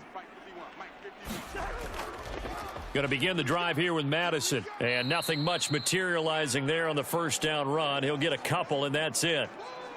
Offense looked a little bit discouraged after that play, shaking their heads a bit, looking at each other. I think they thought they'd get a lot more out of that call. Sometimes you do get the running lane you want. And other times, the defensive front, they just break up the play before it can get going. Now a second down throw for Cousins. Pass caught here by Osborne. And he is tackled inside the 40, not quite to the 35. 7 catches for him now, and this last one, a first down. Nothing flashy there, the slant to the slot. Oh, and the frustration for the defensive guys, because it's a quick play, and you know it's going to be a bang-bang play in terms of the throw and the catch, and then he's able to absorb the contact and complete it.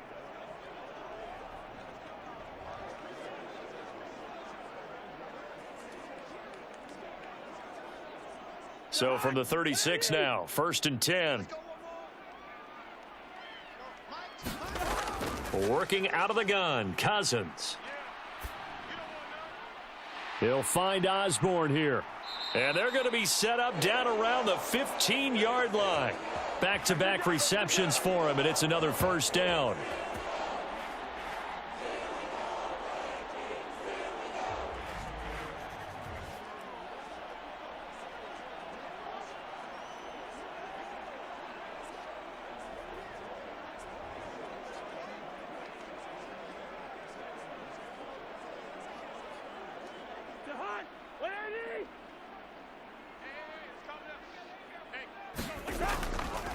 Here's Madison running left.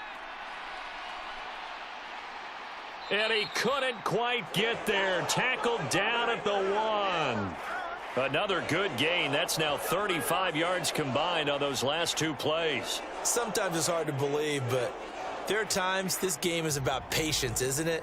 Has had the game he expected, but that run there, that may get him going. I was just going to say, maybe that gives him a little juice, because you're right, he struggled, especially in that first half. Yeah, and I know the great ones always think to themselves, just hang in there. I'm just one big carry away from busting this open. That's a good start for him. It looks like a jumbo set with 3 tight ends here for 1st and goal. Another carry now for Madison. And he'll get blown up behind the line of scrimmage, back at the 6.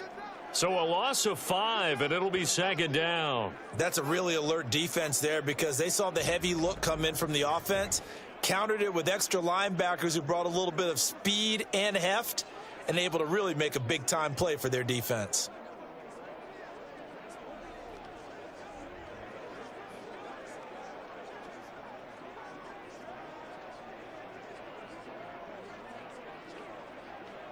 Second and goal from the 6 this time. From the shotgun, it's Cousins. Into heavy traffic, and it's intercepted. Picked off by Jalen Ramsey. And the Dolphins are going to take possession here as they've got it at their own 4-yard line. So this offense moving the ball well, trying to open up a 2-score lead here in the 3rd quarter, but now potentially a play that could have big ramifications. Yeah, you've driven the ball down the field. Things are looking up, but it takes just one bad decision to throw things off the rails. Then the Dolphins getting set to go here. They take over here following the interception. That's the good news. The tough spot is the spot that they're in. That's inside the 5 in the shadow of their own goalpost here. 1st and 10. And he's going to be taken down shy of the 5-yard line. Tackle made there by Jordan Hicks. Normally when you see a short gain in the middle of a 3-4 defense, go ahead and pat the nose tackle on the back, because he's holding things up and taking on extra blockers, which allows one of the inside linebackers to roam free and make the tackle.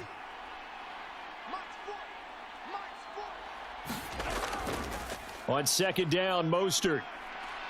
And a nice pickup as this one gets him to the 10-yard line. 47 yards rushing for him now in the ball game. Good, strong run against the 3-4 set. And that 3-4, you've got to have your guys up front eat up a lot of blocks. The guy playing over the center, the nose, he usually has to take on double teams. But when you're able to successfully move him, you're often able to get some yardage, and that's when linebackers have to clean up and make tackles. He's got his target. That's complete. And he is going to have the Dolphins first down as they're able to get the 3rd down conversion. With the kind of game he's had so far, you had to know that on third down that they would be looking his way, and they did, for big yardage and a first down. I think the defense fell asleep at the switch on that one. I would have doubled him, tripled him, anything to keep the ball out of his hands.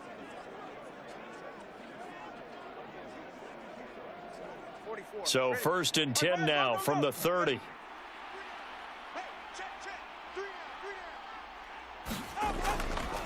Running the counter with Mostert.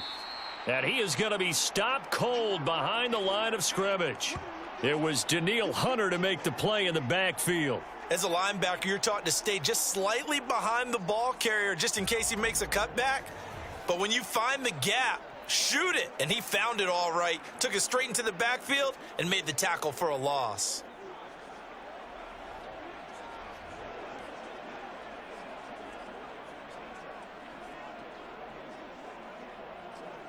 So the first down run lost a couple. Now they come up 2nd and 12. Out of the gun, here's a give to Achane. A short gain here, maybe a yard to the 29. What a luxury to have a guy like this who can not only spell your starter, but can come in and keep drives going.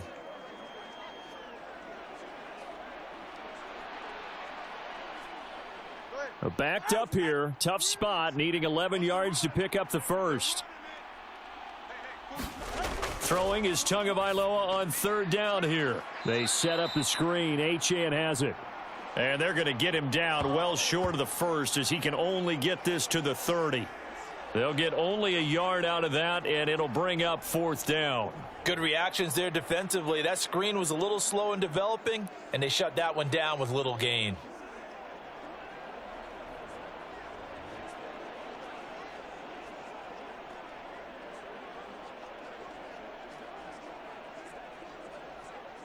The Dolphins will send out the punter now as he's on here to punt it away. He's averaging just under 50 yards a punt as he gets this away. Yeah, he was looking for the checkup bounce, didn't get it. That scoots all the way into the end zone now for a touchback. And now out comes Minnesota. In a close game like this, Charles, those interceptions like they had on the last drive could be costly, but here they've got another opportunity to seize control of this game. And they'd better take advantage of it, because otherwise, if they end up losing by 1 score, they'll relive this over and over and over until they have another opportunity to wipe it away. And they work this well upfield across the 45. A really good pickup of 28 yards.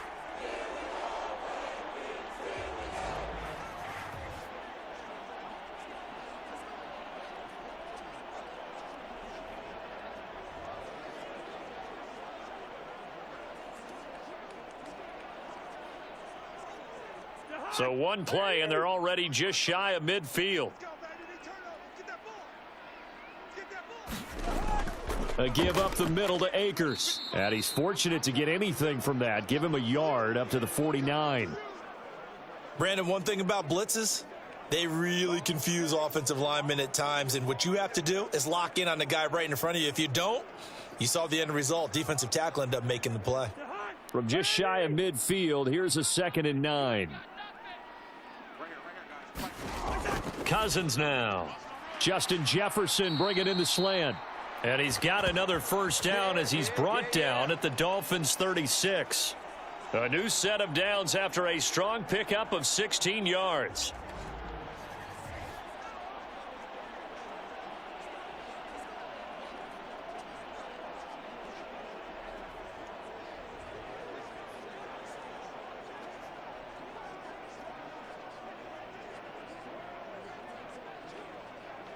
So now 1st and 10 as they've crossed into Miami territory at the 36. Play action now. Cousins. This is caught by Addison. And they'll get this one to about the 20-yard line. 16 yards, a little deja vu from the previous play where they got 16. The goal for any offense versus a zone defense, find the holes where guys are available and put the ball on the receiver before any defender can step up and fill it. They did it well there. Perfectly executed crossing route.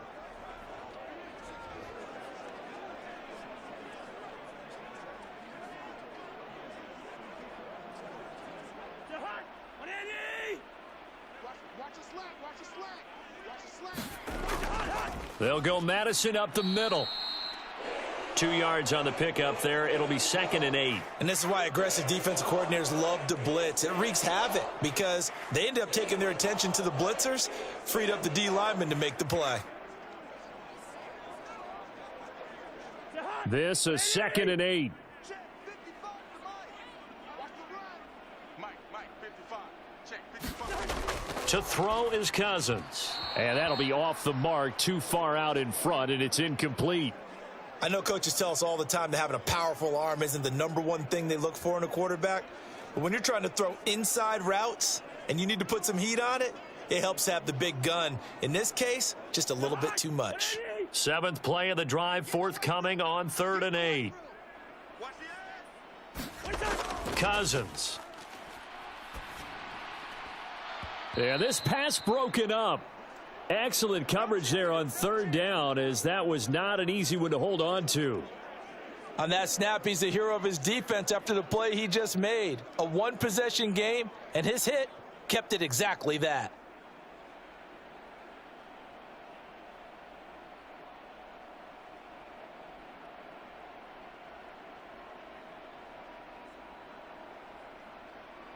Fourth down, field goal try coming, so Cousins is off, and on comes Greg Joseph for Minnesota. The kick by Joseph is good, and that will add 3 more to their lead. It pushes it up to 6.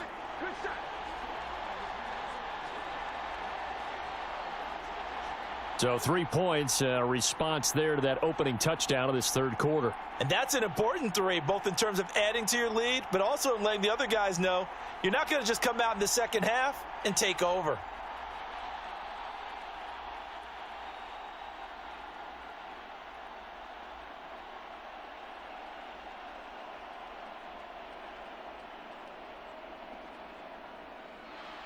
Joseph now to kick this one away.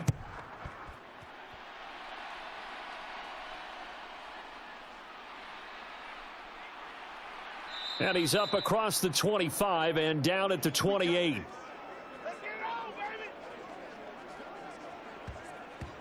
Miami's offense set and ready to go. Miami's offense set and ready to go. See if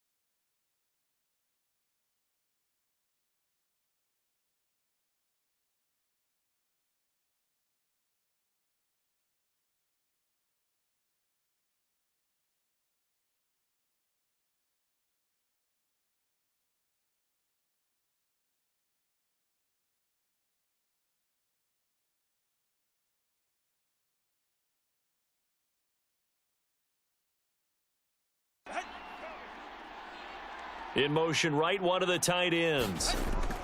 2nd down, here's Mostert again.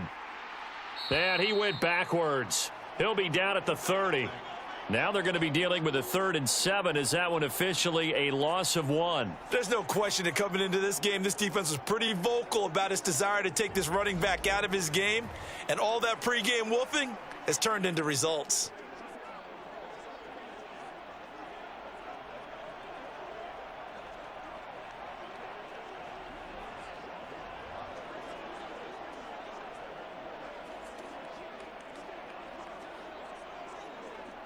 The offense on 3rd down tonight, they've converted 3 times in 8 chances. This is 3rd and 7. Going to the air, Tagovailoa. The short throw there, that's to Smythe, the tight end. And he stopped up short of the first as they tackle him down at about the 36. It'll be a gain of 5, and that's going to bring up a 4th down. I thought maybe when he caught it, he'd have a good chance of getting that 1st down, but that's a nice job of holding him up and preventing him from getting to the sticks.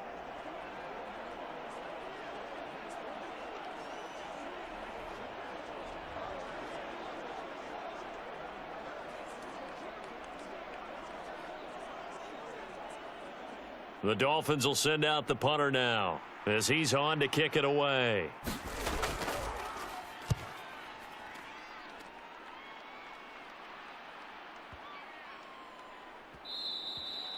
And that'll hit at the 5 and go into the end zone for a touchback. Now the Minnesota offense set to take over again. Their defense got the stop, forced the punt, and now you really start to monitor the clock as they nurse this slim lead. Cousins and the Vikings with a 1st and 10 at the 20. They'll start on the ground with Madison. And he's brought down at the 24 after a gain of 4. I'm guessing you'd say this is kind of the key here. Grind out some yardage, work on that clock, see if you can continue to tick it down. Definitely. You want to bleed things out at this point, right? Continue to possess the football, gain some yardage, and put the onus on the defense. Do they have to use timeouts? What are they going to do to stop you? You're taking charge. Cousins now on 2nd down. This one caught. It's the tight end Hawkinson. And he'll get this one way up just shy of the 45-yard line. That one a gain of 20 and a 1st down. And that was good protection there. No, that was great protection there because it allowed him to lock in on his receiver. Although I think he was looking for his tight end on the corner route all the way. Nice connection there for a really nice gain.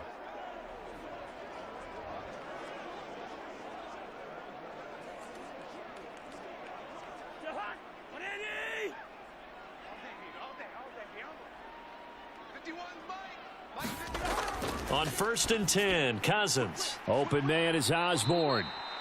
And taking it across midfield and inside the 45. A good gain again. That's now 31 yards combined on those last 2 plays.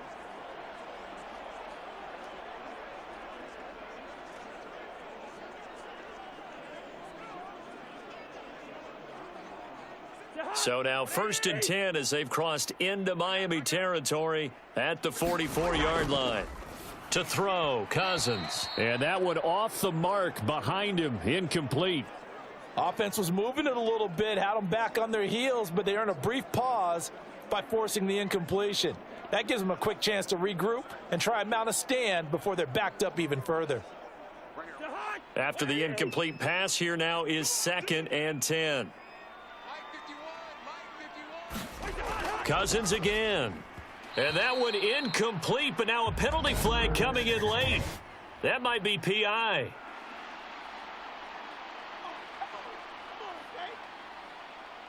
So pass interference, the call there. Always, obviously, Charles, such a subjective call. You agree with the penalty? Well, from where we're standing right now, I think the officials are tightening things up here in the second half. Maybe a defender gets away with that in the first, but this time the flag comes out, and I think it's a good call. 5 yards is the tally on 1st down. That brings up 2nd and 5. I'm sure that that's going to be the formula. Just keep the ball on the ground. Keep that clock moving. And when you have the lead this late in the game, above all, stay in bounds. Yes, take care of the football. Yes, gain yardage, but stay in bounds and let that clock tick. Meanwhile, Cousins, and the throw here caught by Addison. And he's got another 1st down as he's brought down at the Dolphins' 17-yard line. It's a pickup of 16 there, and it'll lead to a new set of downs.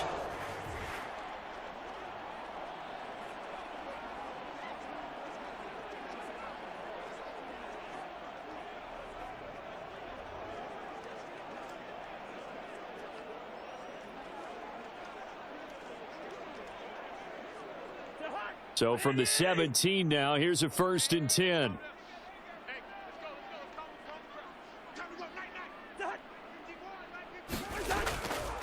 Now a give to Madison. And he'll get 7 yards from the 17 to the 10 before he's taken down. If you can keep getting gains like that, Charles, with the lead here in the 4th quarter, I mean, keep running it, right? No doubt about it, but what the offense coordinator has to do is understand. They're going to continue to stack the line of scrimmage. What runs do you have in your arsenal that'll work against a stacked box and continue to move the ball? Osborne motions left. And they're going to give it to him on the jet sweep. Oh, no, he lost the football. And this is picked up by the Dolphins. And a big turnover there as his guys will get the football back. Well, partner, here's where team football gets tested a little bit, because I know the defensive guys were over there chilling on the sidelines, and all of a sudden they heard the sudden change call because that fumble puts them right back on the field, and they've got to go out and finish the game now themselves. Absolutely. Nursing that slim lead here in the fourth, a costly turnover. Following the fumble recovery, here's Tua. And that went to the right side and incomplete. And when you've thrown as many interceptions as he has in this one, you definitely start getting a little hesitant to throw the ball out wide, because that's prime pick six territory. That time, he made sure the only guy who was going to catch it was sitting in the third row.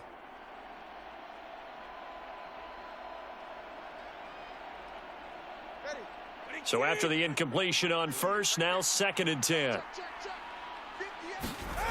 Tagovailoa working out of the gun. That one complete to Hill. And he's going to get this from the 6 out to the 12. A pickup of 6 as they double their workspace.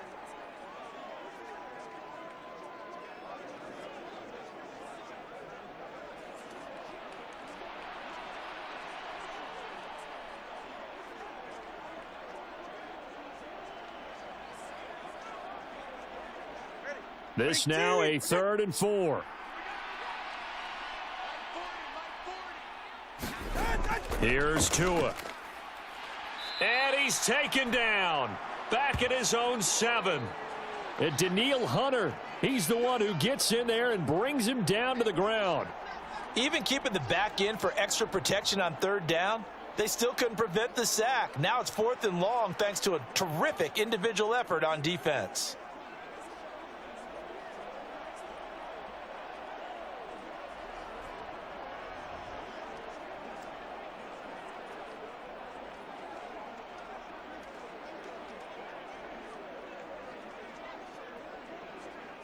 The Dolphins will send out the punter now, as he'll come on to kick for a 6th time tonight.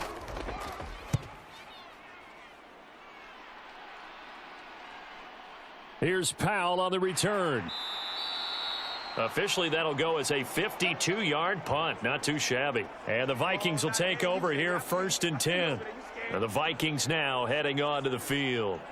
And last drive, obviously not what you're looking for. You've got the lead. You got to protect the football. So in other words, someone got lucky, because they've been moving the ball really well and wearing them down. In this case, though, giving up the football doesn't make them very happy. They can't wait to get back out there and atone for it. Yeah, try to atone for it here on this drive. Solid way to start the drive. 13 yards, picking up the first. Well, how about this aggressive approach? Got the lead, 4th quarter, continuing to throw the football. Are you thinking about Super Bowl 51? Atlanta had the lead against New England, and they ended up giving it up? I was going to say, don't say it, but you did say it. I did, didn't I? Yeah, anybody watching Atlanta, our apologies. Here's Madison running on 1st down. And a good push up front, and he's able to navigate his way down inside the 30. 69 yards rushing for him now as he's carried it 16 times. Well, it is our business to analyze what we saw out there, and on that play, I saw a defense staying in base, not taking a chance, not blitzing in a situation when they absolutely need the football back. That's either a case of overthinking it or not thinking it through. If you do blitz, do you have to be careful about where you're coming from, or are you just coming from all angles? You have to be careful about where you're coming from, obviously, but at this stage, you have to take a few chances as well. Back-to-back good plays have them on the move on 1st down. Going to run with Madison again. And he can only manage to get a couple. 2nd and 8 coming up. They went right back to him, but he pretty much had nowhere to go on that play. Yeah, the previous carry looked pretty good. That one, maybe he was a little tired. I don't know. Yeah, maybe he should have tapped out and had a second back come in and maybe make that run. Who knows? Here's a 2nd and 8.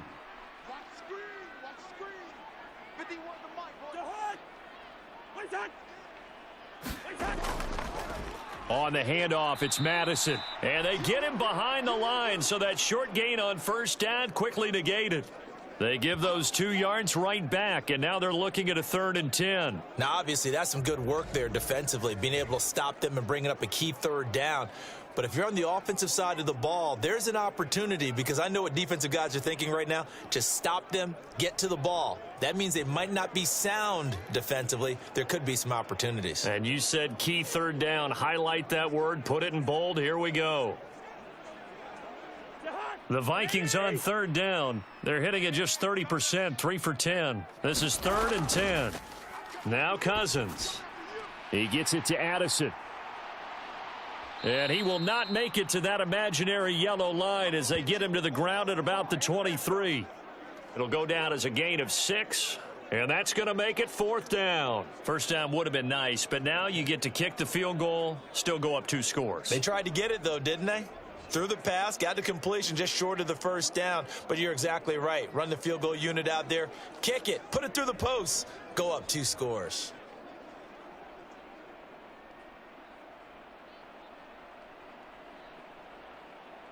A little extra pressure with this one for Greg Joseph. This to make it a 2-score game. And he'll try and throw here on the fake. And he's brought down. Can't do anything with a football. It's a sack and a turnover on downs. They pass up the 3, fake it. It doesn't work. And the Dolphins defense is able to hold. The Dolphins ready to take over on offense. These guys definitely hoping for a better showing than their last appearance. They couldn't really even move the football much beyond the shadows of their own goalpost, Charles. We'll see if they can get a better, more sustained drive going here. Yeah, and every team that we ever talk to says the exact same thing. When you start a drive from that deep in your own territory, the goal is a minimum of at least 2 first downs, because even if you have to punt then, you change the field position, right? You flip the field a little bit. They didn't get that done. This time they want to string together a nice drive and help themselves out. Well, on every play call, you realize it's not going to go for a touchdown, so a lot of your calls are setting things up for maybe later in the game, trying to establish the inside run with toughness now, hopefully get to the perimeter later, and let's face it, you could do worse than a 4-yard run on first down. And he is met in his tracks behind the line of scrimmage. Now they're going to be dealing with a 3rd and 7. Is that one officially a loss of 1? Well, partner, I guess sometimes it's just a matter of philosophy. Some say run it until they absolutely stop you, and others say, well, when you think they're about to stop you, fool them a little bit. I guess they should have tried to fool them on that play.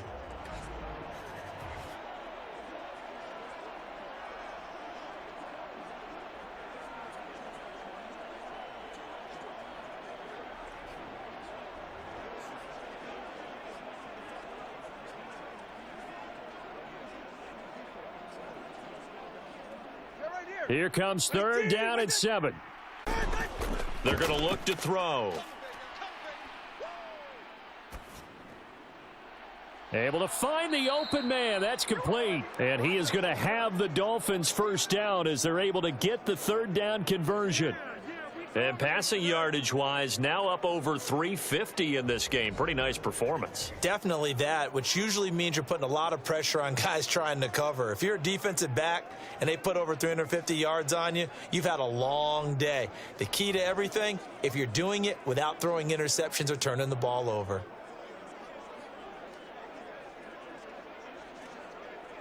Ready, Chad? All right, go ahead, go, go, go. Ready. You ready?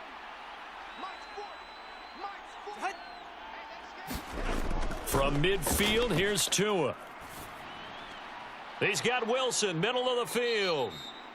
And he'll go down, but not before getting this inside the 30. 23 yards, the final tally. Had to put that ball in there with a little extra zip, but he put it right where it needed to be. Yeah, and that little extra pace that he had on the pass, that required a little extra concentration for him, didn't it? Ball can get on you pretty quick in that manner, and he handled it well and picked up the first down. Go ahead. Ready, team. Okay. Here we go. Here we go. Here we go. On first down, Tagovailoa. The short throw there, that's to Smythe, the tight end. And down inside the 15 he goes. Another nice gain, 13 yards that time, and another first down. I love the drive they're working on here because they know they can take the lead with a touchdown. And so far on this drive, so good. They've moved the ball down the field with very little resistance defensively, but they better be prepared for some adjustments to come their way now. Here's a 1st and 10 at the 14-yard line. Tua sets up to pass it. Completes it to the tight end, Smythe. So the completion good for 6 yards, and it'll be 2nd down. I don't care what sport you're playing. Everyone likes to build up a little momentum, don't they? And look at this, back-to-back completions to the big target at tight end. That one not as profitable as the other, but still a decent gain. This is a 2nd and 4, ball at the 9. 2 to throw again. Touchdown, Dolphins. Tyreek Hill on the touchdown pass from Tua. And the Dolphins are an extra point away from going back on top here in the 4th.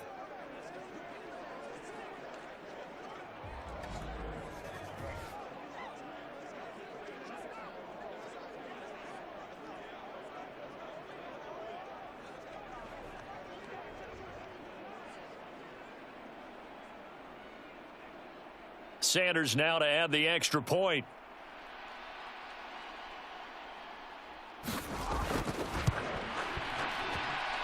And they have taken the lead here in this 4th quarter. So that winds up a 7-play drive all told. And it ends with a touchdown pass to Tyreek Hill.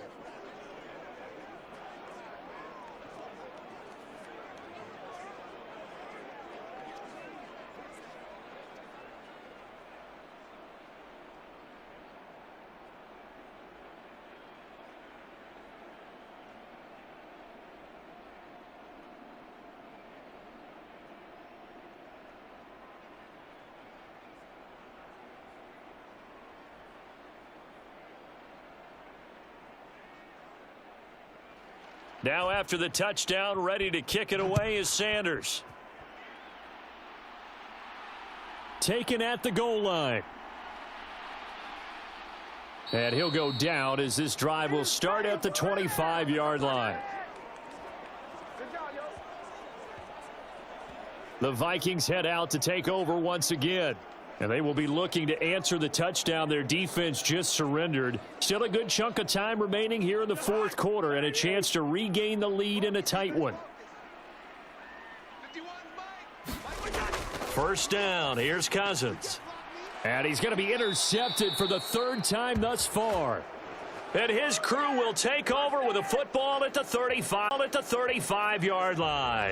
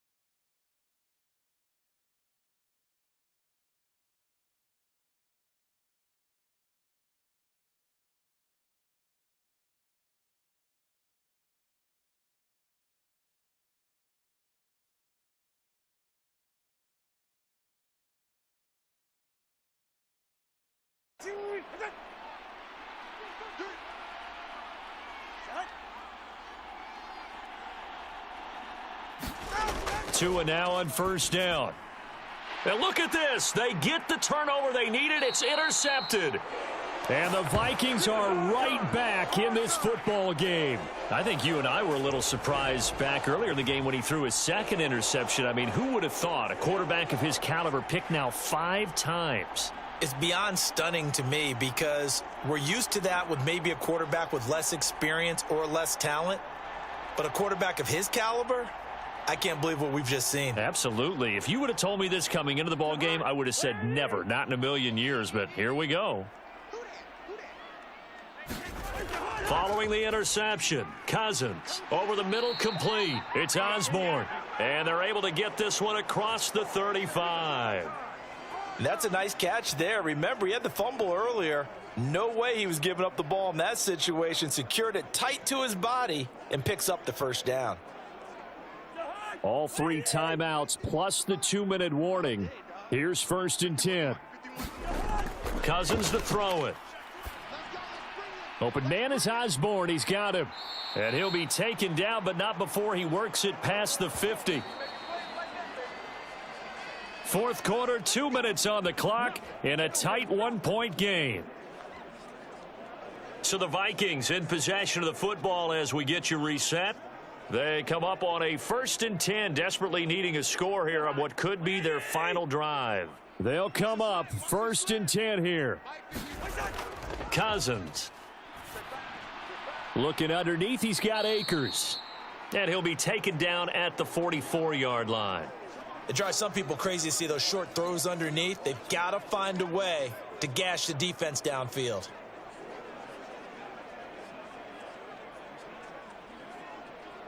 They'll come up now on 2nd down. Cousins. And he's got this to Jefferson. Now the Dolphins going to burn the first of their timeouts. And they'll be disappointed to have to burn one there after giving up the first down.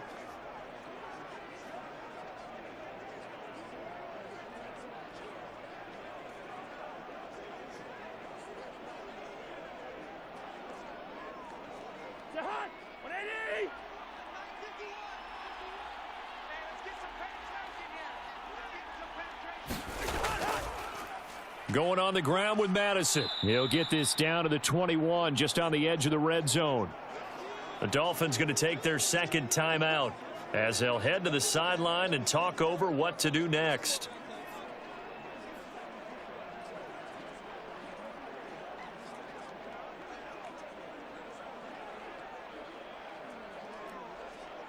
Second and 6 coming up.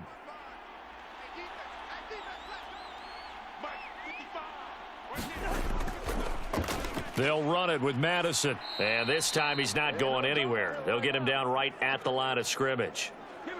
Now the Dolphins will use the last of their timeouts as they'll head to the sideline and talk over what to do next.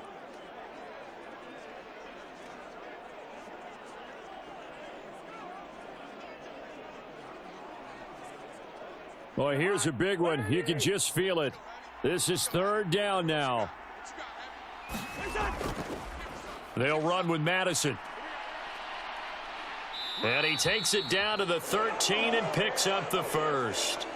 But they picked up a little bit of yardage there, and now, in this situation, should be in no hurry to run a play really fast. Let the clock wind down.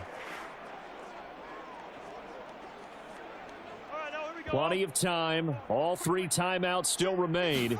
Here's 1st and 10 now. And oh, that one nearly intercepted. That would have sealed it. Instead, it'll be 2nd down.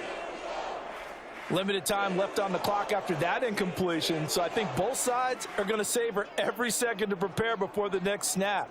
Because once the ball's in motion, it may be a nonstop push to finish this drive off. Everyone better be on the same page right now, because I think they're going to try and get several plays off. And he takes it across for the touchdown, and they've taken the lead late in the final minute of the 4th. Wow. Wow. What a game this has been, and what a drive that was, Charles, to take the lead here late in the 4th quarter. And, partner, that's a job well done by everyone, from the players to the guys calling the plays. And if I may introduce just one downside to the mix, might be a little bit too much time left. Enough on the clock for a final last-ditch effort to try and steal this win away. And now they'll empty the backfield here as they elect to go for 2. Now Cousins. And he's going to go down. Can't get rid of it, so a sack on the 2-point try. Well, they tried to get 2 and ended up getting none because the quarterback had nowhere to go with the ball and ends up getting sacked. Nowhere to go at all. Great job, though, defensively. They were ready.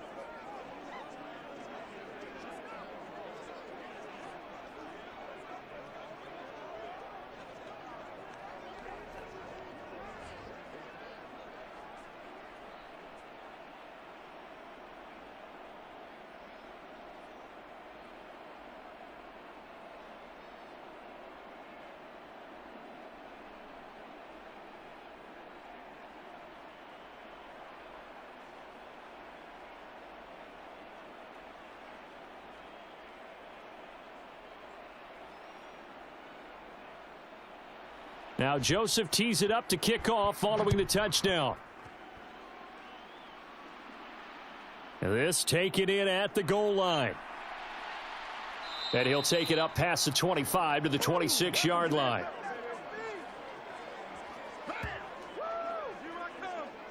So Tua and the Dolphins down by 5, 46 seconds to go. They need a touchdown. A field goal is worthless now as they come up on 1st and 10. Tua. He's got to complete to Waddle. And they work this well upfield across the 45. And this is obviously a spot where you lean on your stars. Get the ball to them in open space and let them do what they do.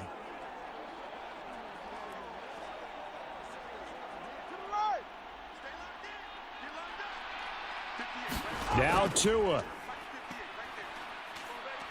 He's going to let it fly. This is caught inside the 15. And he's going to be out of bounds all the way down inside the 15. Well, this game has certainly had no shortage of offense. Both teams have been revved up from the start. And here's yet another big play. Boy, both defenses have just got to be dragging out there because they've been run ragged throughout.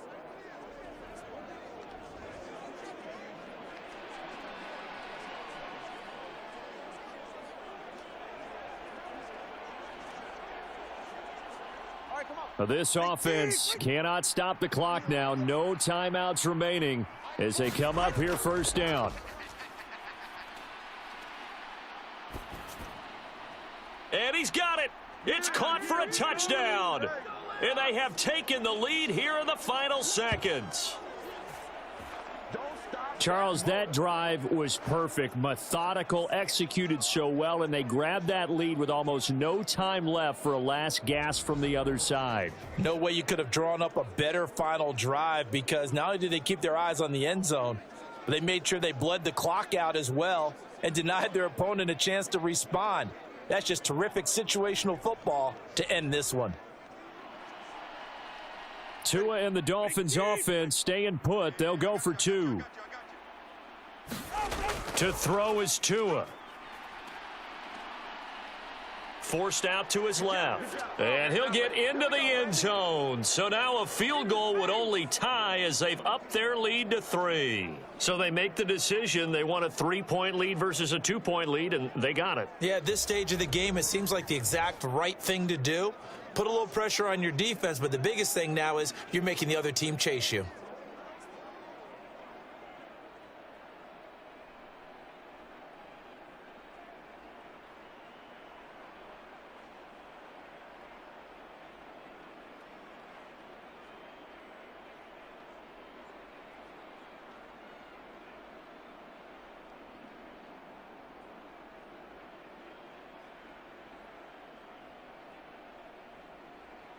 Now after the touchdown, ready to kick it away is Sanders.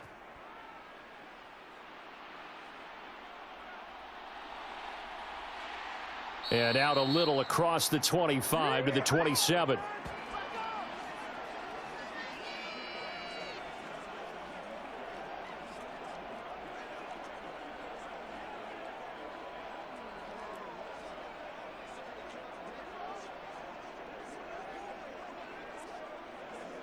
This is 1st and 10. Cousins to throw. Now a desperation throw deep downfield. And it's incomplete. So their final drive comes up empty. And with that, the ball game is over. And a fun, close ball game comes to an end. On that last play, Charles, they were on the wrong side of midfield. They needed something near a miracle, and they couldn't get it done. Yeah, the effort, that was good. Very good, in fact. They were just a little too far out to get a decent look at the end zone for that last opportunity. Couldn't get it done, but a nice game overall.